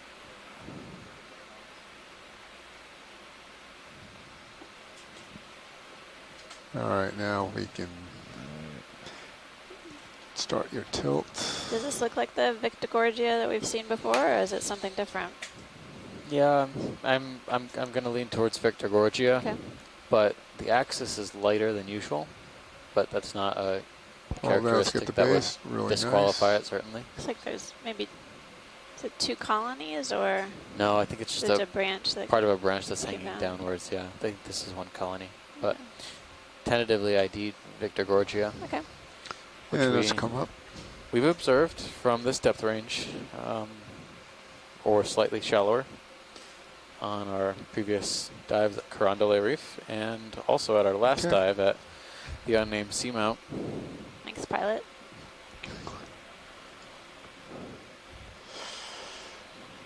So we should get another move in.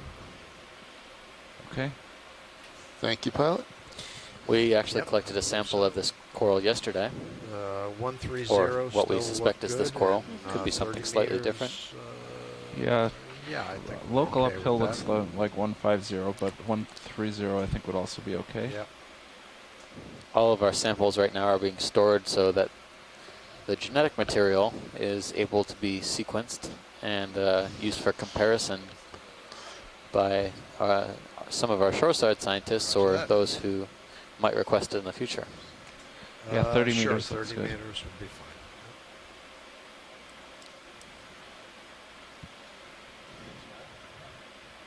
Got something over here.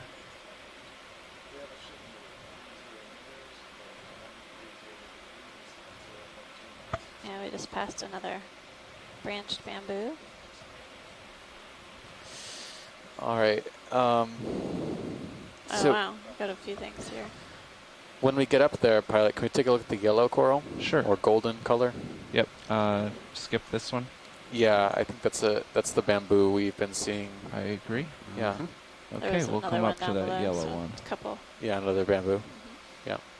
Yeah, but we this can look one at the yellow. could be new. Yep. Just trying to not run over It's this likely new. bamboo. It's also a Chrysogorgia. Yep. Chrysogorgia.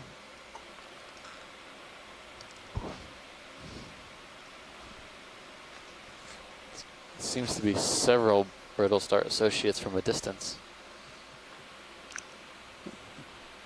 And there are several corals in this video. one little area too. I'm Yeah. watching. Bouncing. Interesting that Okay.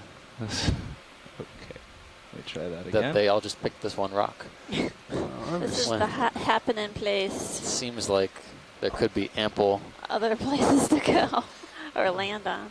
All right, video. I think that's going to work. You Luck start of the to come draw. in. You're going to have to tilt up for me? Yep, working on it. Hold It's that, interesting actually. that it's Hold it. actually This is covered is with really cool. zoanthids. So you can come down, we Well, get what the was the base, and then original we'll colony? move from there. So, Coming down. yeah, is the ship moving? There. Okay. Oh wow, my goodness. This is All right, you can take more. an interesting coral that some of our shoreside scientists help ID. Paragorgia coralloides.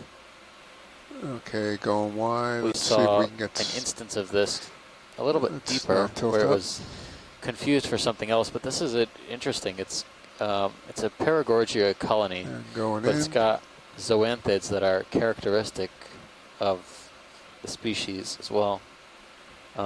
Characteristic of a sort of shared relationship with this species. It seems to take over the colony So the original coral is in that pink-red color, the tissue, and then the zoanthids are the yellow. And it almost looks like basically there's not much of the live tissue, original Paragorgia left. It's just at the very tips of the branches. And the yellow zoanthid has just taken over the rest of the skeleton. There's also at least one brittle star, maybe two. It's a good measurement. Let's see if we can tilt up just a bit and we'll get the top. I'm curious if the zoanthids eventually will just completely cover this coral. Isn't it trying to get this back? If we were to come back, you know, at some point in time later, would it just be completely covered with this yellow zoanthid? Yeah, usually zoanthids are not trying to come back, right? Usually beneficial for corals, but it's not clear what their relationship is. Did I say hydroids again? Alrighty. No, I didn't correct you. I was just thinking the colors would be useful to differentiate. Yeah. I'm not sure if that bamboo behind it was different or not. Watch lead, anything else on this? Can't quite see. No, I think we can head back up. Okay. Get back full wide all cameras. Did you want to look at the Chrysogorgia? We can do a quick zoom on the bushy thing on the lower left, like left of the lasers. Sorry. Okay. I changed my mind. Still on this rock. Where are we talking here? The lower left fuzzy. Oh, the fuzzy thing to the lower. Just above the lasers. Yep. Okay. Just above the lasers. That's going to take me a second. See if we can see that. I'll come out for it. Yep. Yeah. Associate. Set up on it. Trying.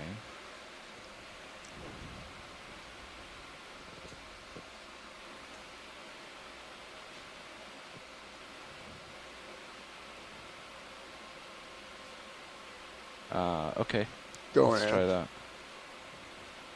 Just for associates, this looks like the second species of, or possibly second species of Chrysogorgia we saw a little bit deeper in the dive. I would imagine there's two, but it could be one.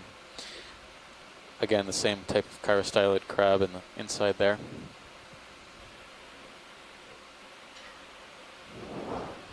Polyps, again, look larger than most other Chrysogorgids. It looks like it's actually right next to another colony of something different. There's like a little, maybe a little bamboo. I think it's a bamboo, yeah. Yep. And there's a swimming holothurian or sea cucumber that's just taken off. I put my toe down a little close to him and he took off. He took off. Okay. Well, thanks, pilot. That was a beautiful view. Go ahead and get underway. Yep, and you gotta get moving.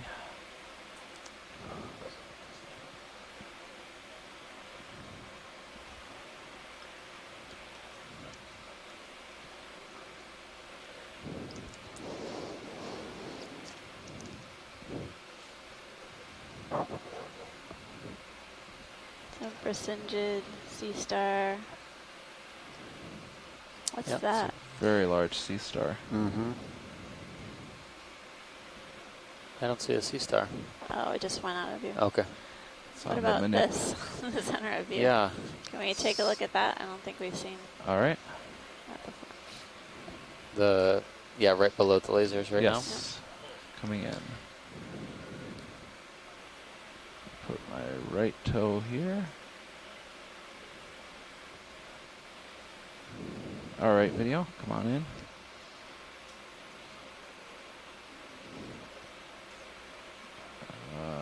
I'm just gonna stay floating. Coming back up. Oh, wow.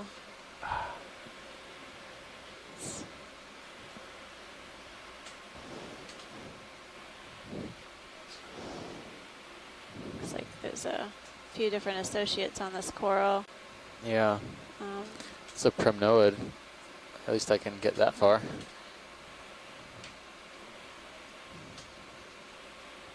What's that? Looks like an amphipod. Amphipods, there's also some strange growths. In the lower left-hand corner, you can see looks like a cluster of polyps that's grown over something that's possibly been calcified. Video, do you have any more? I have all. We gotta get going. That's right. Zoom out. We're getting overrun here. Thank you. Well, I don't think we've seen that one before on this dive. Yep. Yeah, it's the other up that was the issue. No, I don't think so. I'm actually looking it up right now.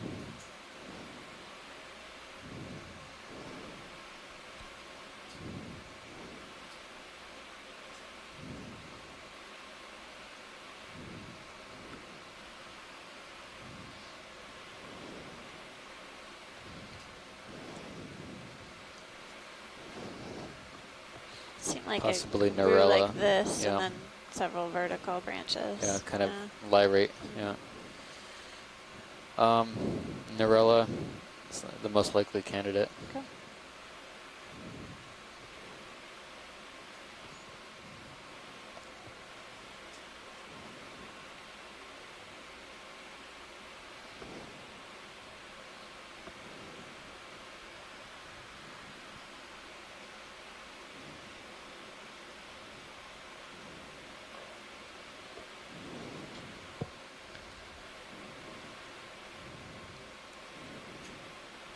So we're at 1,965 meters, and we're just heading up slope on Polo Seamount, which is within the Phoenix Islands protected area. We started off the dive on a relatively low-grade slope that was full of sediment, and encountered a variety of different animals. And then as we've headed up slope, we've seen patches of what I would say is high density, high abundance of corals, with scattered individual colonies on these smaller boulders.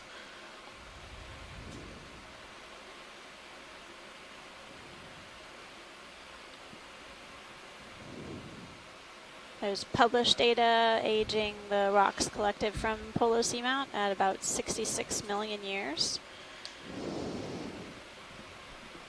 It seems like some of the rocks that we're seeing, at least that were occurring downslope in this sort of valley or canyon feature, may have broken away from this upslope, basically failed and ran downhill.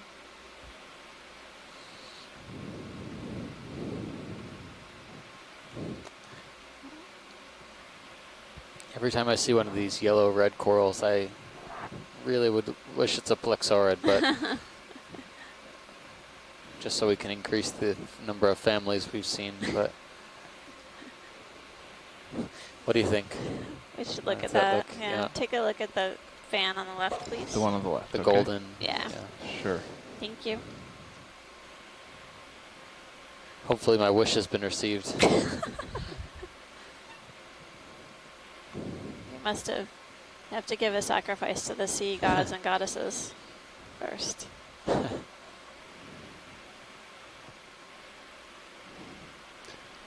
Okay, come in. Coming in. It's partial.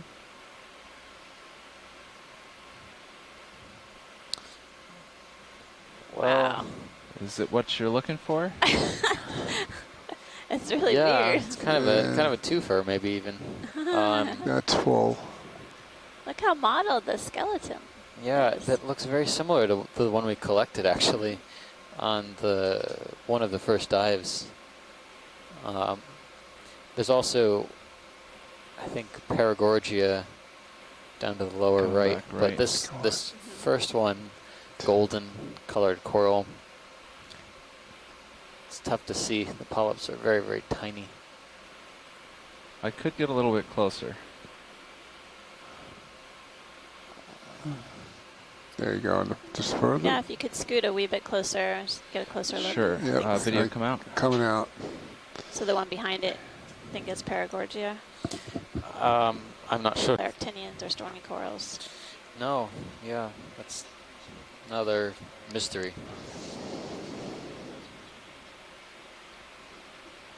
Looks like one of those zoanthid covered. Do we decide it was Paragorgia? Paragorgia coralloides. Coralloides. Most likely. All right. maybe a quick top view on this. Resemblance is spot on. Even has the matching zoanthid. Video, come in quick on this. Come in. Yep. While they're talking about it. Oh, that's as far as my camera goes down. Okay, thanks. I'll have to bring D2 down. So we're at 1,946 meters. We're basically on a track line headed to the high point of this feature. It's sort of like a mound or a knoll, and we'll get a better understanding of what animals we see once we head up slope to that top feature. So you can see the yellow zoanthids and the pink corals. Paragorgia has a very distinct contrast. Just come out. They actually look like they have the same. They're very closely related. They are related, but not as not like brother-sister related, more like distant cousins. Watchley, do we need any more on this? No, thanks. Okay. We can head up. Yeah. Right. One You're is full hexacoral, wide. Thank you. And the other is nocticoral. Different number of tentacles.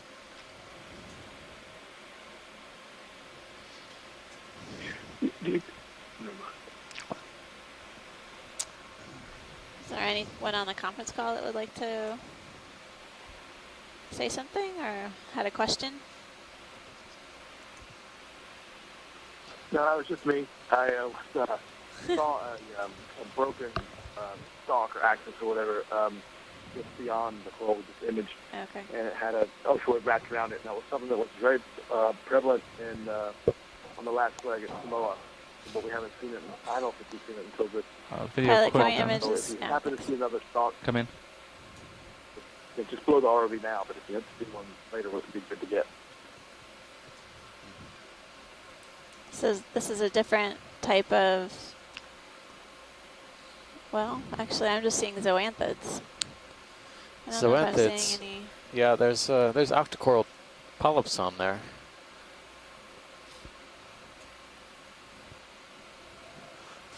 All right, make a move. All right, gonna go down. Your choice. Yep. Morphologically very similar to Paragorgia, but again, doesn't have that pinkish white wash. Oh, look what we got here. Yep. Surprise. Brittle star associated with this colony. Almost looks like a flower. The central disc on this coral looks flower.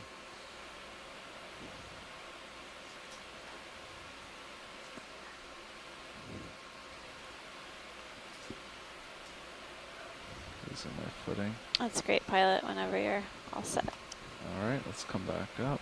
Out. And you're full wide. Okay.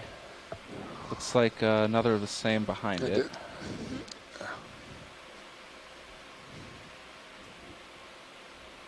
Coming back to the track line. And pushing ahead. Was there something under us that we wanted to see before I move ahead? No, Okay. this is fine. Looks like a few more of those whip corals. What was the name of the sort of tulip-shaped sponge with that's on a stalk? The glass sponge that had a long, skinny stalk? Yeah, I don't know. Okay. Looks like I've been looking for it. Yeah. And it looks familiar, but I Are we moving? Cannot find it in the guide yet. I feel like we keep seeing it. I've seen it on, or at least it's I think I just used a related version on other seamounts, and I don't have a name for it. Yeah. I think I just used a ball or tether in a few seconds, but as long as we're moving, we'll catch up.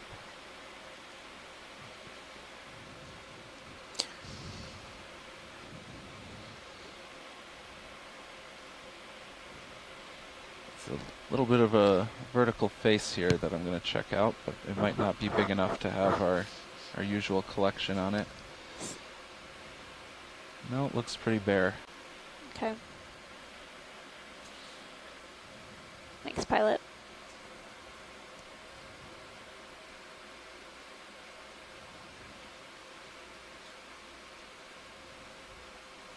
Maybe.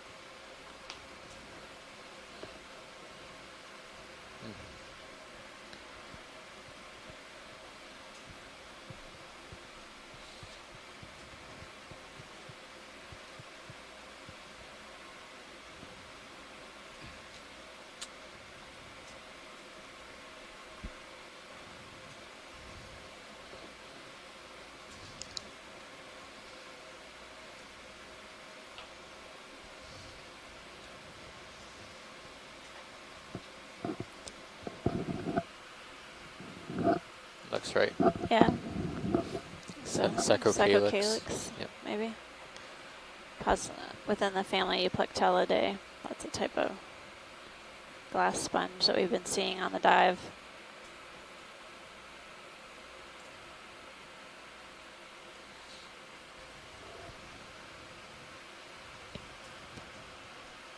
Looks like another brisingid sea star on the rock.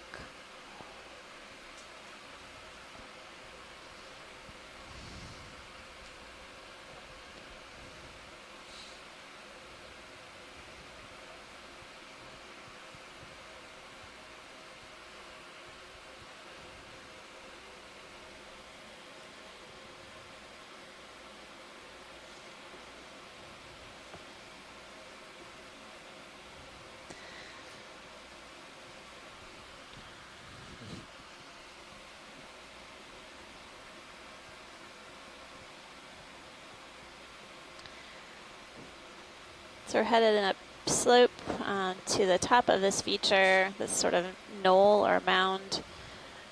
Basically, estimated depth around 1,842. We just crossed 1940, so we've about 100 meters of vertical distance to go.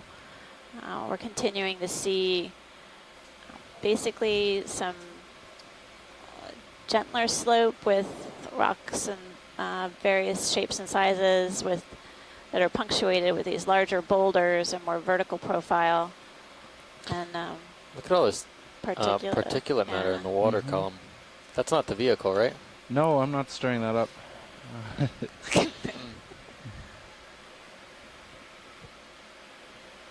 And I am lateraling, so it looks like there's some current, but that motion is mostly me. So that direction is from north to let me settle out, and we'll see what it's actually doing.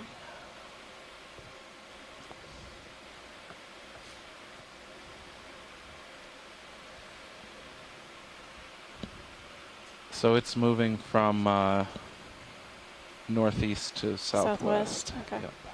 Thanks.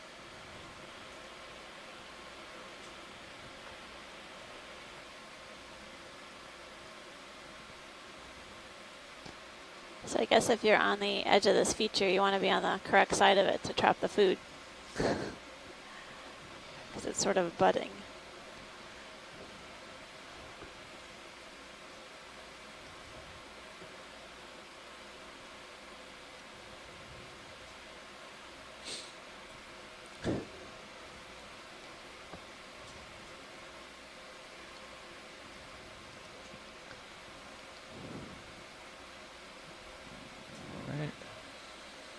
Back to the center.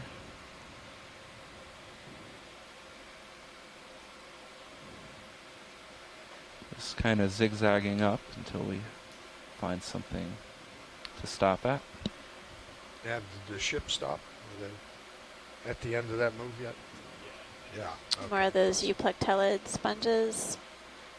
They're on a stalk that's attached to the rock. Yeah, we can do that. Probably should, yeah. Center part is almost looks like a tulip or a cup shape. 120 degrees. There's another type of hexagonalite at the base of that screen. Just went by. Sorry, did you want to No, take a look at just that? we're just remarking it. Great. I promise to shout it out, pilot. I'll try to give you enough heads up.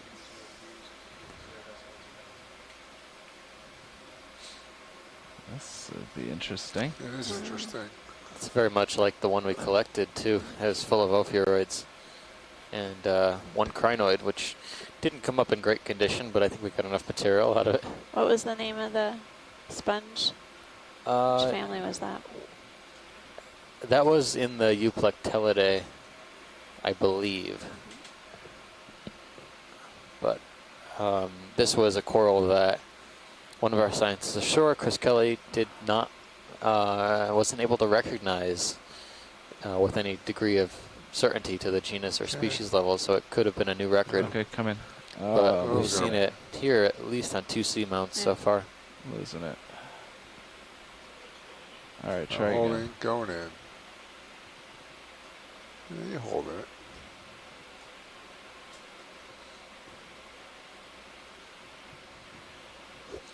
Yeah, there's no good, come up really great example of this. Coming in.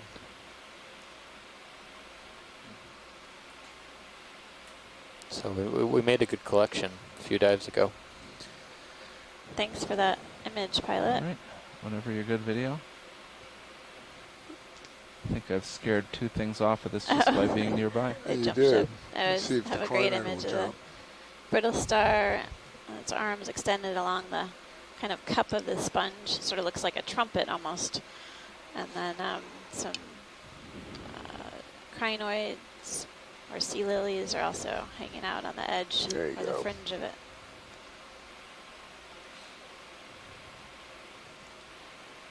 Okay, let's get a full specimen.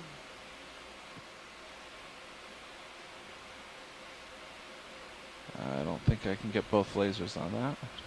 It's right on the edge. Oh, okay. Yeah. Thanks, Pilot. They're there. All right. Full. Wide. Okay. Have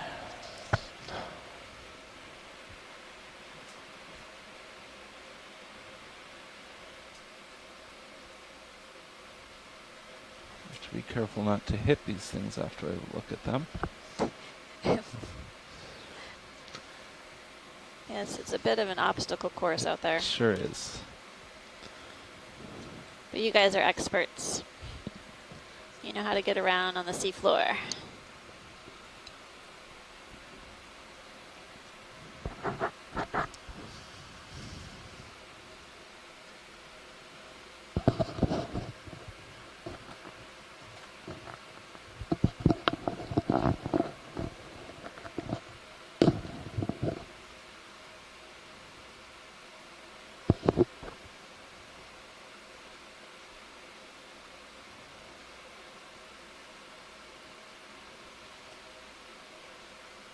Okay, coming back left.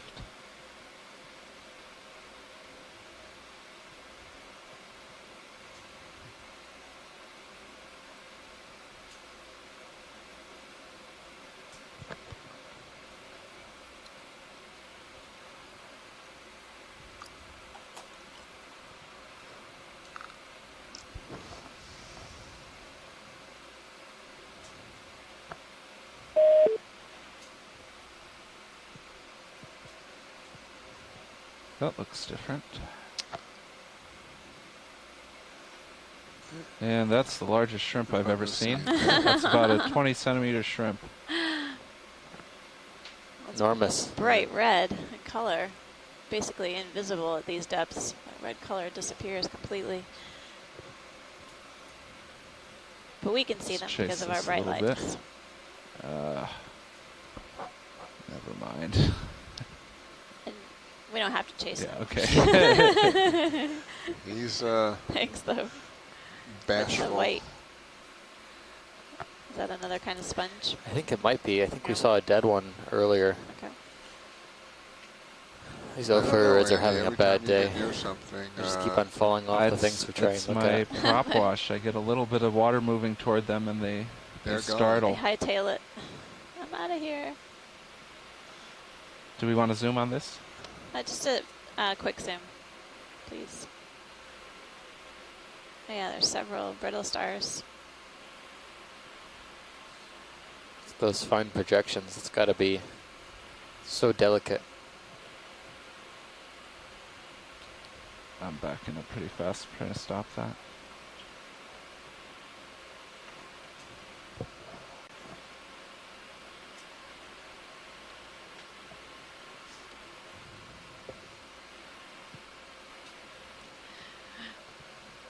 Thanks, Pilot.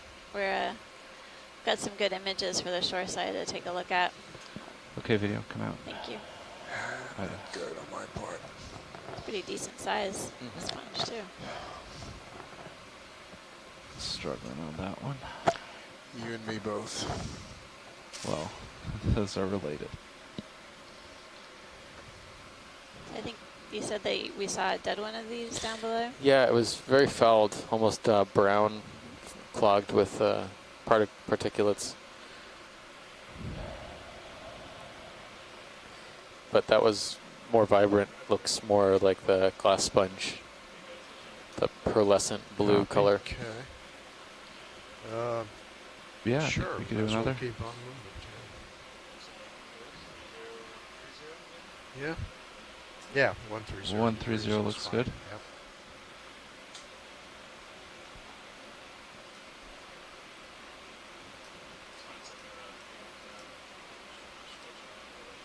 Yep. Okay, sure.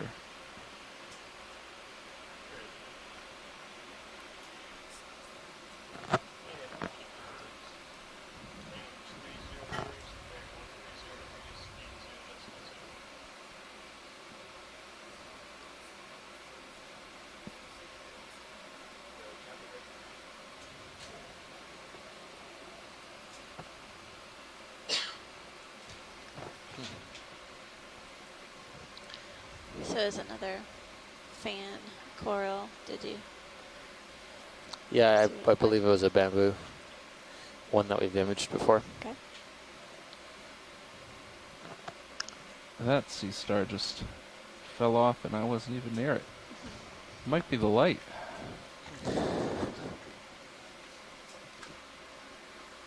I don't think I've sent any prop wash in that direction, and 2 of them just fell off that wall. That reminds me of a song. Suicide. Blinded by the light. Yes, no? Before your time. I thought you were talking about 99 ophiuroids left on the wall.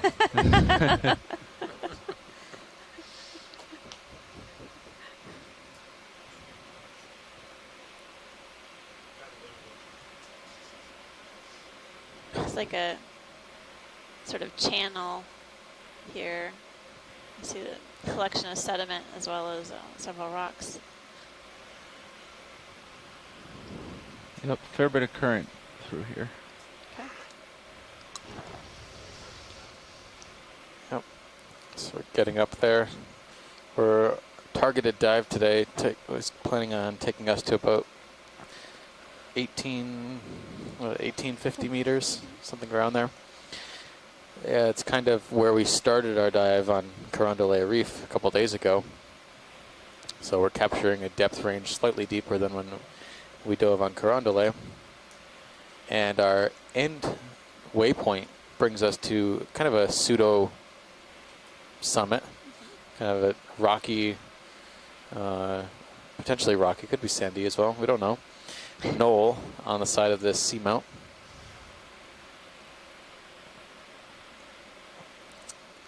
But getting up this way has definitely been pretty impressive. Pillow basalts right now we're looking at.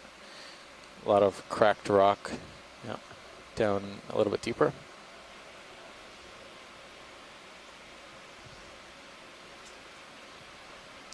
An enemy here. A big one.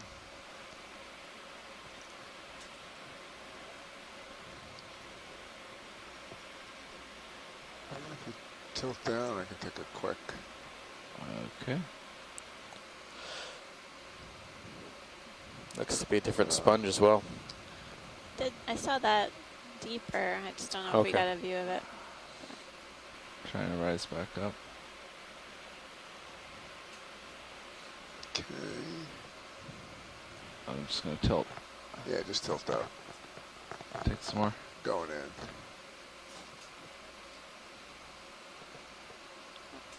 And closer look at this. Tilt down again. Anemone that's attached to the rock, and then there was another. So, based on the characteristics I can see, it kind of has a leathery body wall. Back in again. So that would probably put it in the family Hormathidae. Nav, did you say something? Yeah, I got it. Okay. Okay. Come out. I'm falling off here. Did you want to see that sponge? Was it behind it? You can take a snap zoom at that, please.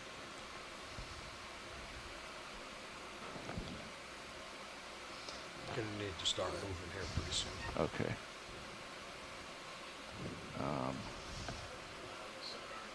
Yeah.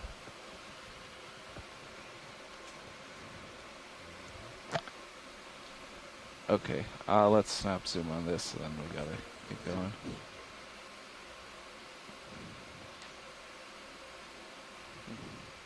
I don't remember seeing this one, but yeah, we could have seen something more dead. That's a tiny coral there. Coming out. Current is definitely getting black coral. stronger. You're getting pushed around pretty good. I sure am. No better ID than black coral whip.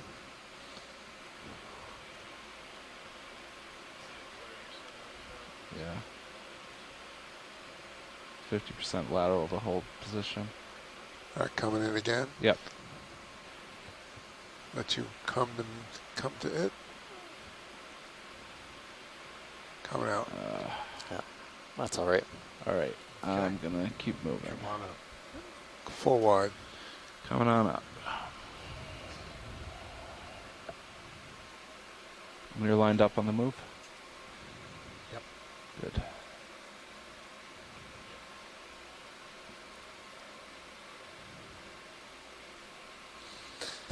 Anthomastus, another also on that same rock, another Paragorgia coralloides.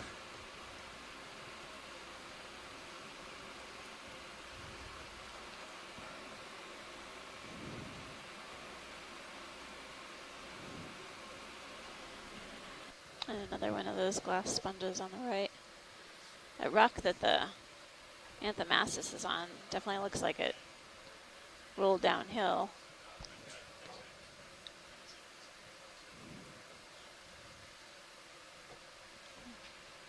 It looks displaced. So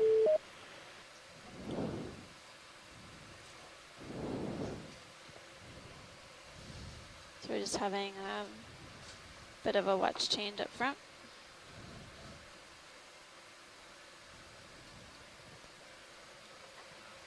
What are you looking down at me there? Yep. Looking back at you. Copy, I'm coming up.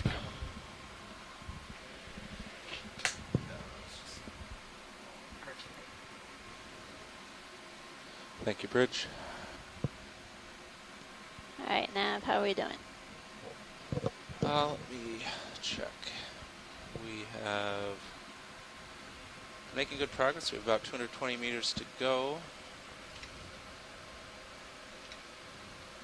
And about an hour until we leave the bottom. So if we keep moving, we should make the summit. Yeah, you start to come up with me. Roger that. Coming up now. Definitely seeing a lot more particulate organic matter or fine particles in the water column as we're moving up slope.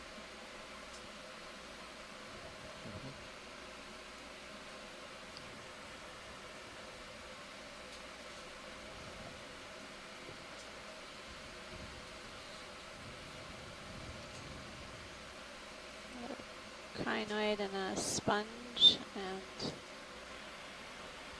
a few more crinoids. All right, that's a little more comfortable there. Looks good. How's your sonar looking? Yeah. Past 12 and a half. Yeah, it is. It didn't quite get to 12 and a half. Yeah, just it was close. Gotcha. All right, watch leads. We're done sprinting. Okay. Do we want to take a look at this item here a little bit closer, or just keep kind of mowing the lawn? No, we can keep moving along. Copy that.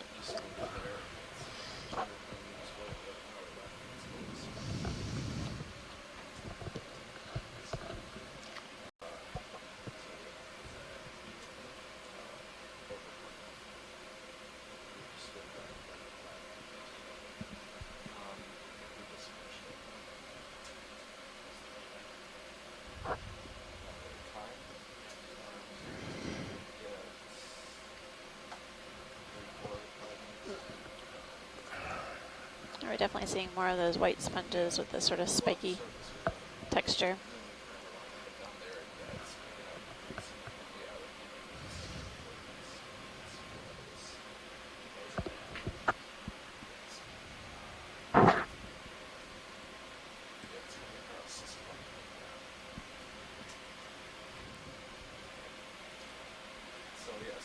It's the red in the background there, video.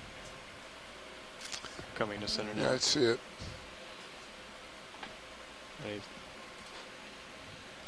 Want to snap seam there? I'll snap it. It's still in the shadows, but we'll help it. Yeah. Okay. Yeah, you can hold there. Seen this coral on the dive. It's Anthomastus, a type of octocoral, a mushroom coral. You can just hold there, video.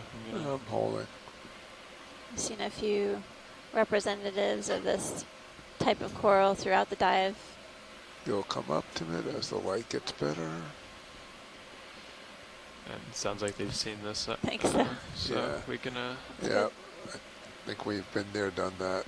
Okay.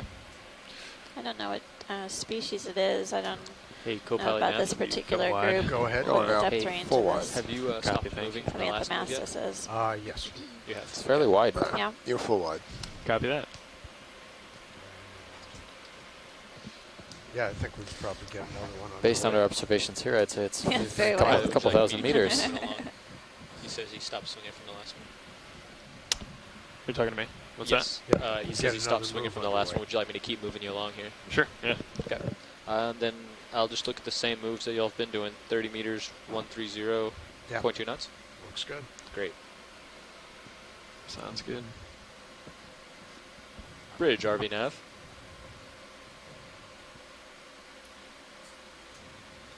Hey, let's get another ship move in of 30 meters, 130 degrees, 0.2 knots.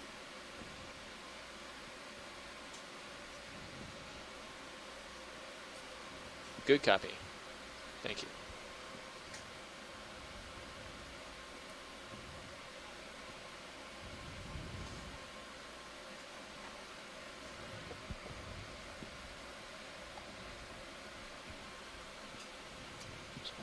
Looks like a holothorian down there. Purple. I'm going to go off stick here just to see what the current's doing.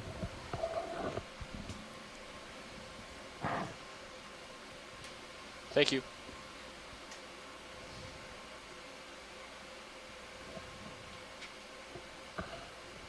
It's coming down. Is this when we say, look, ma, no hands? Yeah, exactly. Yeah.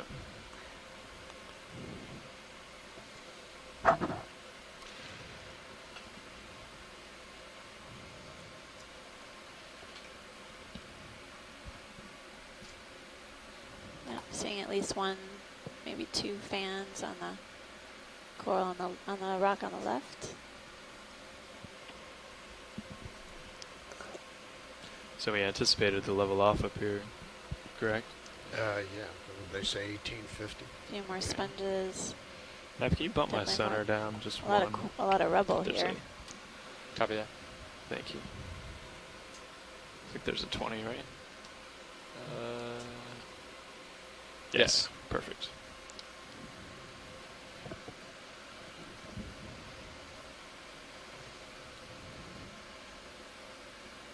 What's up there, Joe? I don't see any.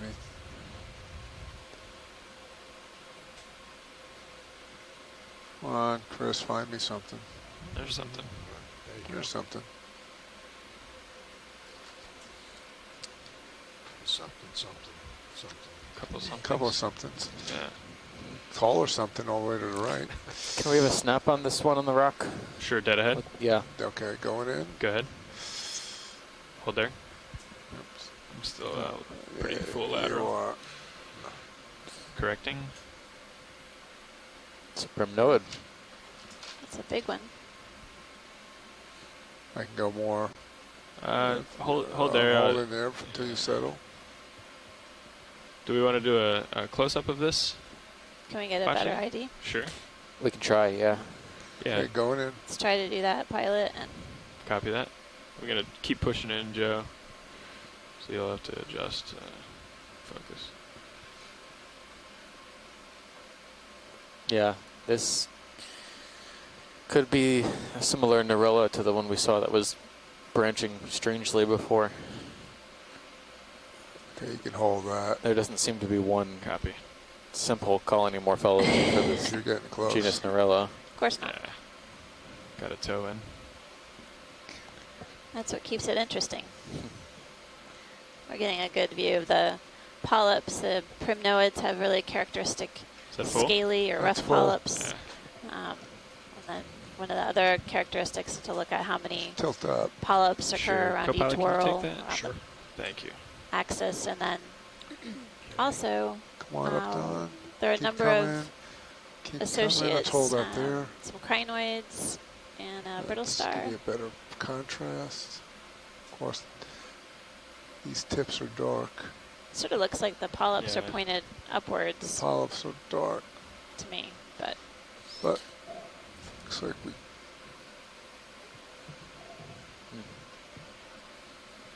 That's probably the best background, right, Joe? Yep. Yeah.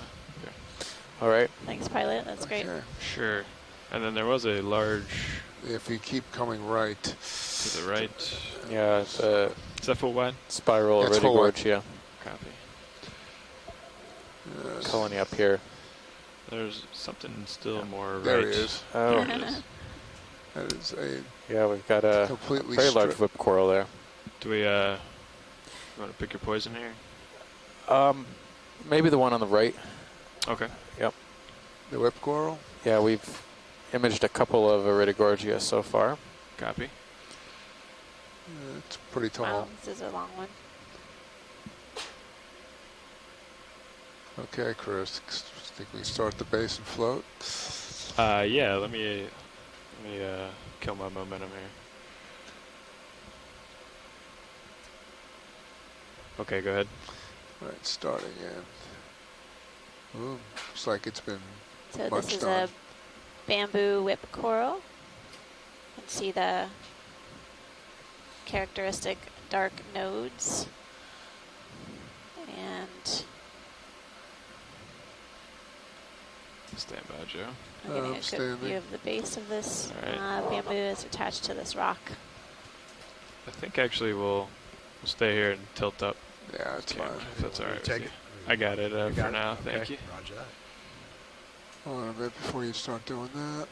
You can see an ophiuroid or brittle star coiled around the base of the bamboo. All right, there we go. Yeah, we haven't seen that many single whip bamboo corals this dive this a little better long. light. Surprisingly, we've seen more of the branching morphologies. And I will let you take it now, Don. All right. How we doing on that move? Looking pretty good. Yeah, We're doing all right. We're done with ship move. Okay, let's. Copy. Still waiting. Stand by, Joe. I'll get you more steady here. No worries. Sorry, guys. Polyps are really dense here. All right, there we Copy, go. bridge. All right. Okay, we're going to do tip Going, up. going up. Going up. I'll let you direct, Joe. Going up. Start floating.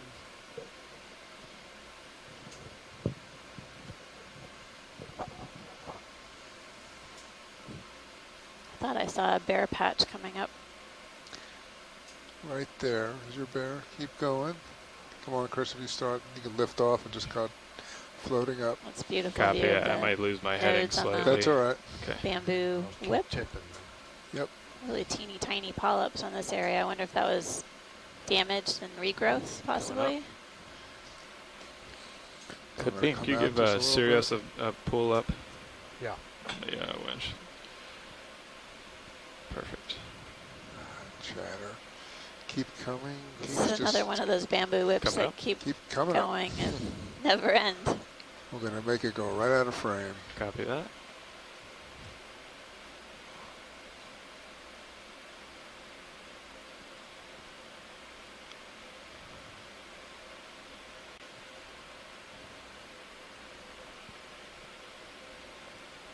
Right.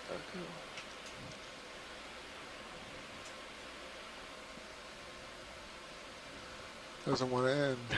Oh my goodness. Just when you thought it was over, it keeps going. and go. Oh, there we go. There we go. That's it. The tippy top. Nice. So how, We should how probably get long another would shot. you say Go it full wide. is, pilot? Okay, full wide. Okay, guys. Tilt me back down. Tilt down. Oh, roger that. I'll get it. Copy. Thank you, guys.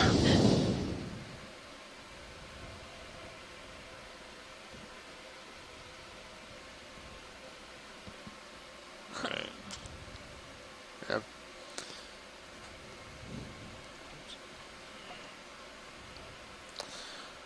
You're 5 meters off you're 5 meters off the bottom, and you just barely cleared it. Yeah. That's how the other one was. Yeah, we need to several, at least a couple meters long, I would say. Because we just flew over it at 5 meters above bottom, so. And it was pretty close to our bottom. It's at least, it was at least 3.5, if not 4. Yeah, I'd say closer to 4.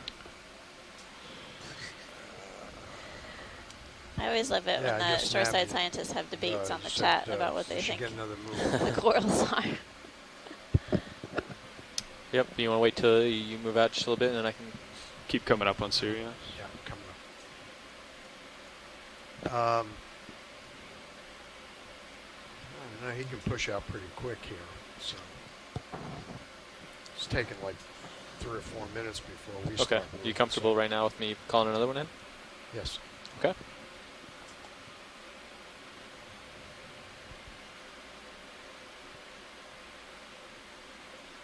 We actually need to change the angle of approach now because it's closer to so 100 again degrees. With the bamboo corals, the different blades, and how we had a discussion about that the other day. Basically, I'd be willing how to there's bet a lot of just the top of mystery the in ridge terms is of identifying. Okay, let me just check with Sure.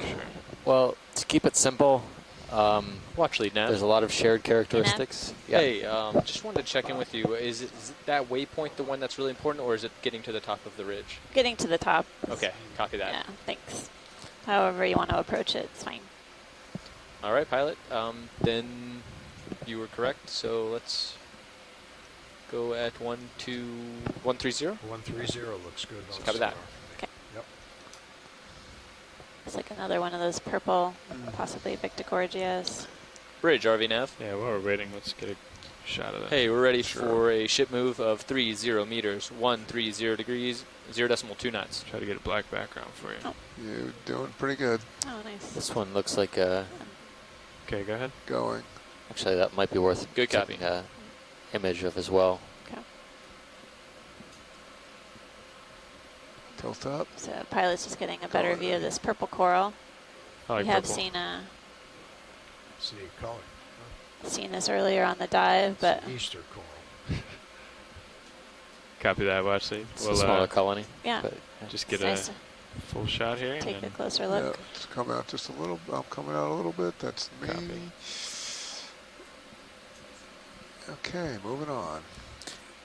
While you're sitting there in the lower right-hand corner, or in the middle, there's another V-shaped colony. V-shaped eye. Right. Your just about lasers are just okay. there. I'll rotate if you want to start to come in, Joe.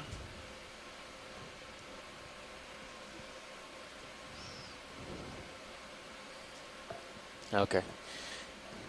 I thought it was a bamboo, but it's a primnode, looks like. It sounds like you've seen enough of these primnoids and kind of are holding out hope for more plexurids or something else. Jaded. Copy that. Well, I mean, we've seen a couple of plexaurids. Yep. At least one. Yeah. White object and speckled That's background. Okay. Yep. Ready to go. Thank Copy you, that. pilot. They're full.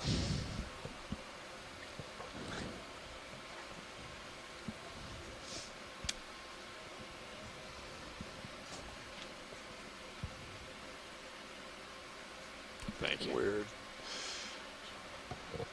Oh, this.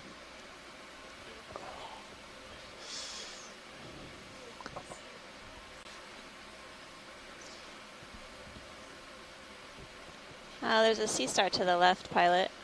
Yeah, there he is. See it. Good. There he is. Yay. And all Walk over his. there. Thank you.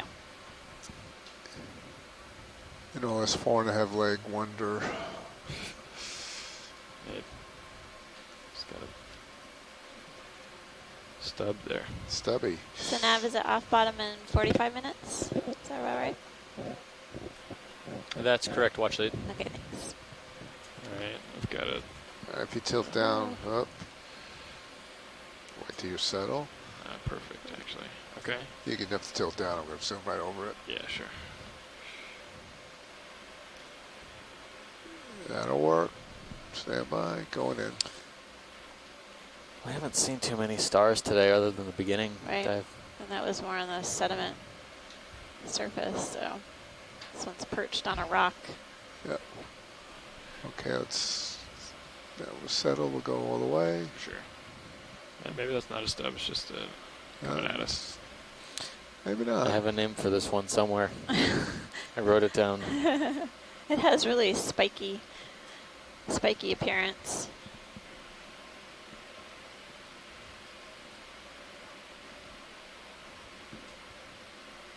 Running all the way down each of the arms, all these spines.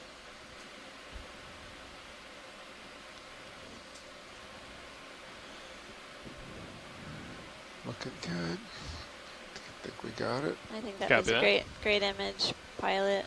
We'll be able to pass that along to our shoreside experts. Sponge. Good sponge in the background. We got another yellow. Might have been an enemy or something. I'm not sure. Got a little sponge over on the right.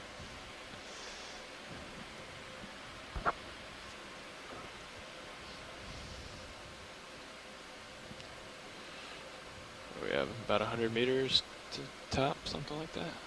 Yeah. Yes, Kyraster. Good job.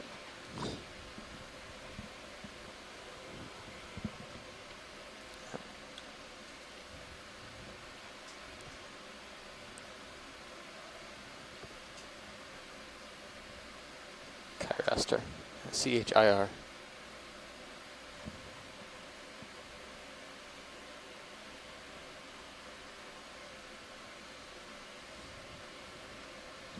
I'm gonna tilt up, Joe, just to kind of see what's coming. No worries.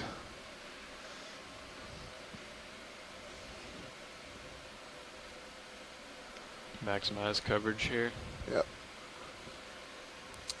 Do the best I can to help you see the Surprising lack of shadows. fish on this slopes.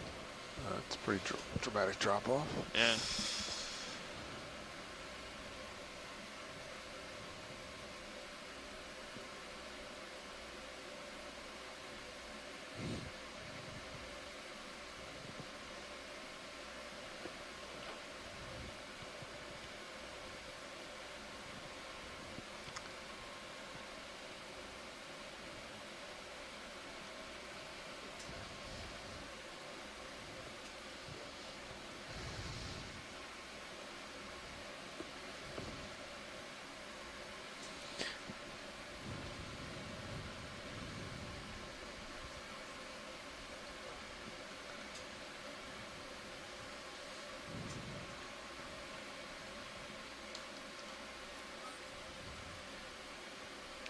Copy, bridge. Here's a couple larger colonies. Oh, here we go. I don't know if we need to zoom on all of these. I mean, I don't quite see associates, and we know it's an Iridogorgia. Okay. Yeah, if you unless I think that's fine. You're okay with that? Let's tilt up. What was the candelabra type? Doesn't sound like they want one. No, we're okay, pilot. Sorry. Okay. Okay. Primnode to be determined. Primnode to be determined. Yeah. And there's a sea star in the lower left, maybe? Yeah, the white? Yeah. Yeah. Would you like to take a look at that guy? Yeah, I don't think we've seen that one on this dive. Copy. A nice big sponge in the background, too. I see that. All right. You know when you're coming around. Yeah, I'll let you know when I'm all set. We've got a little bit of time, so I might try to get a macro here.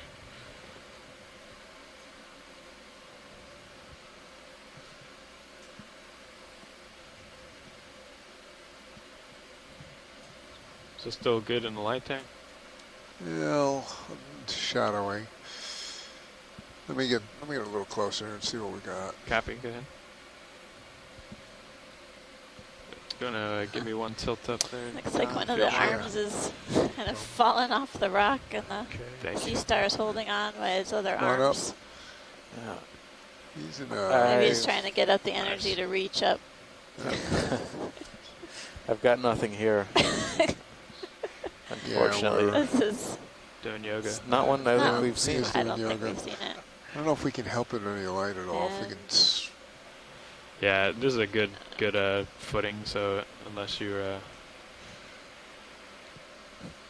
begging for more light, I think this might be as good as we can do here. Turns out it's not that good a footing. Take a closer look at that one. You spoke too soon. Did you want to come back in on that? No, it was a great zoom, but we'll be able to carry on. Okay. I think we got good images to send home. Okay, Thanks. that's perfect. We got to run anyway. Okay. Appreciate you politely asking me. You are full. Seems like the sponges are more well colonized by associates than the corals in this environment. What would be the reason for lack of fish? Or is that a Let's see. question? There you go, knocking off another one.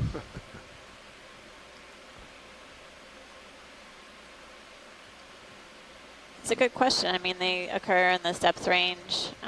We did see them at the base of this feature on the sedimented slope. Could be the lack of soft sediments for foraging. Could be the lack of prey. Anything here? I think we've seen these. Yeah. Yeah. Colonies of primnoids. Not Thanks, well Pilot. identified, but to be named later. Exactly. Could be ready for another move to be put in. To be determined. Yeah. Between Candidella, or Candidella and or 10 degrees more. No. or Narella. We do a snap zoom at the end of this. 135. At this yellow here. Can you, Is there John, something can you feeding put on your mic a little? Snap zoom Yeah, video? copy. Gotcha. Okay. Amanda, Yeah, 135. Hi, Steve. Snap zoom Hi, video. Chris. It's been a long time. Video snap zoom. Sorry. Snapping You're zoom. fine. Doing real life stuff for a while. Oh, Bridge, yeah. RV nav. So the Sea Star. That Hey, another shipment of Okay, Polo. you can come by. 30 Yeah, meters, it's- 135 degrees, decimal 2 knots. I'm not Thank you. interrupting anything. No, they're just making a move, so this is a great time to chat. Good copy. Very good. So the Sea Star that you guys saw, however long ago it was for you, is Henricia. Ooh. That's good. Scott France will say he's happy he's right. Well, Scott is pretty good with a lot of the frequently encountered ones. It's not a genus of sea stars that's easy to identify the species, even with a specimen in hand. They're all pretty nondescript, and there's a very little variation, or there's very frustrating amounts of variation between species.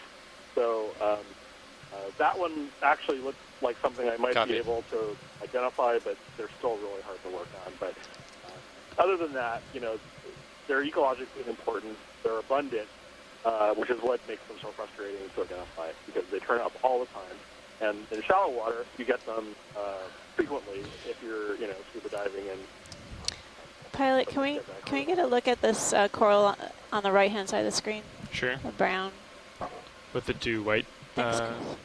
Yeah. Sort of looks like some dead branches on it. Thanks, Chris, so much. Yeah, they do. Thank you. We'll put that down on a record so we know what we're talking about. We want to go for the golden one that's kind of on top of all of this to the right-hand side of the lasers. All the way up and to the right, or the ones with the... No, the ones with the white Okay. parts on the branches. This, Oh, yeah. This guy right here. I just want to make sure we're going to the, orange. Not the Iridogorgia, right? Not Not that the one. Iridogorgia. And not the one in the background, Yeah. yeah. I wish this... It has it looks photo like bombing here. It's like barnacles or something on the Okay, branch. come That's on what in he video. was Going keying in. on. Yeah. That's partial. Copy. It's like a Let me black try to coral walk it over there for you. I think so. I think it's a With, black coral. with barnacles on one of the dead branches. Going in more. Stand by. Coming out. So we're at a depth Coming of out wide. 1,870 meters. Just slightly. We saw a small black coral early on in the dive, All right, that should be a little but it really centered. looked different compared to this coming one. in. Yeah, they were go almost going in. Translucent. A lot of bare skeleton. Take the tilt again. Roger that. Thank you. All right. We can. Let's lose the laser. There's barnacles on this one, at least in the bare stock. Thank you. All right, let's see if the barnacles are going to behave. See one out. Let's see if they come back. Tip down. Tilt down. Tilt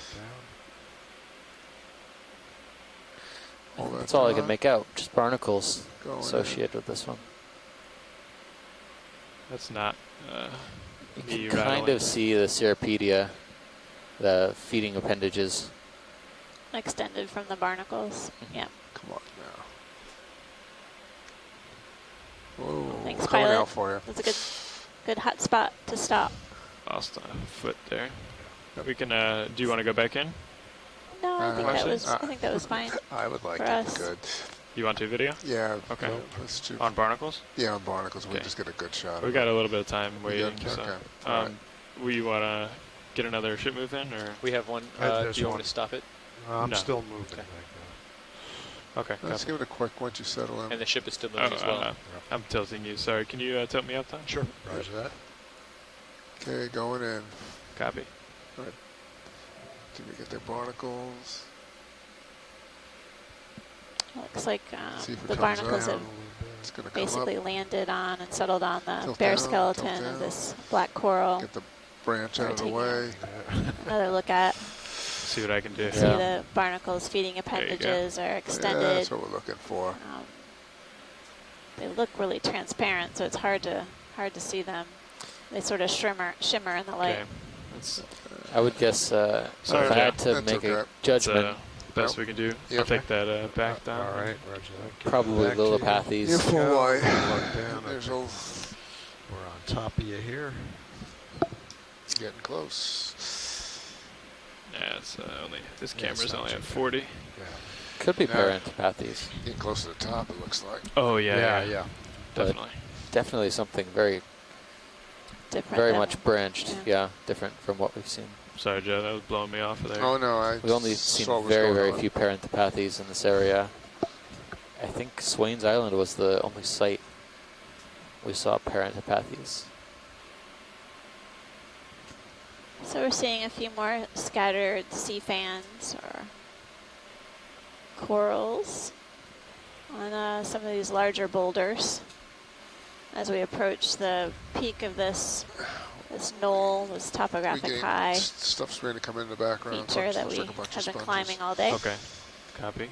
It's It's been a slow, methodical climb, so we Starting to can come make in. sure we image the animals that we come in You with the lasers contact back with. on, Roger As that. Steve mentioned, we haven't really been noticing many fish, and it just may be this isn't the best habitat for them in particular. We did see them on the early part of the dive at the base of this rock face where there's more sedimented slope, possibly more food available for them.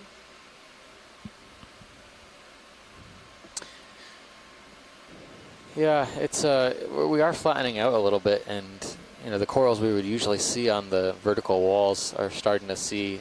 We're starting to see them more on these kind of moderate slopes, with the exception of.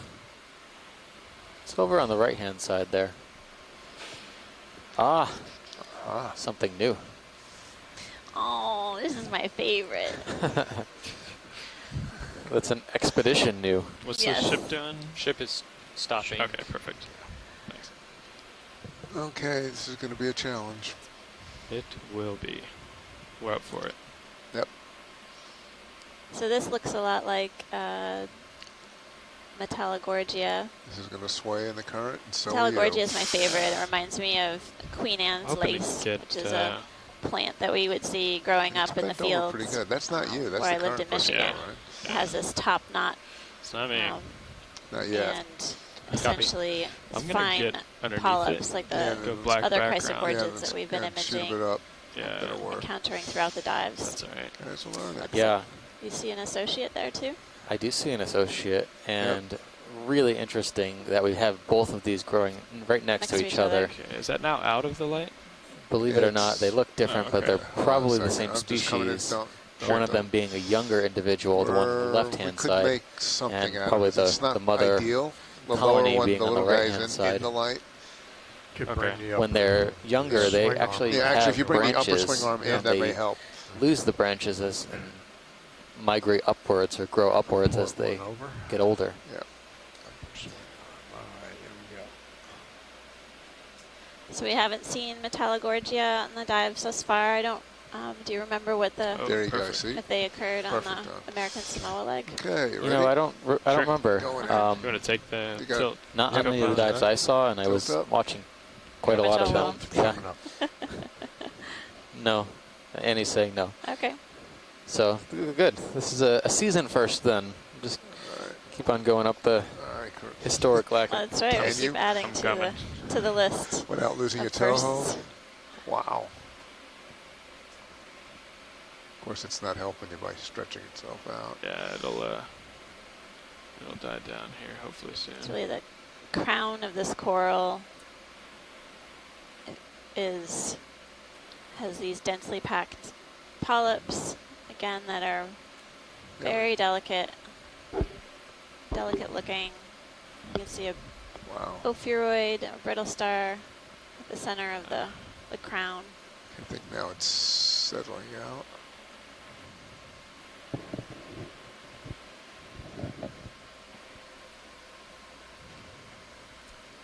Well, that is exciting. All right, just can you come a little wide? Just wait till I stabilize here. I'm teetering and blowing fish around. To your port side there. Big one. Okay. Just a heads up. Yeah.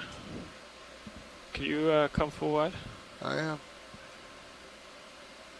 Just stand by. I gotta reset anyway, so I'm gonna just. Can you find me back on Sirius Cam? Yep.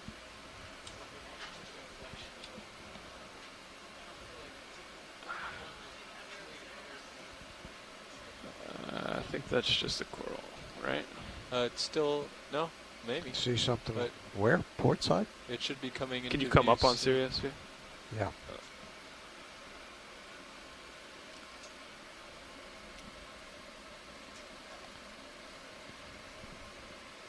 I don't even see it in there.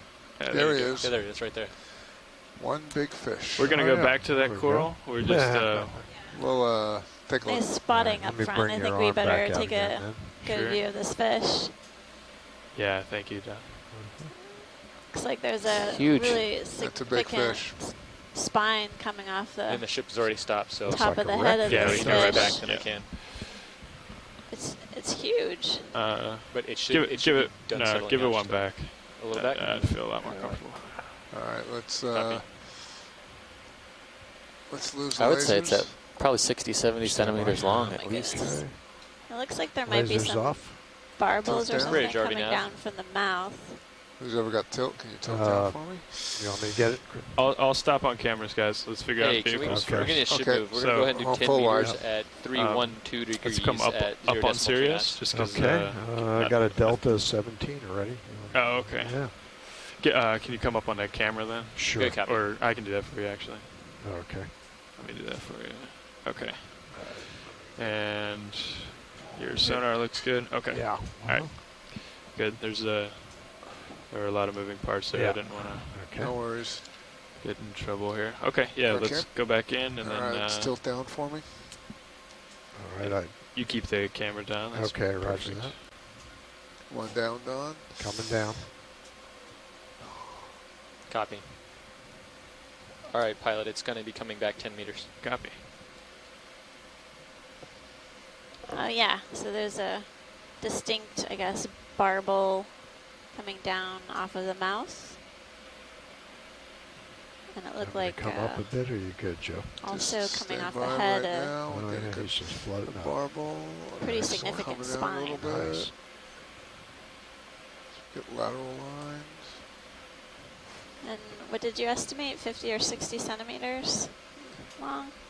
Yeah, at least. Nice spot now. That's what Steve said.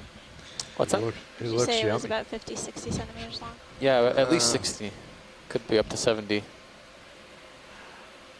Between there. So this is a type of Moridae. This lateral line. Copy. I can try to kind of pirouette if you want more profile.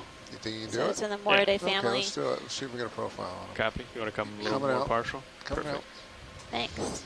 Good job, front row, spotting that while we were looking at the coral. That's all the navigator. If we have a chance, pilots, the coral we were at earlier with the kind of the long stalk. There we go. We'd like to take a second look at that. Perfectly. Yeah, we're that's up next. Okay. Thanks. Sure. We just we knew that was static, and this guy is.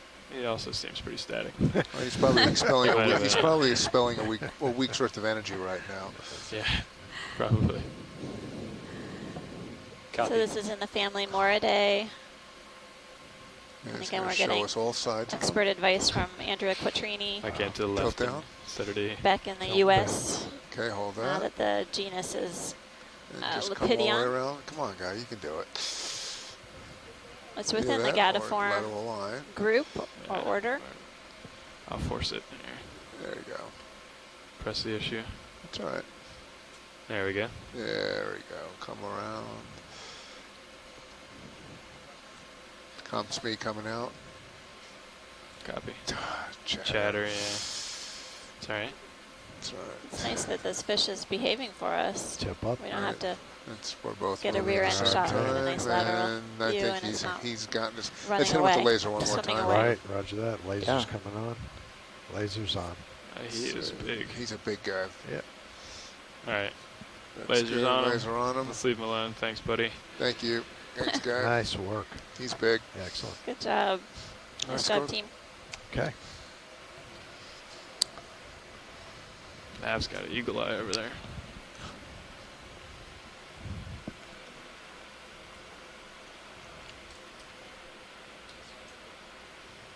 Thanks.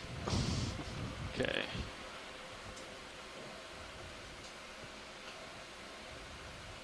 It actually seems like in the last 10 minutes the current has really, really died down, almost to nothing, which is very strange. Almost to nothing? Is that what you said, Pilot? Yeah, okay. I mean, when I was setting up for this shot earlier, it was... They were bent over. Yeah, that... Yeah, that's true, yeah, look at that. I'm wondering if it's going to just sort of switch around like that, given I think where so. we are. Yeah, while we're at the top, probably. But it's still there. It's just it's not near as much as it was. Okay. Try this again. It's a lot more friendly.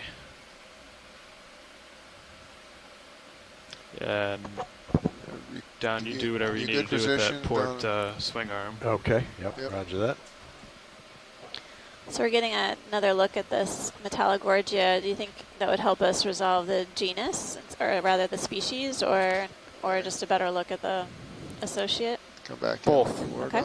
Yeah. All of the above. I see it now.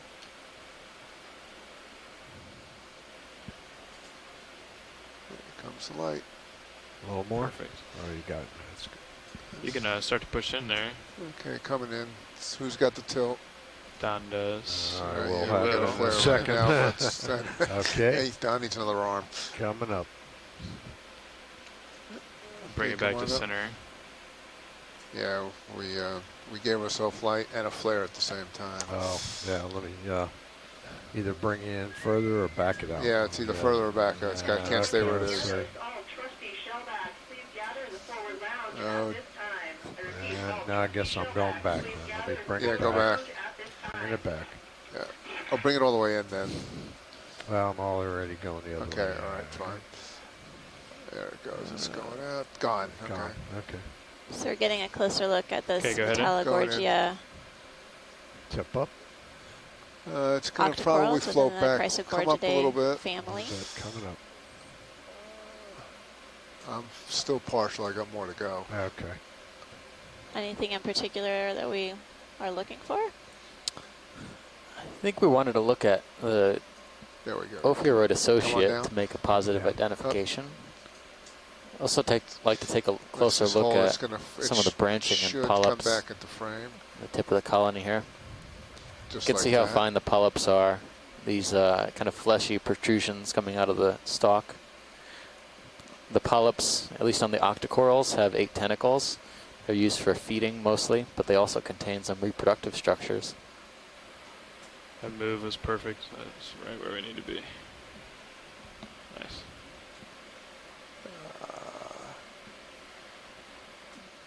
Ooh, that's a nice view.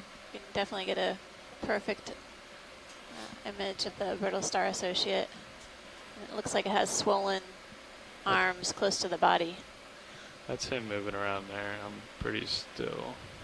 See if he comes back. There we go. I can chase him. Just a little bit. So there's a heated discussion going on. Back and forth. This imagery is really important, and we definitely will have to have our shoreside experts review it later to confer on a possible species ID. Okay, is there any interest in the base, or was it more the polyps? If we could snap on the base, I'm sure that would be useful. Sure. You want to tilt down, and then tilt down. Come on down, Come on down. Come on down. Basically, put the lasers on it. That's dead center. Good. Coming in. A little more. All right. Coming down. Some more. Come on down. Okay, going all the way.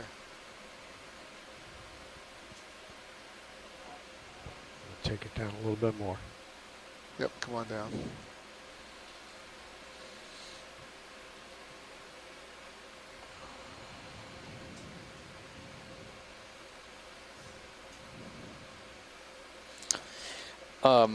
Okay, that's great, pilots. Do you mind doing a quick zoom also on the smaller one, at least on the tips? To the left? Yeah, to the left. Sure. Thanks. Just to look for associates. No problem.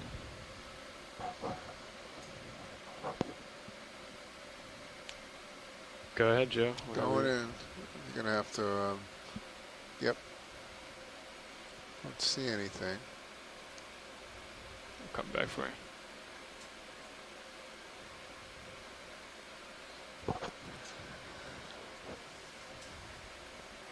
Maybe one right there.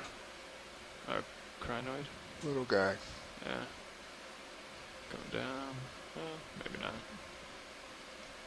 Who's got to come up? Okay. Come on up. Hold.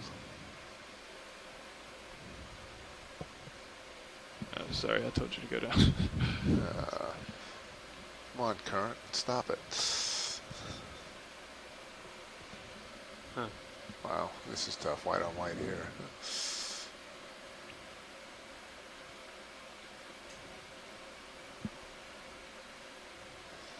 Yeah, it looks like this might be a Chrysogorgia instead of, is that right? With the multiple branches carrying up the stalk. Right. Nav. We got 15. Okay. I think that was great, pilot. Nice imagery. You let them know? We'll pull that. Pull what? Okay. Hey, Watch Leads Nav. I just want to let you know we have about 15 minutes left on bottom. Okay, thank you. Well, let's you all carry good there, on. Jim? We're good. Okay. Carry on upward. Copy that. So you guys ready for me to put in another ship move then? I think so, yeah. Yeah. It looks like it might be slightly to starboard for you, Don. Stand by. Yeah, okay. Let's see. Let me turn that way a little bit, see what we got. It's about So we have the 50-meter dash to the final part of the dive. Put in the afterburners.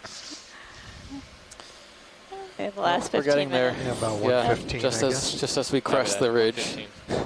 It'll be time to come off bottom, but we're going to try our best. Bridge, RV Nav. Oops, sorry, I got you. We're in good shape. Hey, we're ready for a ship bring it move back of down. 30 meters at 115, 0.2 knots. Where's your drawer there? Is that good for you? Yeah, that's perfect, thanks. All right. Let me find you again. There we go. Good copy. That is a big Anthomastus. Can we snap zoom on that? We can. Stand by, Joe. Wow, the polyps are really extended. Okay, start to come in. Come in. Yeah, wow. Oh my goodness. It's hold there. Holding. That is colorful. Those are the longest Anthomastus polyps I've ever seen. So this is a type of octocoral. Laser's coming off. Thanks. We have been macro. seeing a number of examples of octocorals throughout the dive. I'll tilt up to get some polyps. It's like this octocoral might have an associate around its branch or around its polyp. Really nice. We're gonna have looks to like an ophiuroid, maybe. Yeah, it looks like an ophiuroid. Copy. And okay, you can see the pinnate tentacles really well. Pilot, there was something just off to the left before we take off. Okay. All right. And we got a specimen out shot. of frame currently. Yeah. The whip. Yeah. The left multi-branched thing, upper left. Upper left. Got it. There we go.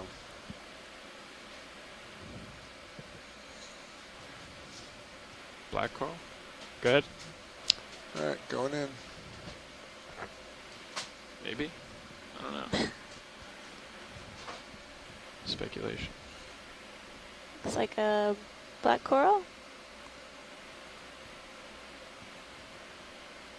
Yes. Yeah. Looks like bathypathes, perhaps. Macro. Copy.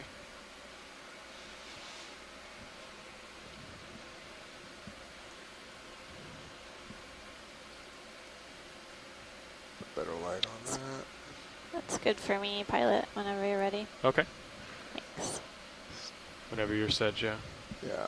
Give me a sec. Coming out. Copy. You'll lift off. Okay.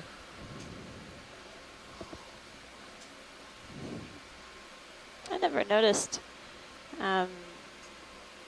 ophiuroids on the polyps before, like that. Our for the rail, starboard rail. Anthomastus. And we've zoomed in on a number of them, but I've just never noticed them. That's been going on. We don't know what it is. It's been going on for the last couple of days. And the aft camera, too. Yep. Okay. I think it's a fiber thing. Yep. Or, I just hope that the ophiuroid doesn't get trapped in there when it goes to eat something. There's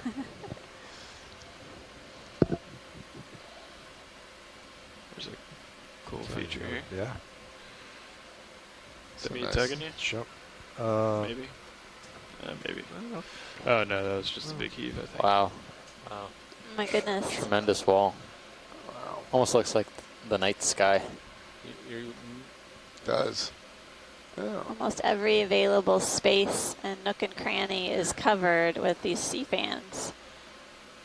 And it looks like that Pleurogorgia that we were seeing earlier, and then something else, maybe? Pleurogorgia, yeah.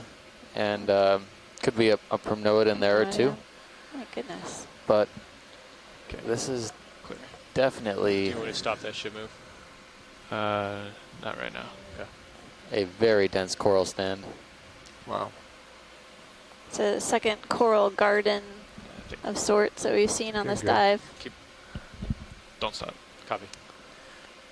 I wonder, as we move up here, if we might see more of those individuals, which we thought were a mystery chrysogorgids.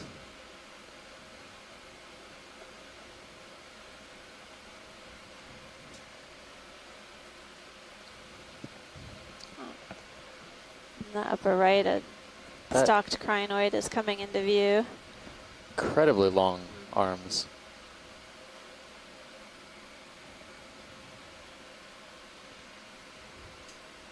I don't know if that is actually the same as the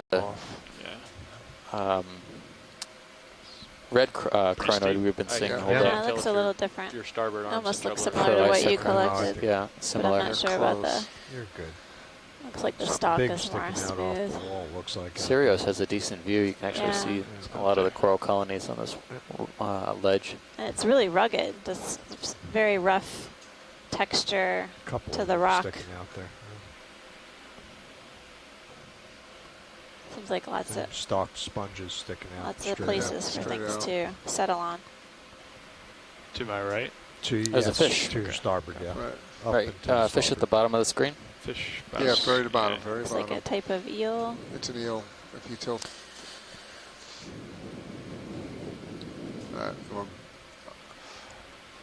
Free to zoom.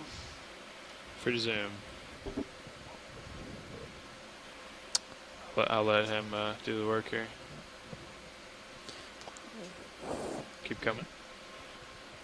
It's got, maybe it's a type of halosaur. It's got a pelvic fin that extends all the way to Give it all the you got. tip of the tail. That's all I got. Roger. All right, Don, come on up. It's me. I'll. Or are you coming? Somebody come on up. It's interesting. The head of this fish is this blue color. I don't know if the scales have been You are drifting in just kind of worn off or what. Move it in. We haven't seen a fish in a while, so this is a good sighting.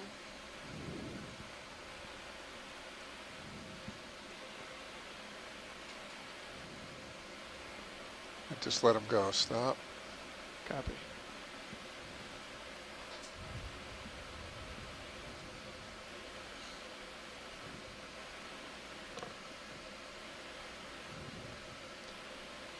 There you go.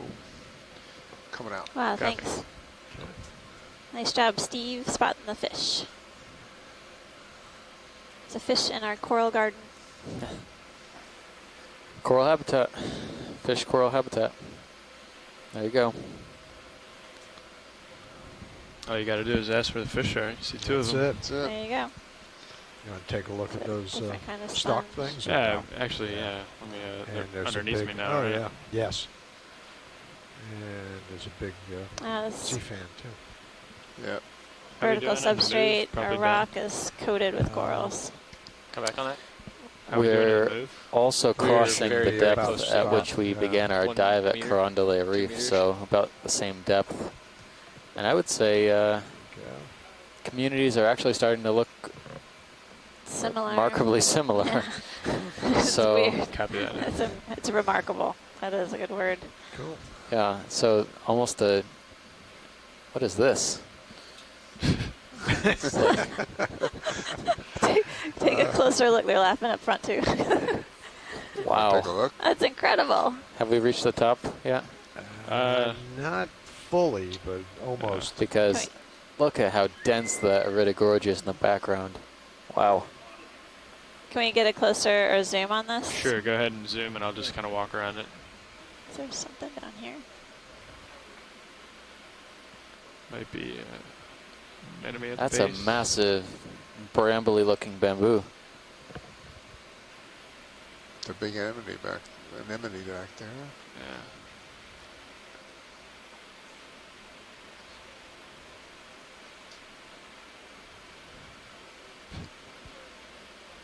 Okay. Gonna keep coming up? Keep coming up? Yeah. If I could see any nodes through this bramble, I would be able to tell you how it branches, but I can't. Yeah, there's no branching at those nodes. But I think this is an internodal brancher, based on the few folks. branch points I've seen. We got a crinoid here coming up.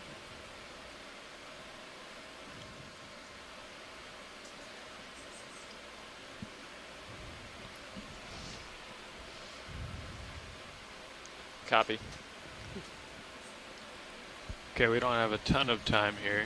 No. Okay, So that still got looks That good. was perfect. Coming out Just try to Not much. head up slope and Okay. reach the peak if we can. So I'm looking down on you now. Copy that, I'm coming up. Roger that.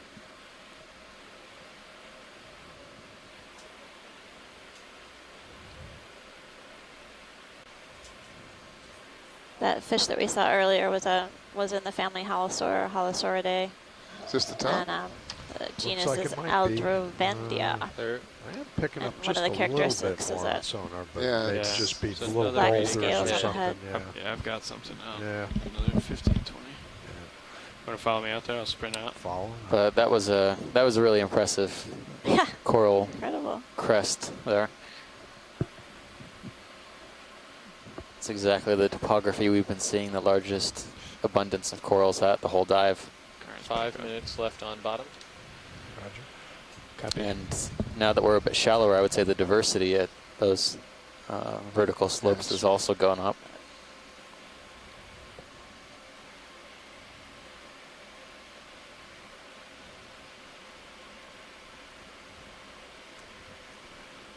Unfortunately, I wouldn't call that the top. No.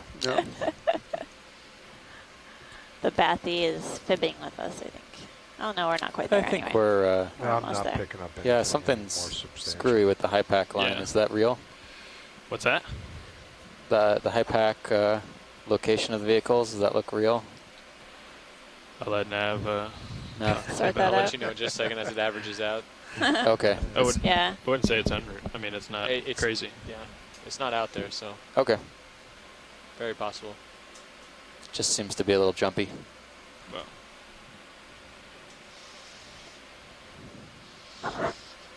it's acoustics. Yeah. And hard bottom. It's the end of the day. They're tired. Yeah, they're tired. I don't know that we have time for another ship move, but I don't know. Probably not. No. What's our? Let me It's at 60 meters. I mean, 60 minutes. Sorry. to top. Yeah. 62. To 50. Yeah, we gotta get set up then. Yep. Okay. Unfortunately. Oh, just a little bit further. Just a little bit.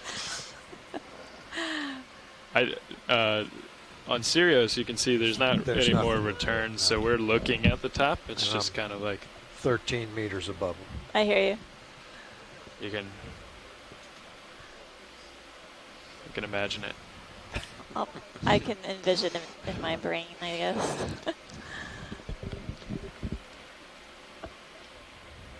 All right. Okay, so unless you have one more Zoom, we'll get set up for the recovery. No, I think we're fine. I Okay. appreciate trying to get us to the top and keep us on track. Sure. All right, I'm going to go ahead and stow Copy that. your arms then. Yeah, feel free. All righty. Okay, port side, lower swing arm outboard. So our And stow. off bottom depth is going to be around 1830 meters. Stowed. Upper swing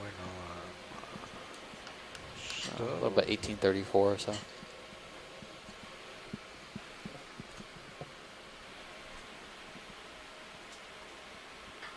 Oh, actually, is that what you were asking? Where the 1860 and 1830 weren't matching up? Is that what you were saying? No, I was looking at high pack and I saw it was jumping around a little bit. Gotcha. So yeah, that's typical. It kind of gets noisy like that. But yeah, 1830 doesn't quite line up either, so there might be a little offset. Like, all right. Well, yeah. no big deal. It's not bad. We made it almost within 15 meters of our track line. So close. So close and yet so far. So you're stowing. And just as a note, because of that coral that we put in the port, we'll want to inch the rock inch the whole drawer in every once in a while on the way up. Okay, roger that. Just to make sure all right, let me doesn't go swimming. And we go retract the pins. So we'll keep looking while you're inching forward. And retract the drawer. Doesn't hurt to look. Okay. All right. And hydraulics off. All right. Hydraulics ready. off. Perfect. Come up about 20 above you. Okay, that sounds good. Let's just come up together, all right. and then okay. I'll pull a 180 and go under you. All righty.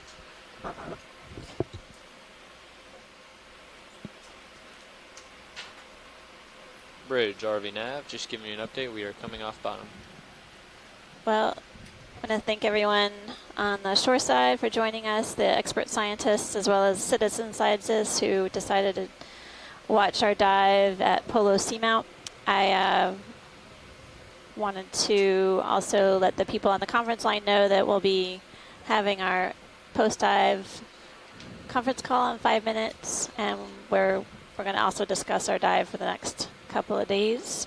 So I'll look forward to chatting with you guys in a bit. Thanks to everyone on the ship for making us, allowing us to dive here. It was an incredible dive, and it'll be interesting to do some comparisons to our other dives within the Phoenix Islands protected area. Thanks, everybody. Thanks, front row. Sure, thank you guys.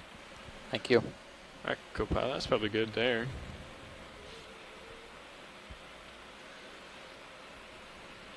Yeah, let's see, actually. What do we want to do? You have to make a whole turn almost, don't you?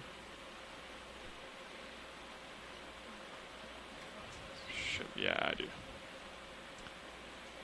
Oh, no, you do. Yeah. You want to go to port. Almost.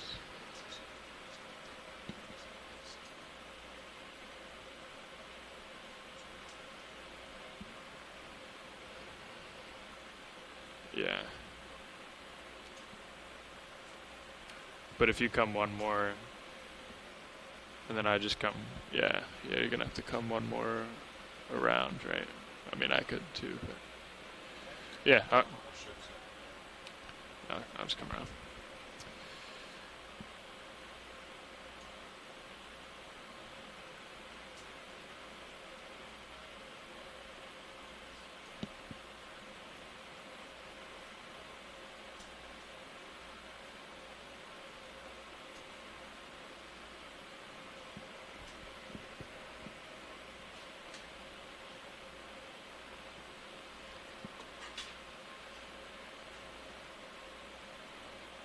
No, I think that's right. You'll have to do 1 360. Yeah. Unfortunately.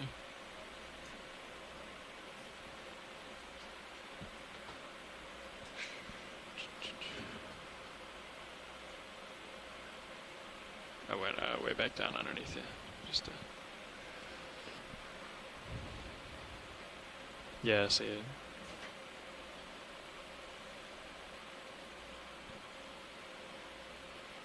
I think we were probably just kind of like blown. Yeah. When we landed. Were you in when we landed? Okay.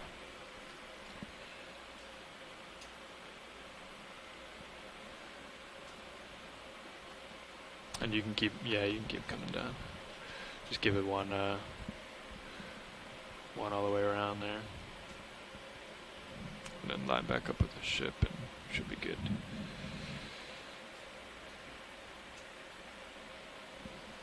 Sorry, Joe, I didn't mean to ruin your shot. We just had to go back down.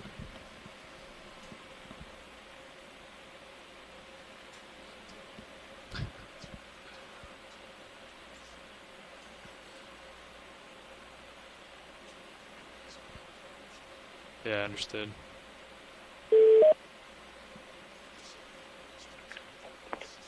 That's right.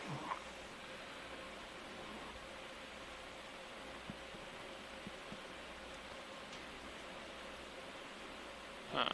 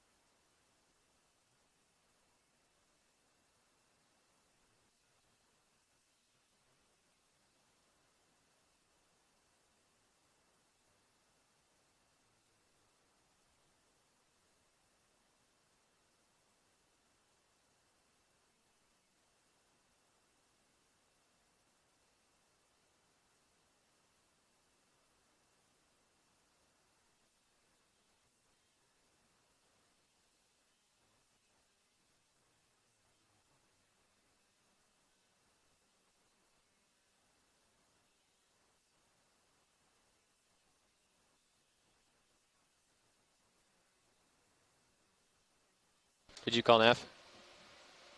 Did you call nav? Oh.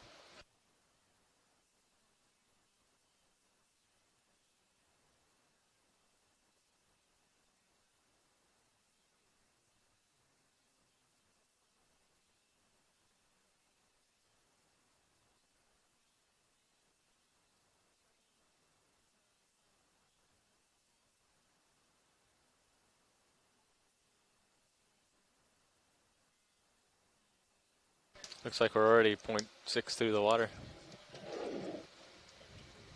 Might just hold here for a little while.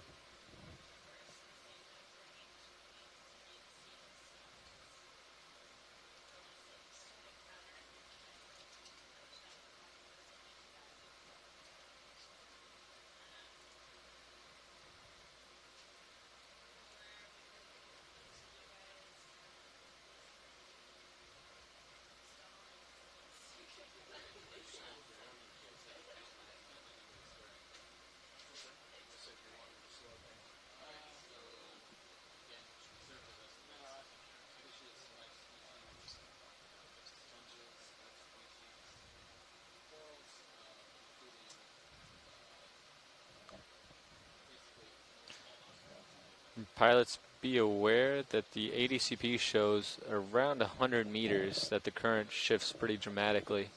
Not sure if it's going to be accurate, but it's showing it clearly.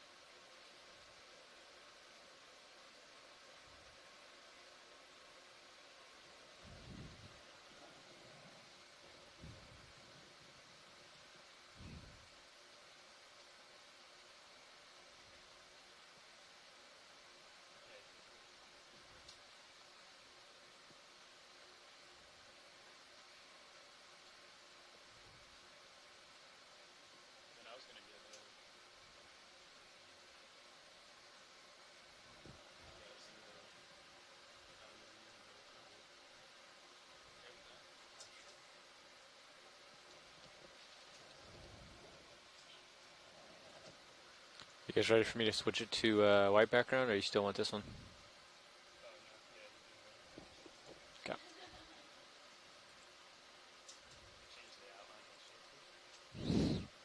Coming up.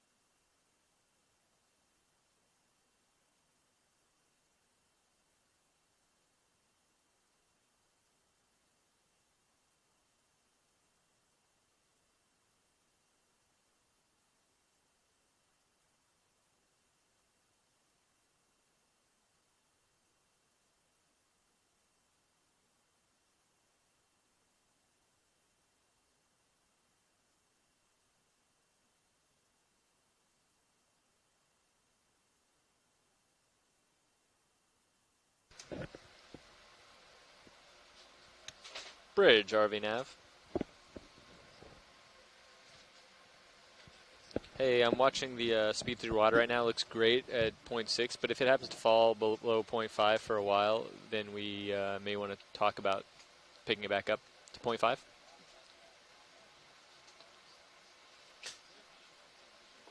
Yeah, no, that's great. But like I see if you look at our ADCP, forward to aft, yeah, if it falls below 0.5, then we'll start picking up the speed of ship and keep it at 0.5. Will do.